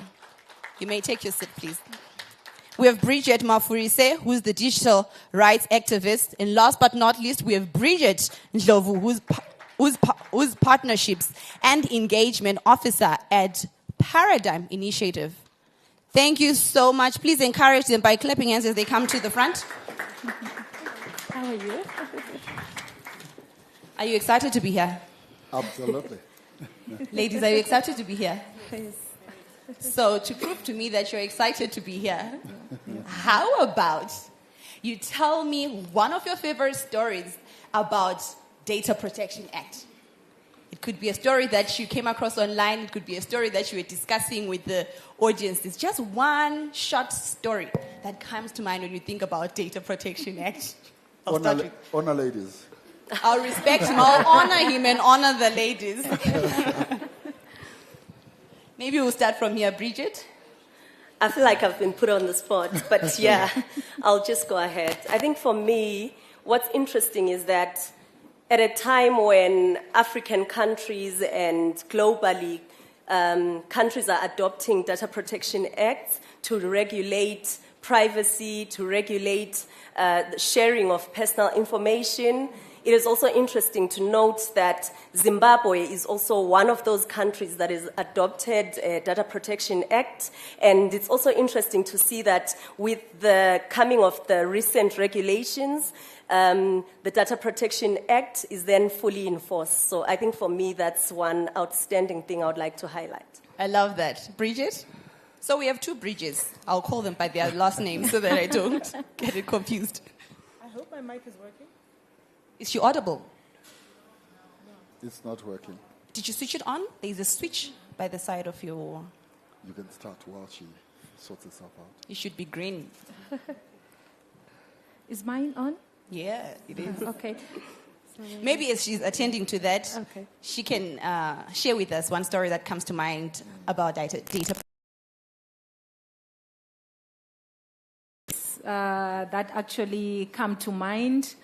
Why? Because I am the inaugural director of data protection in Zimbabwe. This is a new space for us as a nation, but also as citizens, as individuals, as entities. Maybe save for the banking sector, which were kind of required to comply with GDPR as they process data of EU subjects. I think most of the entities in our nation were not used to being regulated around what type of data you collect, the purpose for which you are collecting it, for the issues to do with integrity and storage, where you are storing it. So for me, the exciting story is the 1st of April 2023, when I was given the task to roll out the implementation of the Cyber and Data Protection Act. And one of the issues that came to the fore was that we had citizens who were already ahead in terms of understanding their rights, which are provided for in Section 14 of the Act. And one parent actually stormed our office, visited our office and said, there is a school that is actually using my child's photo on their Facebook to advertise their school. And we are kind of people who are reserved, and I wouldn't want my child to be the face of the school. And I was not asked for consent, and therefore, can you intervene? They knew their right to complain to the authority. They knew the rights they have as a parent to be asked for consent, being the guardian of a child who is below the age of 18. So the interesting thing for me there was that the school accepted to come for alternative dispute resolution, and the parent, they didn't seek to go the court route. But one lesson we learned there, that we can resolve these issues without necessarily being confrontational. We can resolve these issues. And the school had to take down the picture. So for me, that was more of baptism into the work as being the data protection director and being the data protection authority of Zimbabwe. So I've got so many that I can talk about where we have had citizens also coming, wanting to understand what is my right. Can I just walk into a bank and ask for information they hold about me? Can I tell them to delete that information if I want to? So those are some of the interesting stories that have been unfolding as our law is being implemented. So that's just a bit of what I can say. I can imagine the other stories. Are you ready? I'm ready. Go for it. So, funny story, really. I worked in 2013, I used to work in Ministry of Industry and Commerce as the legal officer there. And I was one of those people who was selected to work on Zimbabwe's transposition of the electronic communications, data protection, and cybersecurity model laws that were then developed in SADC. So this really feels like a full circle moment for me, that I'm back here over a decade later working on this, talking about this again. So, yeah. Nice, I love that. How about you, Christopher? How are we doing for time? Look at what he's doing. I see. We have time to hear your story. Right, so mine is not so exciting. It's a bit worrisome, but I think it speaks to the issues that we're going to discuss on the panel. And it may be linked to the discussion just before our panel related to elections. So last year, you will remember there was an election in Zimbabwe. And many mobile phone users woke up to messages, campaign messages on their phones, and from a particular political party, not all political parties. And 4 citizens, 3 journalists and an ordinary citizen, were worried to assist us. I'm sure we'll get that assistance in getting to the bottom of it. Yeah, absolutely. I hope you do. So, since you have given us the story, I think it sets a good premise for the question I would like to ask you in terms of what the current legal state of the data protection and privacy in Zimbabwe is. Sure. Mm-hmm. So I think it helps perhaps to put this statute into its proper context, prior to this hegemon of a law, so that you would have privacy in a particular statute, access to information in a different statute. That is what we now have. So the current statute comes in the context of legislative reform of revenge porn is now addressed under the statute. But there have also been new problems arising out of this new statute. For instance, we've seen journalists being arrested under the new statute. And I think we'll then discuss how that can be fixed. But that is the current status. It's a new law. There isn't much of precedent from the courts pertaining the interpretation of this statute. But I think we can capitalize on the positives and discuss robustly the negatives and see how we can resolve it. Okay, I like that because you're saying it's actually coming in the context of a legislative reform. So maybe I would like a follow-up question on that just to understand if the laws are sufficient. I attended the masterclass in the morning for the banking group. I found it really interesting, and they were talking about how they're introducing more SIs to improve the act. Right. So maybe the question would be, are the frameworks sufficient? Absolutely not. There's still a lot of work to be done. There are gaps that have been identified by various sectors of Zimbabwean society that need to be attended to. A statutory instrument has just been passed, and you know how controversial that statutory instrument has been. It seems to us to be dealing mainly with those who control data, the data controllers in organizations, and there seems to be a theme aligned to collection of money. You know that taxation in our country is very high. The new statutory instrument seems to be introducing new taxes and new fees to be collected by the regulator in training those who will manage the statute, but also the licensing aspect. There will be a monetary component, I believe, to the licensing dimension. So we do have a challenge, therefore, I think in terms of the framework within which the new statutory instruments are coming on stream.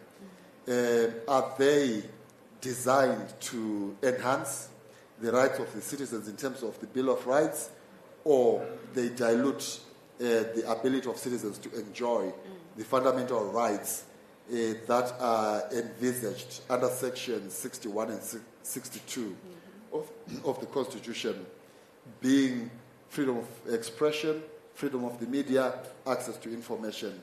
It appears to us that, for starters, there has not been enough in terms of enhancing the rights that are given to citizens under those particular sections.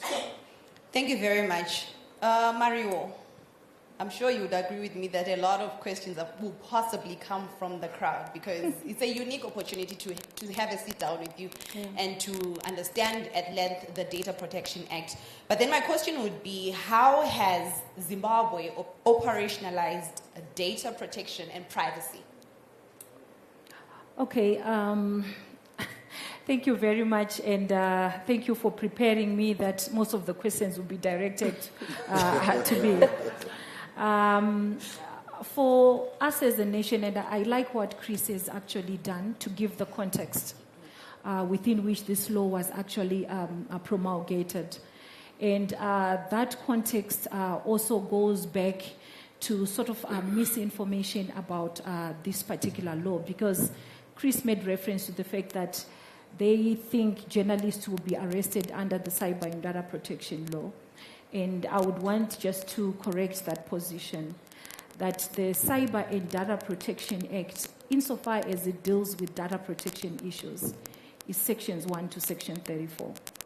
So when you look at this act from section 35, we call that consequential amendments, which were done to other pieces of legislation, particularly the criminal code.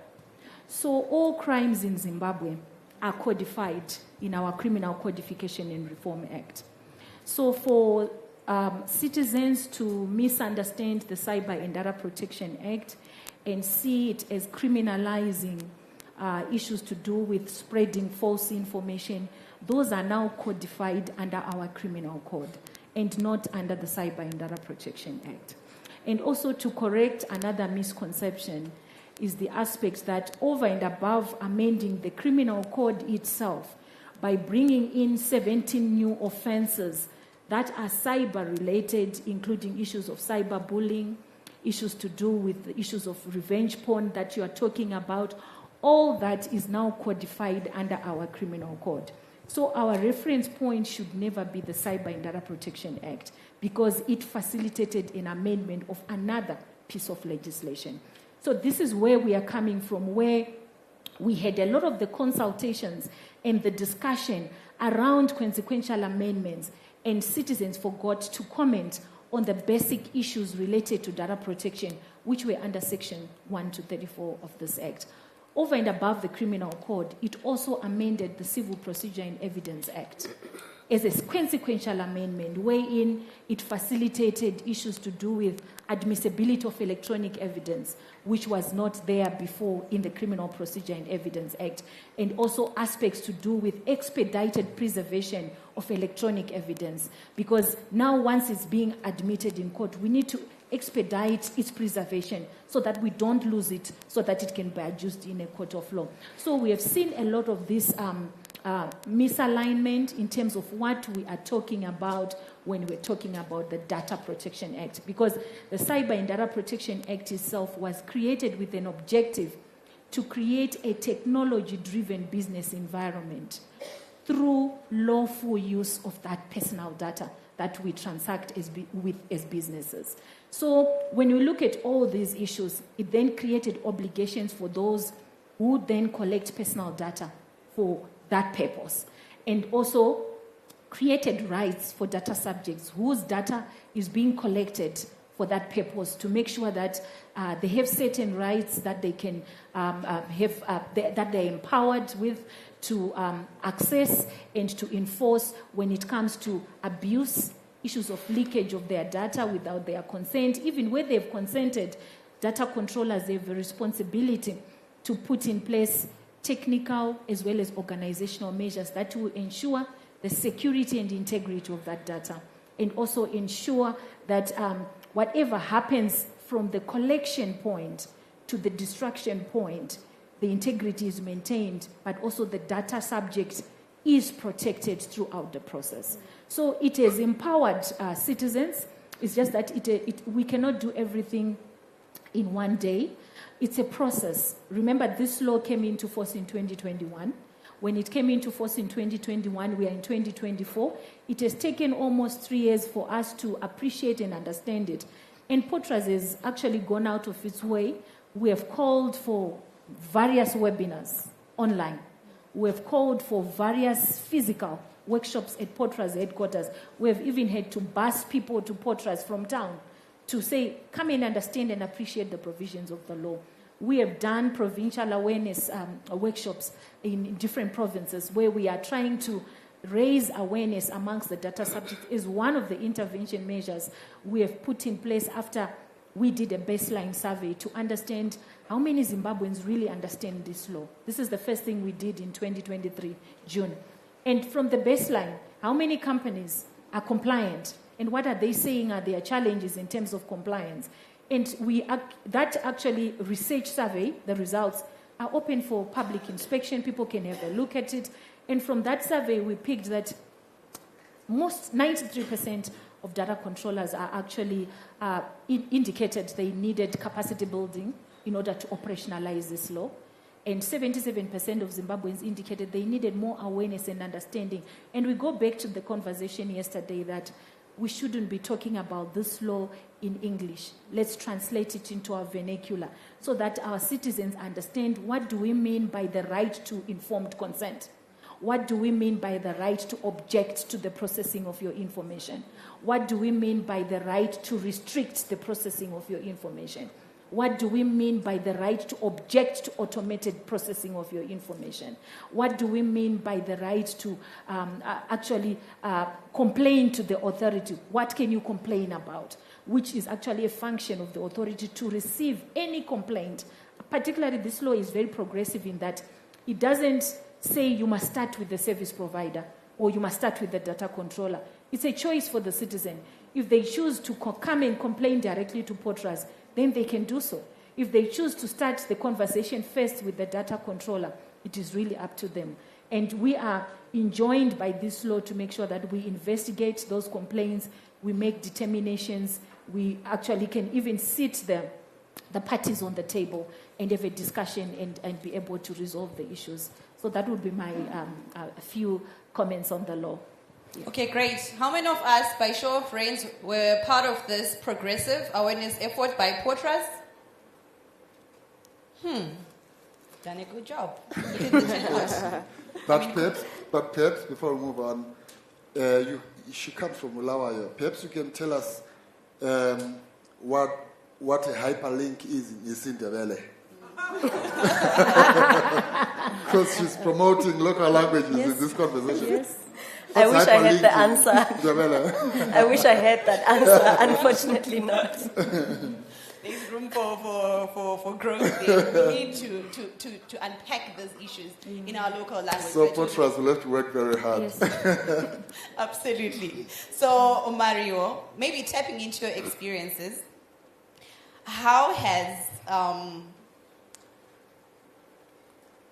Zimbabwe, how useful have those laws, regulations, and institutions been inadequate promoting citizens' rights? So I'm not sure if maybe you got that because I stammered a bit right there. Do you want me to take it again? She got it. I got it. You got it? Yeah. She's sharp like that. I just thought you were asking her. Yes. Okay, yeah. So I believe that, first of all, I think it's important for us to acknowledge that we now have a framework in place. That is commendable. Zimbabwe is party to the African Charter on Human and People's Rights, and Article 17 of that charter requires that there's adequate data protection laws that are put in place, and I think we have done that. So first of all, it's good to commend that. But there's always a but. However, moving on from that, I believe that there's still room for improvement, right? So I would say, and this is something that Ma'am Mariwo here actually did allude to, that there's need for improvement on the implementation and enforcement of this law. So we do know that there's a law in place, there's the regulations that are in place most recently, and then there's the guidelines that are in place. But there's still some bits that are missing right there. So first of all, I would start by saying that the implementation itself. So when it comes to, for example, I'm just picking a section here, Section 28.3 of the Cyber and Data Protection Act, it talks about that there's need to put in place to expound on how trans-border flows of data will take place. Mm-hmm. So there's those little pieces of it. Then there's another question here that was raised this morning while the Honorable Minister was here by my colleague Jackie here, who was talking about when it comes to the data controller, is there a purpose that has to be specified to say that this is a data controller because of this purpose? Is there a time frame to say that I've been collecting data for people for the past 3 years, it finally gets to 50 on year 3. Does that mean I have to register in year 3 as a data controller? So those little pieces of information that those little gaps, they still need to be filled. And then there's the enforcement piece of it. So I'm glad that you mentioned that as the regulator, your role is to investigate once somebody has complained. There's a case here that's been spoken about quite a lot, which is relating to the SMS messages that were sent during the election times. As a citizen, I received one of those messages, and I'm still trying to figure out, was a complaint put in place? If so, was it actually investigated? So there's that, the implementation part of it, I'm not seeing it. Then the limited awareness when it comes to the people who are actually supposed to know how to make use of this act or how to report when their rights have been violated. So the 77% that you were speaking about, people don't know what it means. People don't know what their rights are when it comes to data protection. So there's that needs to be improved as well. And then moving on from that, sort of related, there's that issue of institutional capacitation of POTRAS itself as the stipulated data protection authority. So a lot has been said about the need to have an independent data protection authority. And I do believe that it's important to have an independent data protection authority because housing it within the existing framework is problematic. But then I do also understand that there's some resource constraints to that, right? So there's a study that was done by Internews in 2022, which actually specifies that a lot of these data protection authorities in the global south have been housed within existing structures because of the funding constraint. It's real. So again, there's the issue of the independence when it comes to the resource allocation. Sometimes people do tend to cite South Africa's independent regulatory authority as being the most progressive and independent, but in truth, it also receives funding from the national pot. Mm-hmm. So again, there's that issue. If somebody's giving you money, are you going to actually call them out? Because there's the need for the Data Protection Authority to be an ombudsman, which means an independent body that actually is able to investigate. And so I will just cite here, lastly, just one sort of issue that comes up. There's a study that was done by MISA in 2023 on data protection authorities in the SADC region specifically. And that one actually picks up this issue of, we have Section 6.2 of our Act, which says that the DPA is supposed to be independent. So on paper, it's independent. However, when you sort of go back to the beginning of that section and you look at Section 6.1d, it says that they can only take certain actions. Specifically, they can only take to court an administrative action or a legislative contravention once they have consulted with the minister. So again, there's that lack of independence. If, for example, the Ministry of Finance, is collecting data in a manner that is contravening or violating the rights of data subjects, to what extent will POTRAS be able to call them out on that? Yeah. I think that would be a question I would have loved Zizi to respond to. But before we get to her, allow me to invite Ndlovu to also react to this question. What are some of the best practices for data protection and privacy globally and regionally that Zimbabwe can borrow? Thanks so much for that question. I think for me, really, it's compliance with international and regional policies. I will give an example. Currently, Zimbabwe has not ratified the African Union cyber security and data protection policy, popularly known as the Malabo Convention. And that's really a challenge because that means at an African perspective, our laws are not harmonized. This convention came into force last year with the ratification of the 15th signature after many years because it had come in place in 2014. So you can imagine with the 15th signature in 2023, that's when it came into force. Secondly, we also have frameworks such as the Declaration on Freedom of Expression and Access to Information, which in principles 40 to 42 primarily focus on data protection and privacy. But when we look at Zimbabwe's case, for example, we do have the regulations that were published recently. If we look at principle 42 of the, let me call it the declaration so that it's shorter.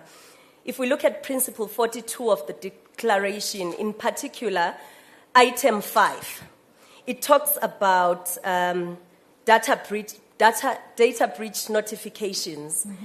When we look at this aspect, contrary to the principle, the regulations that have been put in place do not give general direction for the notification of data subjects. I say this because the regulations simply outline that data subjects are to be notified when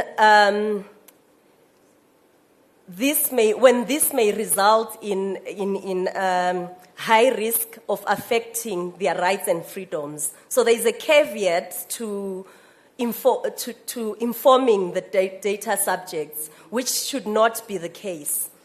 And then I'll move on also to policies such as the African Union Data Policy Framework.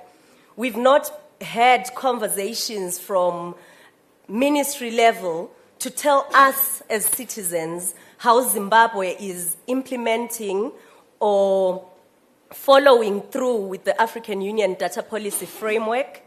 This framework particularly brings into the fore issues to do with regulatory sandboxes and many other issues, of course. I'm simply outlining the issue of regulatory sandboxes because I feel this is an issue that should also be discussed by the regulatory authority so that we know how technological interventions are being done and if there are any safeguards before they are issued out to the public. So far, we also do know, we've seen through the news, that Zimbabwe will be putting in place biometric border controls, but we've not heard if there has been a regulatory sandbox for that, which is really a virtual space for people to learn and know how this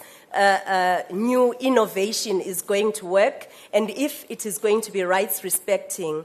Also, giving this into context because in Kenya, we do know there was a company called WorldCoin that was collecting iris biometric data of citizens, of course for a fee, which would maybe be different with these border controls, but it would be interesting and really important for us as citizens to know how these processes are being done and how the implementation of these strategies is coming into play.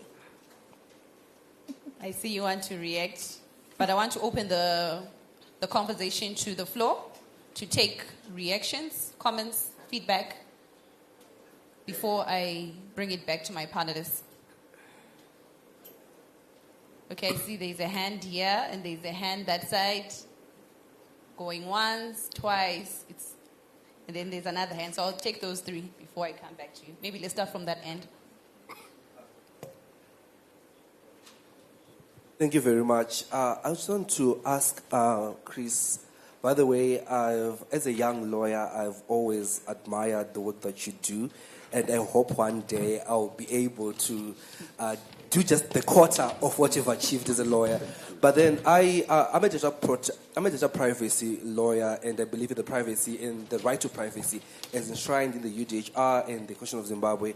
And it's interesting because I was also reading, you echoed something that's very interesting to me. You said that to your understandings that the CDPA, which is our interpretation framework, does infringe the rights to access of information and the rights of journalists. And I just want to understand that, because from what I understand is that the right to access of information mainly has to do with information that is mandated for the public, for public consumption. For example, at the Law Center of Zimbabwe Summer School, I was distinguishing to say that the CDPA is there to regulate personal information about me as a citizen.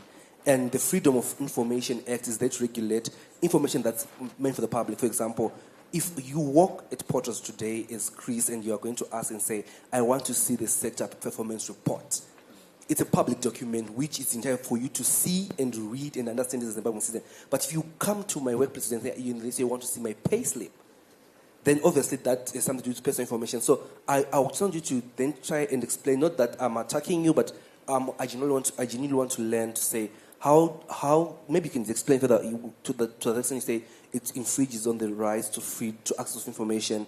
And about the part of journalists, I think Ms. Marie had done some job trying to understand that though the cyber crimes which you refer to, while least you see that there's room for them to be abused, but are you also aware of the fact about how citizens to citizen have also been impacted by these crimes? For instance, I'll give an example about the issues of circulating wrong information about causing a reputational harm to someone. You know that these days someone just goes on WhatsApp and say, text my picture, post on WhatsApp and Facebook, say, this guy is a kidnapper. Please circulate this on all the WhatsApp groups. We say, but no one has even asked me, or if there's no police report to say that, what have I done? And possibly, I'm in a business, and obviously there's some reputational risk. Or maybe if I come to other students looking for a job, are you going to hire me knowing that this lawyer doesn't pay, or is at some point abused trust funds? So you also understand that perspective to say that there was also the need to govern it between citizen to citizen.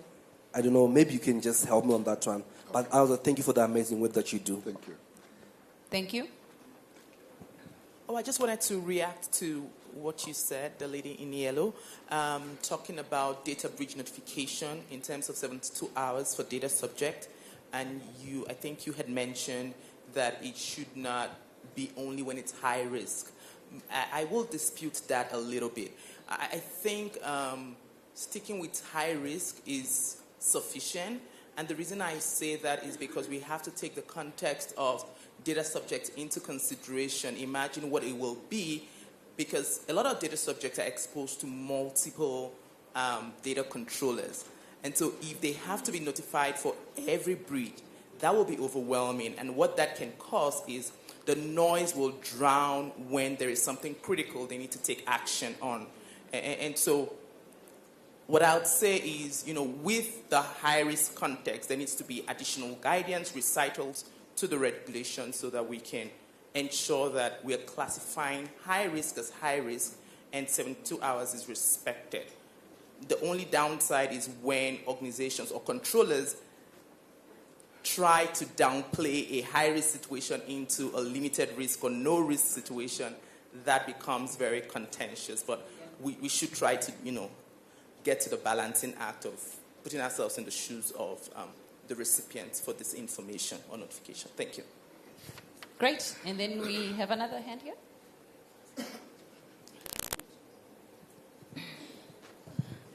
Good afternoon. Mine is a general form of effort that is being done to make sure that our laws are accessible to everyone in Zimbabwe.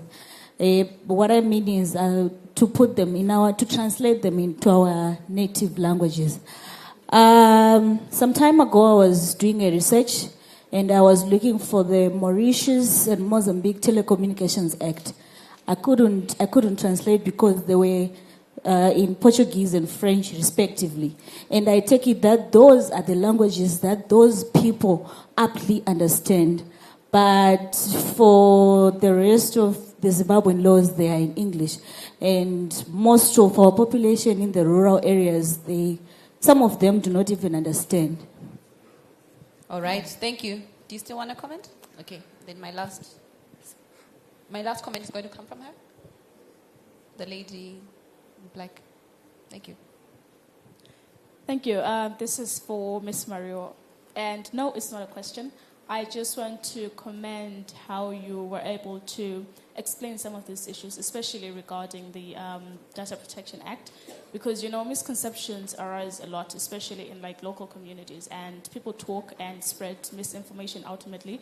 And for a lot of people, even without even reading the Data Protection Act, they're just going to say that, oh no, this is a bad act, it's going to put journalists at a disadvantage without actually trying to understand what is enshrined in it. So I want to say thank you for that and for aptly explaining what it is and the main purpose of it, and also letting us know that citizens do have a right to walk into government offices and make complaints, and they will be heard, because it's not a job for only the lawyers, because sometimes people just think, oh no, let's leave this for the lawyers, let's leave this for people who know how to deal with people that are in higher positions. So thank you for just clarifying that. All right. Can I just take reactions from the panel before I come back? Sure. So there was one directed to you, Chris. Okay. And I see the person who asked is going out. He's leaving. You have to sit. Yes. So that he becomes and learn. a great lawyer like you. So I'll start with you so that you can go. So access to information goes beyond the letter of the law. It's also about the spirit of the law. So we must read the law in the letter and the spirit of the law. So the letter is that there should be access to information. The spirit is that there should be transparency in our society. So governmental bodies should not wait only when there's a request. And I think the government of Zimbabwe has done well, the current government, in terms of being proactive. We now have these post-cabinet sessions, yes, where the minister shares with members of the public what was discussed during cabinet. So if then that is the approach to be taken by the government and other bodies, you will find that we will not wait then for someone to walk into a governmental office. But it's not just about government. If you go to section 62, subsection 2 of the Constitution, it says every person, including the Zimbabwean media, so there's a specific reference to the media, he has the right of access to information held by any person, not just government, including the state, insofar as the information is required for the exercise or protection of a right. So you find, because there's specific reference to the media, a lot of journalists... Something now, which is not, something that is cast in stone. It's something that we can continuously improve on. And I would urge citizens that we should not cast doubt on the current principles that are in our law, because they are based on global principles in terms of data protection. If there are implementation challenges, I think POTRAs, as well as the ministry, they are open. And we have been as open as we could be since 2021, when we became the Data Protection Authority. We have reached out to citizens. We have reached out to several organizations to ensure that we get feedback. We get also their comments around this law. It's just that maybe this is a lesson for our citizens, that when laws are being promulgated, let's not just distance ourselves from the process. The Constitution requires that we be consulted when legislative processes are taking place. And when the opportunity arises, like the 12 months period we gave to citizens to look at these regulations and argue and comment and make input, they missed the opportunity, and we had a law that was then promulgated. But we're saying we have not closed the door. There are opportunities for us to revisit that piece of legislation, because that's what laws are supposed to be. They are not static. They are always being improved. We are always changing what we think we should change so that it can save our society. But also, just to say, other than this learning point for Zimbabweans, that let's participate. This is participatory democracy we've been talking about. This is participatory work we've been talking about throughout the 2 days. But also, I would want to urge the citizens to embrace this law, try and enforce those the rights in Section 14. Let's have jurisprudence around this area. We want Chris to be arguing cases in court around data privacy and data protection before the judges, but also to respond to him or to commend him also for the recommendation around training of law enforcement agencies. We already have a plan. We've approached the Police Training Institute to partner with them so that we have an aspect to do with data protection as well as cyber-related crimes in Zimbabwe. But over and above that, next week, we actually have a training for the judiciary because they have seen the need that they say, okay, the more citizens are going to be aware of these rights, then the cases or the issues will end up in the courts, and we then need that capacity building. So from next week, Monday, up to Friday, we have Professor Tana Pretorius coming from New Zealand and Australia with a counterpart to also build the capacity around adjudicating on cyber and data protection issues within the courts. Thank you very much, Tsitsi. Mafusire? Thanks. In 10 seconds, thank you. I'll try, but yeah, okay. So basically, I just want to comment, just to go back a bit. Sorry to take you back a bit, but when it comes to those, the consequential amendments that were made to the Act, I would like to really, specify that when it comes to the Interception of Communications Act, for example, that was resultantly amended.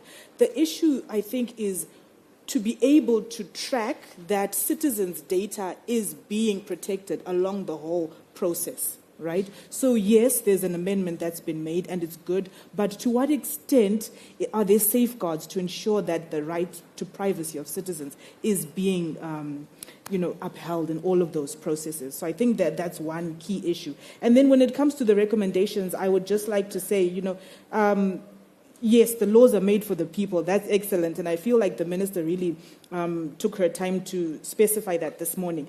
And so because of that, I think it's important for us to really know more. So my first recommendation is for POTRAS to continue with the training and awareness building. So the Act should be available in all the languages. Yes, please. That would be very good. And then when it comes to the actual dealing of data breaches that have taken place, is there a possibility of you publicizing what cases you've dealt with? You don't have to disclose the names, but tell us that you've dealt with this matter, there was a data breach, and this is how you resolved it. That would really help to foster that trust with the citizens. And then the review of the law, I think it's important to, yes, review it, go back and see where there are gaps, those little elements that need to be fixed. But then again, when it comes to establishing the independence of the Data Protection Authority, there needs to be a time frame to it. So there needs to be a time when we say, after 5 years, it has to be very independent and seen to be independent. I submit. Thank you very much, Ndlovu. I would like to quickly react to her response right there, and I'm really excited because she then also responded to herself as well. So my biggest concern is that if data subjects are not generally notified, then who will determine if it's high risk? And otherwise, all of the cases will be downplayed. Yeah. And then just to quickly also highlight maybe a recommendation, if we look at the Protection of Privacy and Information Act for South Africa, Section 22 highlights that data breach notification can be delayed only if a notification will impede a criminal investigation. So that's specific and not overly broad as in our case. So I'll submit that as a recommendation. Thank you. Great. Please clap hands for my panel. Thank you, Christopher. Thank you, Mario. Thank you, Mafusire. And thank you, Ndlovu. You have been amazing. Now it makes sense why you wanted them to speak first, because you knew you had a lot to say. Wow. Thank you very much. Thank you. On that note, I give it back to the host. Thank you. Thank you so much. At this juncture, we will take a group photo very quickly, and as they do that, our appreciation gifts. Look here, you, Chris.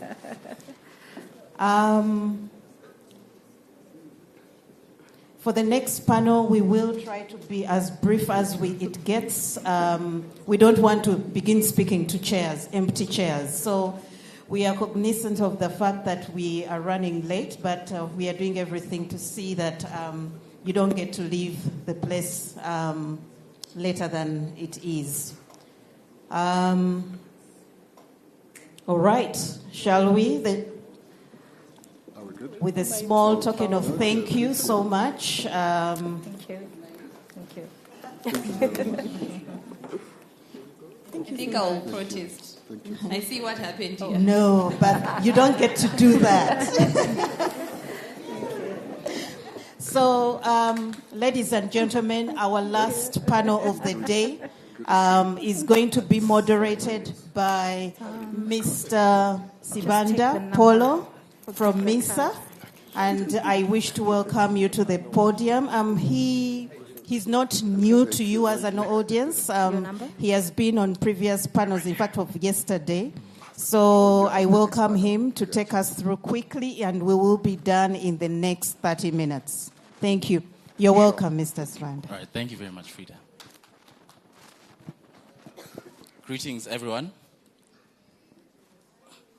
Evening, afternoon. All right, welcome to our last session for the day. So we'll try to make this as brief as possible.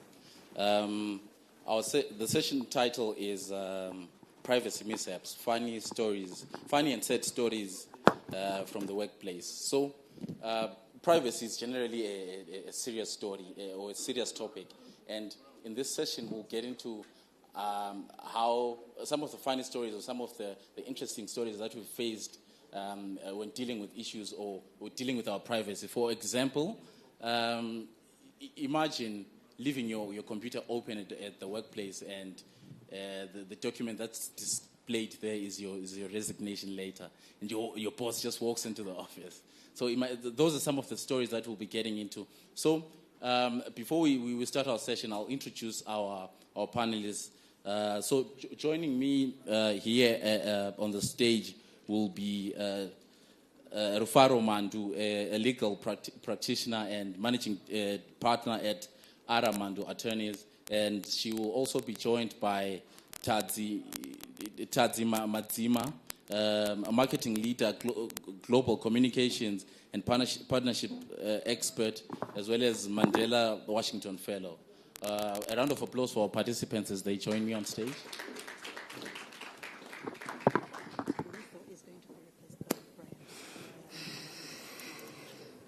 All right, so we have one more participant who will be joining us on stage, Brian Manenge, as he joins us on stage. A round of applause. All right, so I think we need an extra mic on stage.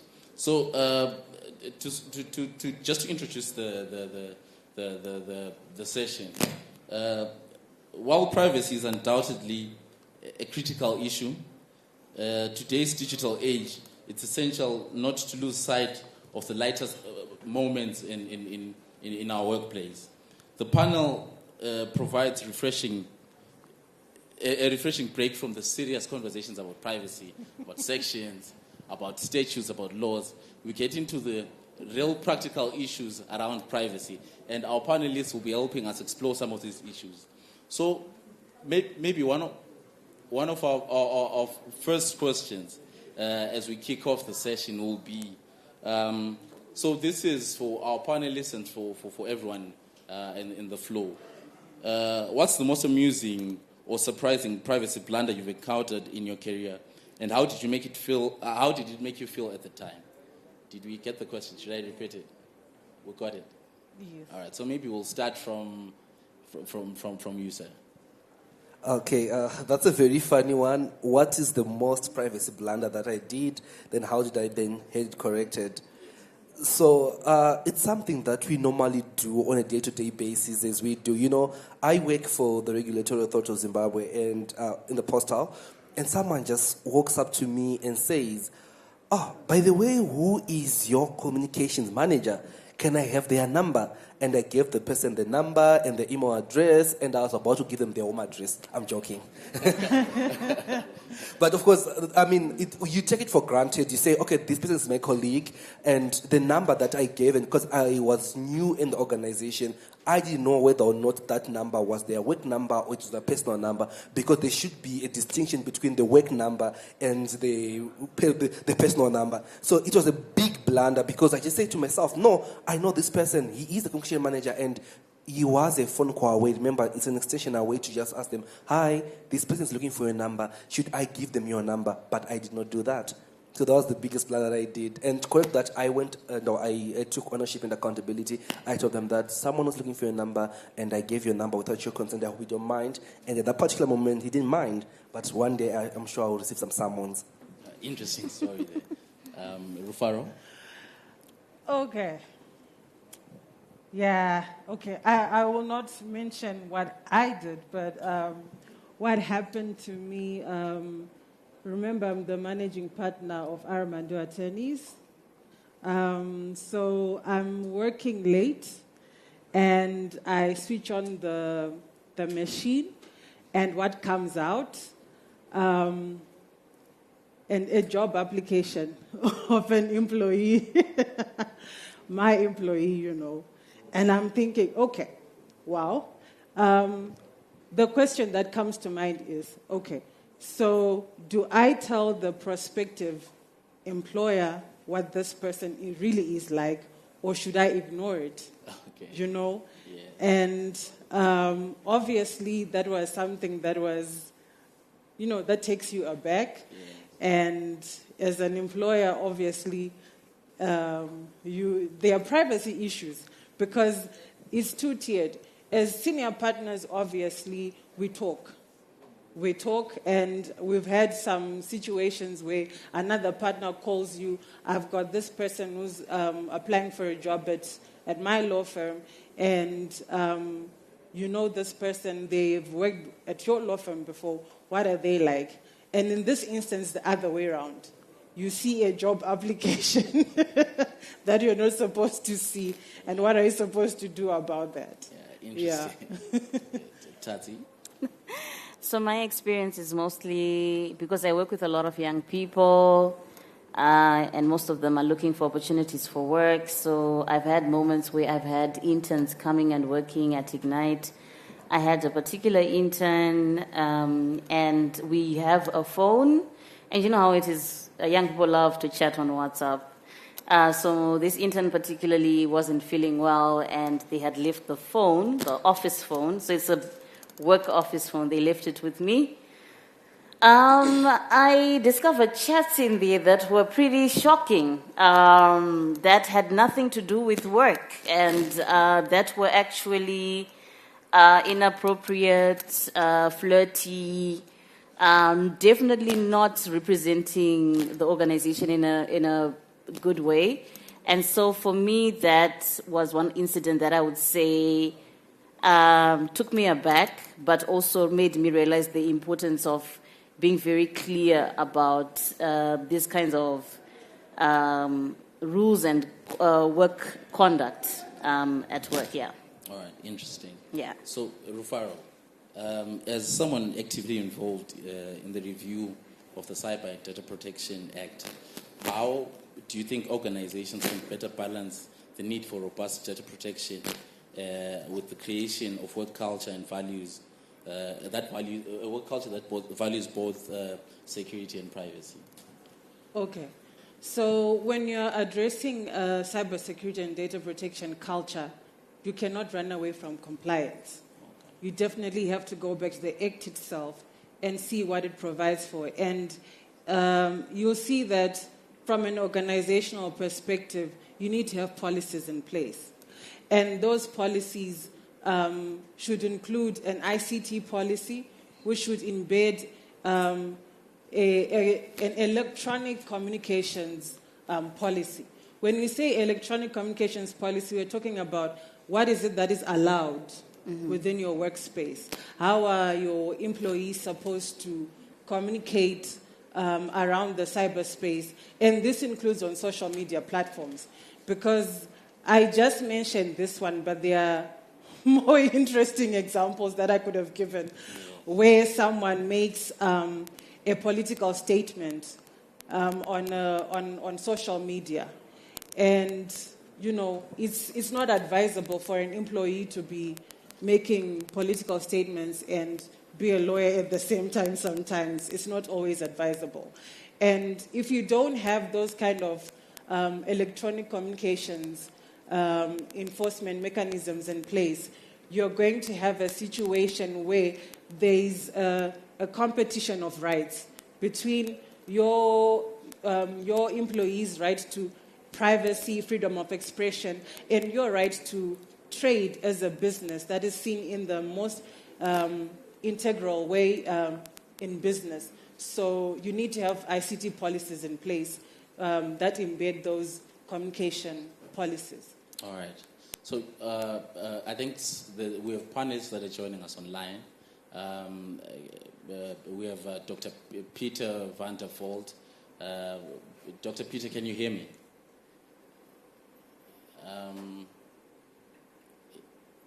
Can you wave your hand if you can hear me? You guys hear me? We can hear you. We can hear Try. you.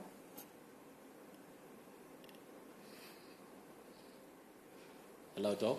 Can hear you. Yes, we can. Hear you. Yeah. You can speak. Can you hear me? Can you hear me? Okay.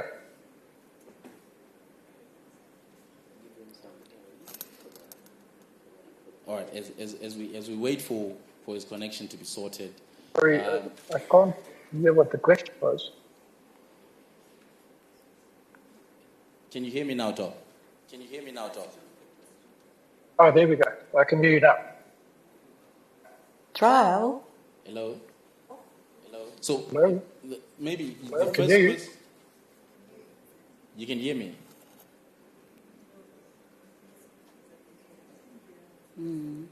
Hello. Okay, so maybe we can proceed as we wait for his connection to be sorted. Oh, okay. Technology.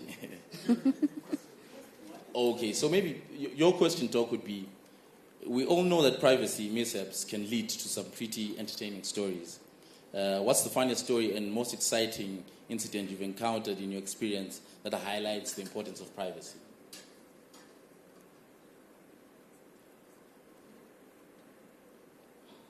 A couple of examples that I tried to see if I can bring it to the audience to make sure that it's funny, but I found it very difficult to pick one or two stories that we've been exposed from an incident perspective to bring across any funnies, but maybe one or two that I can bring to your audience is COVID.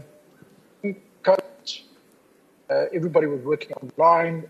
Everybody was, just as we started with privacy legislation, rollout of privacy legislation in South Africa, very scared about what do we report, what don't we report, etc. And the one day, going through some of the incidents that our employees have reported, somebody wanted us to investigate a vending machine. Yes, you heard right, a vending machine, because this vending machine, apparently for this particular employee, did not process his transaction correctly and stole his credit card number. So obviously, we wanted to make sure that we understand what was actually this issue. And it turned out this person incorrectly added his or added transactions into the vending machine when he wanted to buy a Coke. So those type of things that came through, people that were sitting in classes, going through some clients, and before they realized that those people were recorded during a class session online, on online meetings, people were unknowingly sharing privacy data.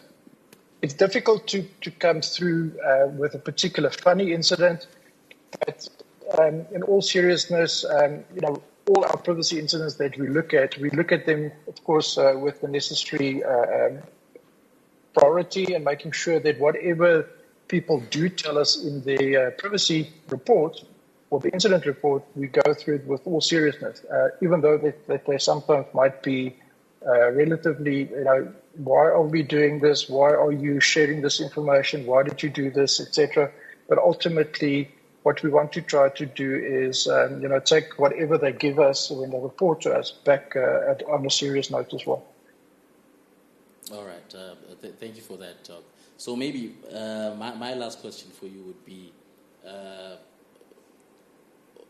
can you share with us a story that while it might have been said at the time, taught you a valuable lesson about information governance that you'd want others to learn from? I think that some of the speakers up front said in terms of building a culture, we want to make sure that when our employees deal with our clients' data, that they do so also with the necessary respect and seriousness and confidentiality as well. We've had cases where we would come across individuals that have been blackmailed to divulge data of clients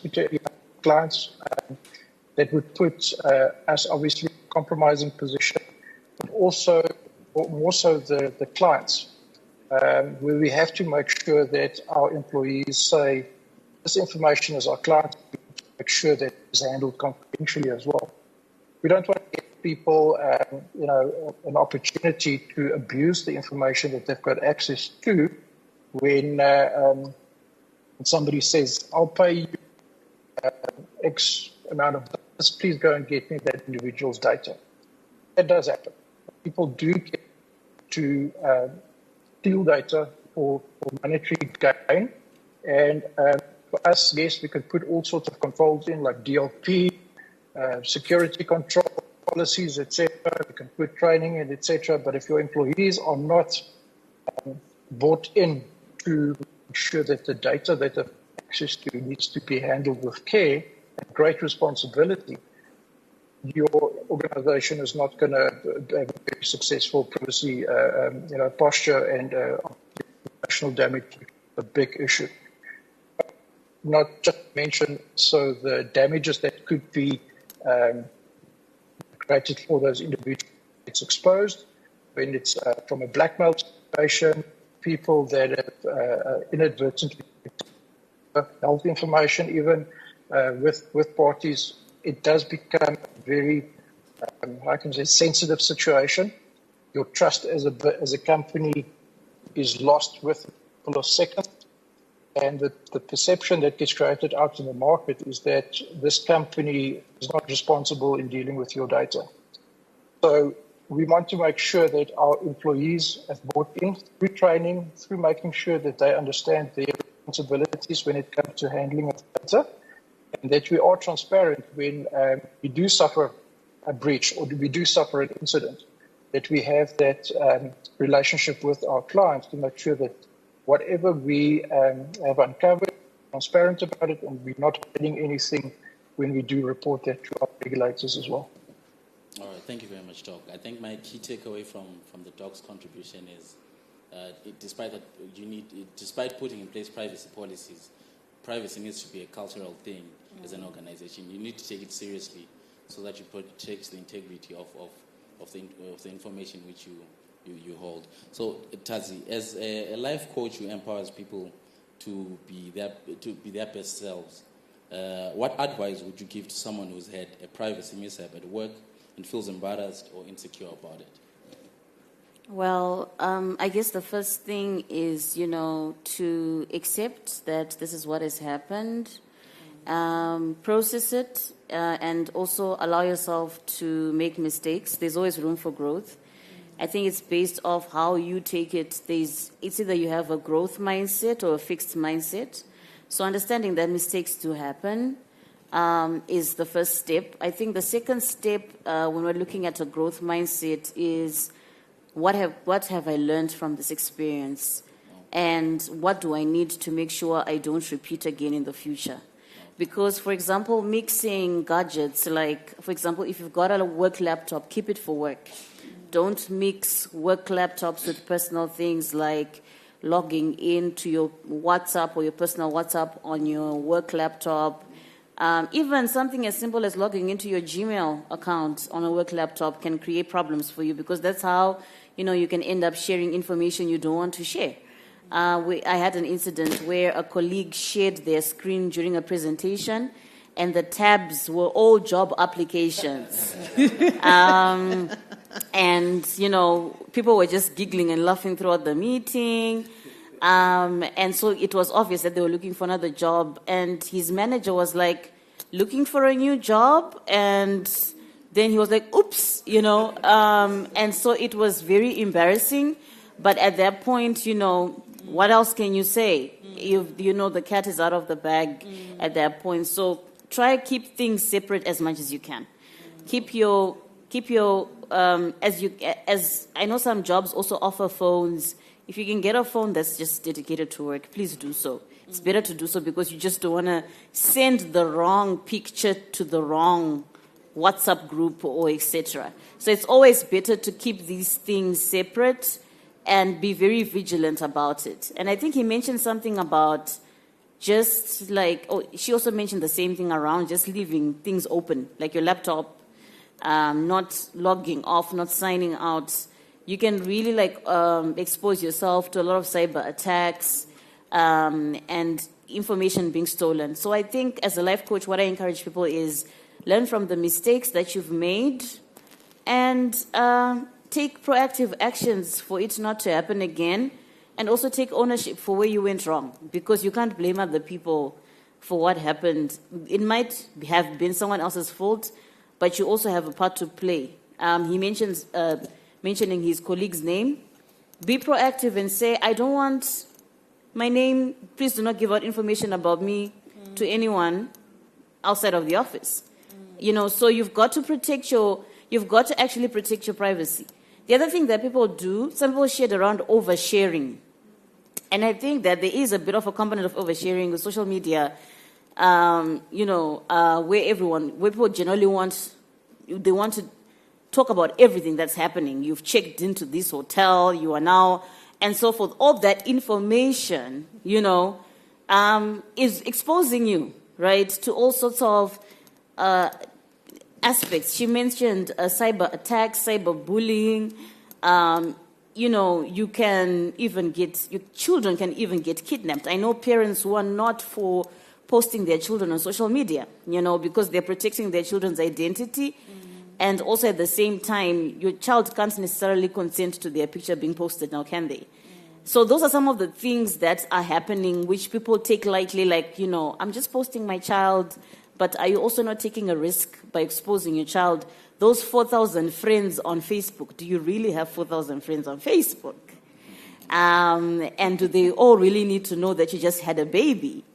So those are some of the things that you need to think about when you're thinking about privacy, the people that you are connected with online, the information you're sharing with people and all of that. I think those are some of the important things to think about. All right, thank you for that. Yeah. So as we close our session, to our panelists and maybe to the crowd as well, what's some of the advice you'd want to give to everyone who's listening online, or to some of the people in the room, about how you can avoid privacy mishaps, particularly at the workplace or even at a personal level? How do you protect the integrity of your information? How do you protect some of the personal information that you contain? Because we work with a lot of personal information and would want to protect it from unwanted access. So maybe we'll start with you, Farah. Okay. I'll speak from an employer's perspective. Okay. Obviously, as an employer, you should be thinking about training your workforce. Okay. It's always good to train your workforce on 3 levels, to say from an HR perspective, also from a policy perspective, and to have a person that you train to be a trainer in-house. because you cannot continuously outsource trainers. No. So you need to train a trainer in-house and ensure that they are able to train the other employees, the staff members, and also be able to implement the policies in-house. And from a compliance regulatory perspective, you need to have systems that work, to invest in cybersecurity's technical systems that actually work, encryption, firewalls, and all of that, and even train and alert your workforce, and even advise them on what is phishing, because when we say phishing, some people don't even understand what that means. So you need to go that step further. And yeah, that's what I can say. All right. Tati? Well, I've said quite a bit. Is it okay if he gets an opportunity to say first? Then And thank you for that. I was so much in agreement with you. You know, I'm dealing with a case of a friend who came to me because he's facing disciplinary action from work. And so what happened is that when he got suspended, and then they took away the work gadgets, and when they did that, the employer was about to lose their case. So they said to go into that guy's laptop, and then they found the guy's bank statement, which they then printed, and they shared with the entire disciplinary panel. You know that kind of thing? And also when he was talking to me, I was shocked because I said, what? But employers do that. You're just saying about it now, how we should separate the gadgets, where the work gadget should be a work gadget, do not use it for another purpose. And to make matters worse, they then suspended another person who had opened the WhatsApp web on their laptop. So when they took the laptop again, they were able to trace his conversations with another colleague. Now they're seeking to use those conversations. So I said to him, okay, let me talk to your lawyer. I said to the lawyer, just go and argue the Cyber and Data Protection Act, the right to privacy. Because I know they're not going to agree to that. But I said to him, make sure he goes to court. And when they go to court, I will come and I'll testify. And I say, because this is ridiculous. Honestly speaking, how would you go on your employees? Because there are basis to say that, because the policy at work says that every information that's on that computer belongs to the employer. But the question is that, does personal information belong to another person who's not the owner of that information? So the advice, like what he says, I can never say it any better, but to give this example to everyone who's listening, let's avoid keeping personal documents on the phone. And as I'm speaking to you, I think I'm very guilty of that. I'll go today and remove everything that's personal from my work because I haven't done that. I was busy. You know, sometimes you then forget to do that for yourself, but one day you wake up in that same predicament. So that's the thing, is that let's have a clear mind of protecting our privacy. Like what's in the previous panel, we've been going around educating people about the right to privacy.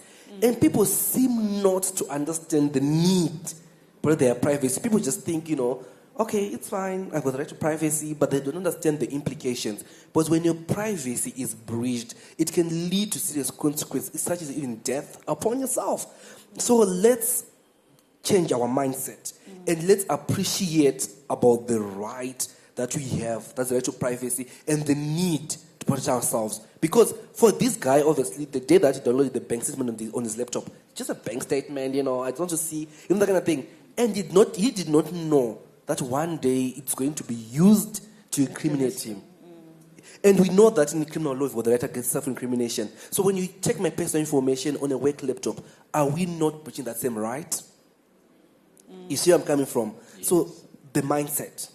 We are here as privacy professionals, but are we upholding the same standard that we want those we deal with to uphold? Thank you. Thank you very much. Sorry, can I just add on to what he said? Yes. Unfortunately, if your friend was to appear before a court in South Africa, right, all of that information can actually be used against him. There's a case, Harvey versus Nyland, in South Africa, where an employer hacked into the employee's Facebook account and got incriminating evidence, and the court admitted it because that was the only way that the basis that was going to be found to get the interdict against the respondent. So it depends which jurisdiction. I know, but I'll be honest Yeah. about you. I also don't know how the Zimbabwean courts will handle this if it gets to that Yeah. stage. I'm also curious, but who knows? Let's wait and see. All right, thank you. Yeah. So, Doc, are you still available? Can you hear me? So, any parting shots, just general advice on how we can better manage our privacy and keep our information from unwanted access? It definitely remains a mindset, and when you make sure that your employees are sufficiently trained, they're made aware, etc., you should know that they shouldn't just rely on the tools that you've put in place outside your organization to prevent anything from leaking out. They shouldn't get comfortable to say, yeah, but DLP tools will protect me and will ensure that my information is not leaked out. The responsibility to make sure that you use and process the information of clients, your employees, your colleagues, is of utmost importance. As you said, keep your personal stuff away from your work stuff. Very practical. But also then make sure that you tell your family, your colleagues at home to use the same practices that you've been taught to protect your information. Because as you say, our kids are online 24/7. We don't know what they disclose on there. So install those same practices, those same with your family and your colleagues and your friends. Make sure that they also understand what are the implications of sharing information by accident or sharing too much, etc. So use that not only in your workplace, but also extend it out to your family and other places as well. All right, thank you very much, Tom. So, last words to our panelists. What should everyone here in the room walk away with in a minute? What should be their key takeaway from today's session? How do we avoid privacy mishaps? In just a minute to each of our panelists. Starting with you, Rufara. Okay, a minute. All right. I got it. Definitely, it's about remembering that your employee is a data subject whose rights should also be preserved. Because as tempting as my situation was to call the other partner that they were applying a job to, I had to protect their right to privacy, which I then had to do in that situation that I did. So that is the take-home that I would want everybody to have, to say, even if you're an employer, remember that your employee is a data subject at the end of the day. All right, thank you. Tati? So for me, it's simple, keep your personal things personal and your professional things professional. Separate those two. And also, not everything has to be shared. Mm-hmm. Not everything has to be shared, right? Pick and choose what you want people to know about you because as much as Facebook has got, it's a friend request sort of setup, you don't know who the other 3,000 and something people are really, to be honest. So be careful about what you're sharing out there because people are actually consuming that information and gathering data on you. All right, thank you. Brian? Yeah, to me, I'll just say, be like a data controller about your life. Mm-hmm. In that, understand the principles of data protection and apply them to yourself to protect yourself. For example, data minimization. Minimize everything about you that's out there, like what she says. Mm-hmm. Storage, sometimes the thing that you have done in the past, you need to keep on keeping that information about the tabs about yourself. Understand the purpose, why would you want to share this information? Is it necessary? The necessity test. So just be that data controller mindset, but on yourself. So that thereby you are protecting yourself more. That's my parting words. All right, thank you very much. Unfortunately for this session, we won't be taking any questions because of time or reflections. Allow me to thank our participants as well as our virtual participant, Doc. A round of applause for our participants as we hand over the program to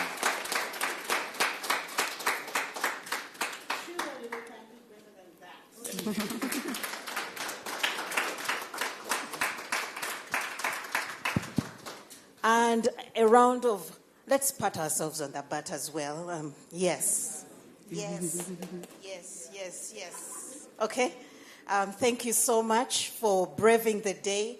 For those who have been there since morning, because we actually started off with a masterclass for banks and finance. So, and then we started the day, and you could see, we started off the day with a 1 month's panel. Remember that panel? Huh? No. Before Bob Marley. No, after Bob Marley. We had a 1 month's panel, which was very good. And then we set into the others. But thank you so much. We want to appreciate our last panel. It has been a long day. But we want to thank you for putting up a spirited discussion, leading us. The topic we've just had, it has real life implications that we should actually reflect on. We may be laughing about certain things, but it is real. Balancing, remember, we are at work, you are at a workplace, there are these gadgets, they are not even personal, and you know, you do most of your things there. So balancing, making sure that you know you keep your privacy, and at the same time also keeping the privacy of the company. There is also that, or the workplace itself. Yeah, right and center. Yes, I had also hoped that we could also reflect on the searches, the search engines. You make searches. For example, the story about the person who had applications and then shared the screen. But imagine the searches. The searches are also something that would actually let you, they'll make you'll be busted. Just think about it. So depending on what you're searching, I mean, it could also put you in a funny situation where your privacy, certain information about what you're doing is revealed, okay? Others, obviously, if it is such as in line with your work, tasks that you're... Obviously, if it is such as in line with your work, tasks that you're being given, that's a given. But we know that reluctantly, somehow there's a way, because the gadget is yours and you're using it daily, month after month, year in, out, you tend to sleep and put your guard down, and voila, there you are. Emails are being opened, and all these things. So we need to think about how we can also balance and ensure that we do protect ourselves. Obviously, I like the practical recommendation that if you can, don't open your emails, especially your personal emails, because most companies have workplace accounts. But do your private things elsewhere, you know. Some things you have to be practical. You can't wait for systems to be in place and hoping that they would protect you. It's not going to happen. Half of the time, gadgets at workplaces are monitored and information is actually being transacted, moving in and out. And depending on what happens on a bad day, if there is a case being brought and you're involved, trust me. There is an organization I worked for. I'm not going to tell the name, but trust me. They monitor emails. They monitor the work you're doing. Somehow the tech is that high, okay? So something will happen. This happened to a colleague, and the following day, they just came in from HQ, and the laptop was confiscated. There was no time for you to even say, let me retrieve my personal information. There's never that time. So for that colleague, there was no time. Laptop was confiscated, and they just flew in, flew out, and they went for a forensic. And what proceeded later on? Implications. One after the other, one after the other. So these are real. This is real. So we may be thinking about privacy elsewhere, but it is also important that we also interrogate privacy at the workplace as also data subjects. Okay? So thank you once again. for this day. At this juncture, I wish to bring this meeting to a closure. Kindly, let's keep time tomorrow. Tomorrow is another day, and it is the final day of the 6th Privacy Symposium. Please encourage your other colleagues to come so that we can actually wrap it up. And tomorrow is very, very critical. Why? We have a conversation with regulators. Don't you want to talk to the regulators? Yeah. Please come. I encourage you to come. With this, you've been a good audience. Thank you so much. Bye-bye. Good night. Okay.